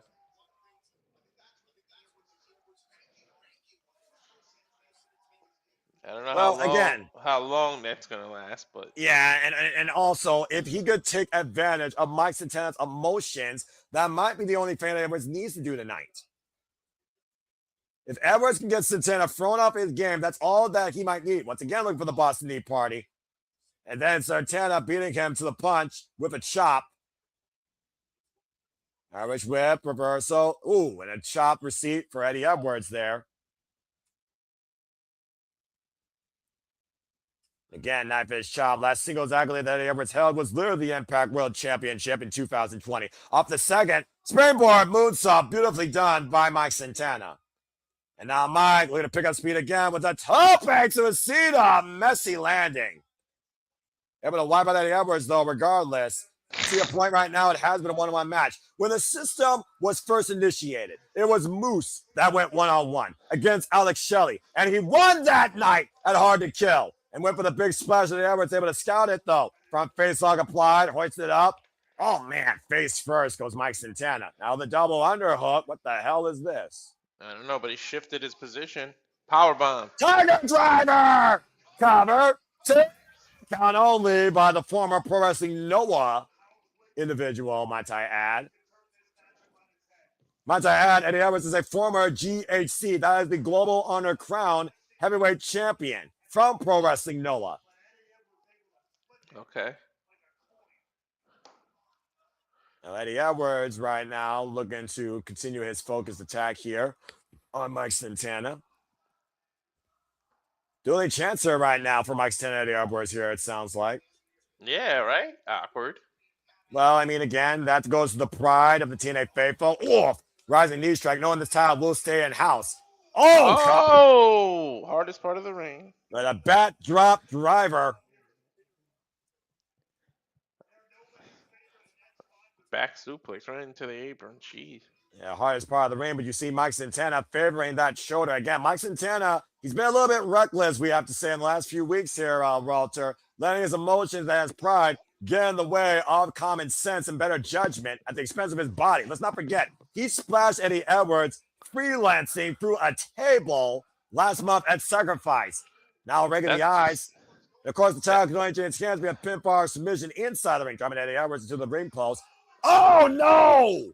Spin the block and hit nothing but steel. That's just who he is, though, man. He's always wore his emotions on his sleeve. Well, imagine if spin the block is taken out of Mike Santana's arsenal. May have been because that arm got hooked on that turnbuckle. Kind of signed by a talking to his referee. daughter. You better focus on the match, Eddie. If that ref gets to 10, you will lose your chance at the TNA World Championship. This is not a no disqualification match. The title can only change hands via pinfall or submission inside the ring. And again, that shoulder might be compromised here after running through that steel ring steps after he spun the block into the steel ring post. And Eddie Edwards is, focusing his attack on that forearm. In front of his daughter. And talk about really trying to get inside a man's head. The pride of a father, the will of a champion. And the best weapon in Mike Santana's arsenal, let's call it what it is, might literally be taken out of the equation. And Santana won't make any excuses, though, regardless of the outcome here tonight, as Eddie Edwards, again, is hyperextending the muscles in that forearm. This just might have been the opening Eddie needed, because he's been attacking that arm ever since. And then Eddie Edwards mentioning Mike Santana's daughter just goes to show how personal this has gotten. The side step, and shoulder first into the ring post, the right shoulder as well. The same ring post, too. Same arm, same ring post, same calculated strategy. Now going to the opposite one, and again Santana hits nothing but steel on bone action. It has been nothing but a slow, calculated, methodical approach by Eddie Edwards. Systematic destruction of the TNA World Champion. Take a look again while it's on the replay. Oh, yep. God, clutching that post. He's systematically breaking him down. And yes, pun intended. Yeah, you see the way Mike Santana's trying to get feeling back in that right arm, shaking out his hand. If there's anything left in that right arm, I'll be absolutely surprised. It can't be much. A press and a 2 count, and Santana gets the shoulder up. And you think about this again, the small things. It still involves your body, Walter. So everything Eddie's doing is still further exploiting that possible injury. Now hammerlocking that arm, it looks like, into a submission. All the pressure on the right arm and the right shoulder right now on Mike Santana by Eddie Edwards, who has him locked in the middle of the ring with that S grip. And Santana right now trying to press forward here, attacking the core of Eddie Edwards with the good left arm, trying to grab some range and a headbutt to the shoulder, though. Eddie Edwards again, very methodical here. Mike Santana off the ropes, though. Lunging forward! But that wasn't smart. That's the same arm. Yeah, to your point, it might have been a Pyrrhic mood. It might have been a pure instinct that he did that as he keeps on clutching it. It's his right arm. He's right-handed. He's just used to throwing that. Well, at the risk of injury, how far are you willing to go to preserve your title versus the one that's willing to gain it? Eddie Edwards has nothing to lose. Might be a stinger going on. Mike Santana has everything to lose. So again, who's the most dangerous? I don't know. And when things get hard, that's when Mike Santana is at his meanest and probably at his most dangerous, but also at his best. We saw it against Mustafa Ali. We saw it against Trick Williams. Oh! We saw it against Steve Macklin. And again, jumping against Seguri right now, the former member of LAX. Knife edge chop turns Mike Santana around. Irish whip, arm wringer. Eddie Edwards up on the shoulder. Oh! Line and chalk. Running cannonball. Lunging forward through Eddie Edwards. And hoisting him up again. Sit out power bomb. Cover territory. Kick out at tube, Eddie Edwards. Just remember, a wounded animal is most dangerous when backed into a corner. And so far, wasting no time and no motion is Mike Santana off this offense here. Going up to the top rope, Eddie Edwards in the drop zone. Challenge of Latino Heat. Frog splash, the cover, the tail kick out it to Eddie Edwards. I think he got a sudden rush of adrenaline. Or Adrenaline that makes a second man, wind. yeah, adrenaline makes a man do crazy things. What a freaking flurry of offense, though, but the TNA World Champion. Shout out to Rob Van Dam, also another former TNA World Champion.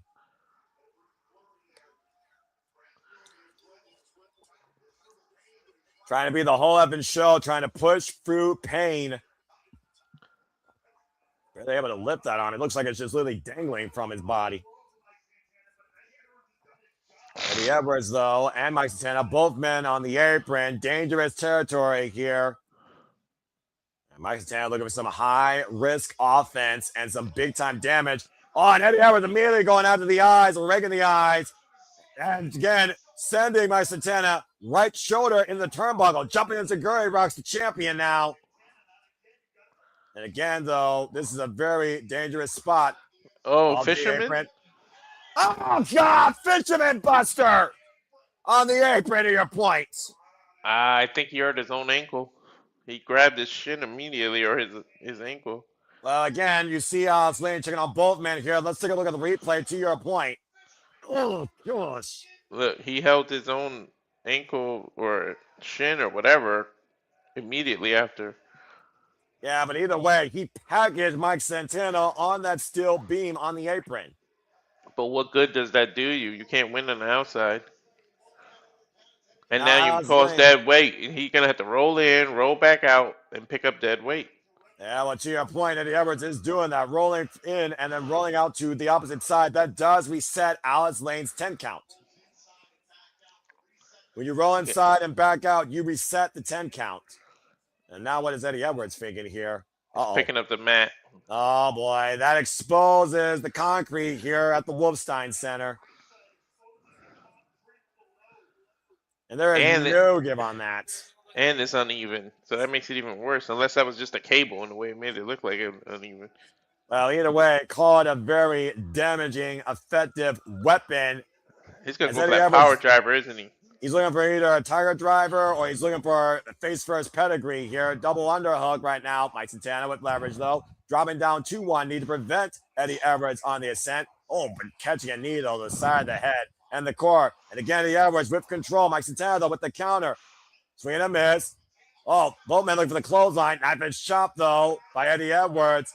And that might have just lit up Mike Santana, who catches him. Oh, my gosh, that driver on the concrete. But he got his own hamstring, too. Good gosh.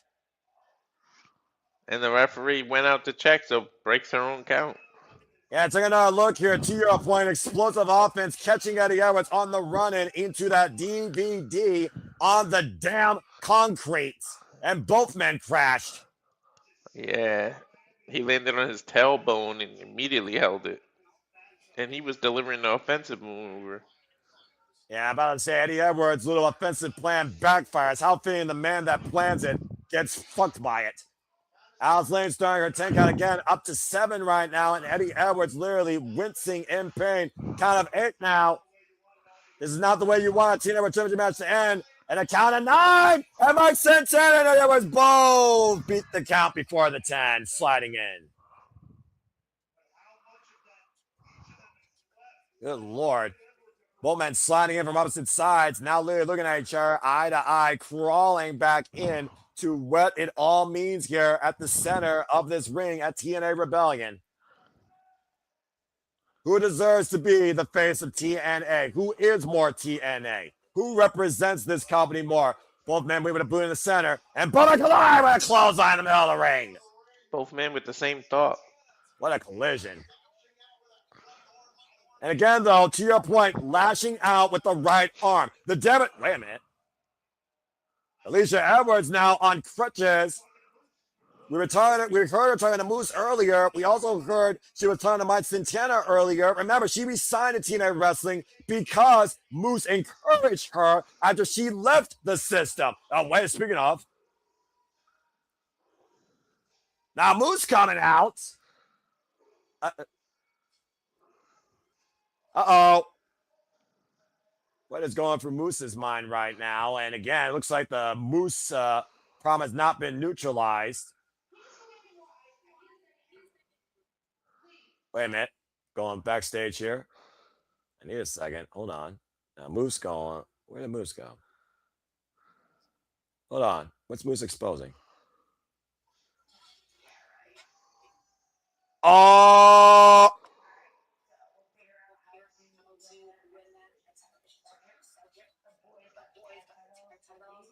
Oh! Busted! Alicia Edwards with the cheat code the whole time that Jezebel was inside the system. What did I say? What did I say, Noah? You literally called it that virus. Now Moose locking eyes with Alicia Edwards at rings. Oh! Oh God, come on, Brian Myers, Bronson. Taking out Moose as well. And my Santana, Topic, hello. Whipping out the system on the outside. Yeah, but Alicia has the crutches on the other side. Boston Knee Party! Boston Knee Party! Boston Knee Party! Cover! Kick down by Santana. The fix was almost in for the system to take full control of TNA again. Now, Alicia handing in that crutch. That freaking witch, that son of a bitch.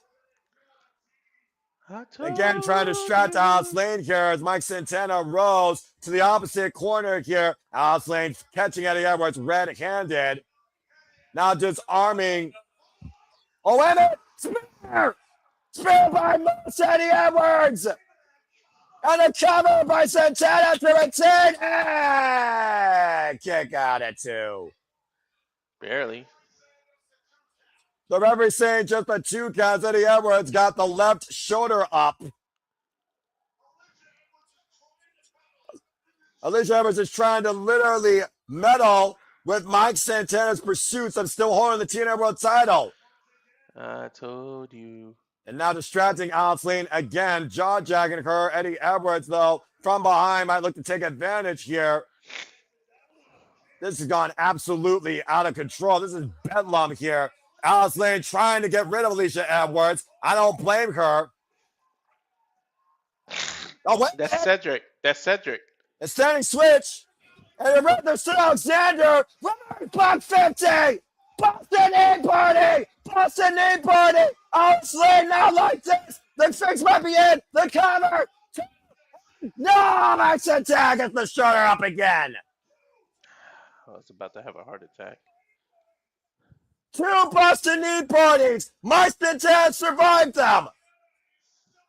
I was about to have a fucking heart attack. Crutches, witches, bitches, system ploy. It has not been enough to defeat Mike Santana tonight. Dude is motivated.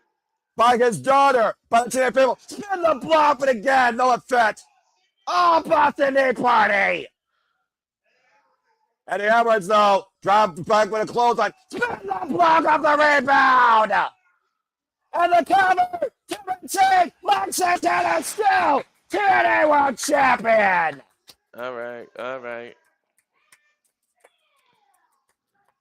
The system fails.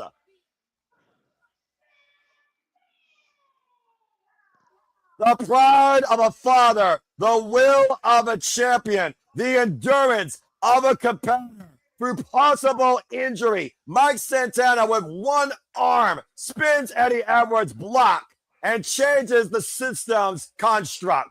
Mike Santana still TNA World Champion.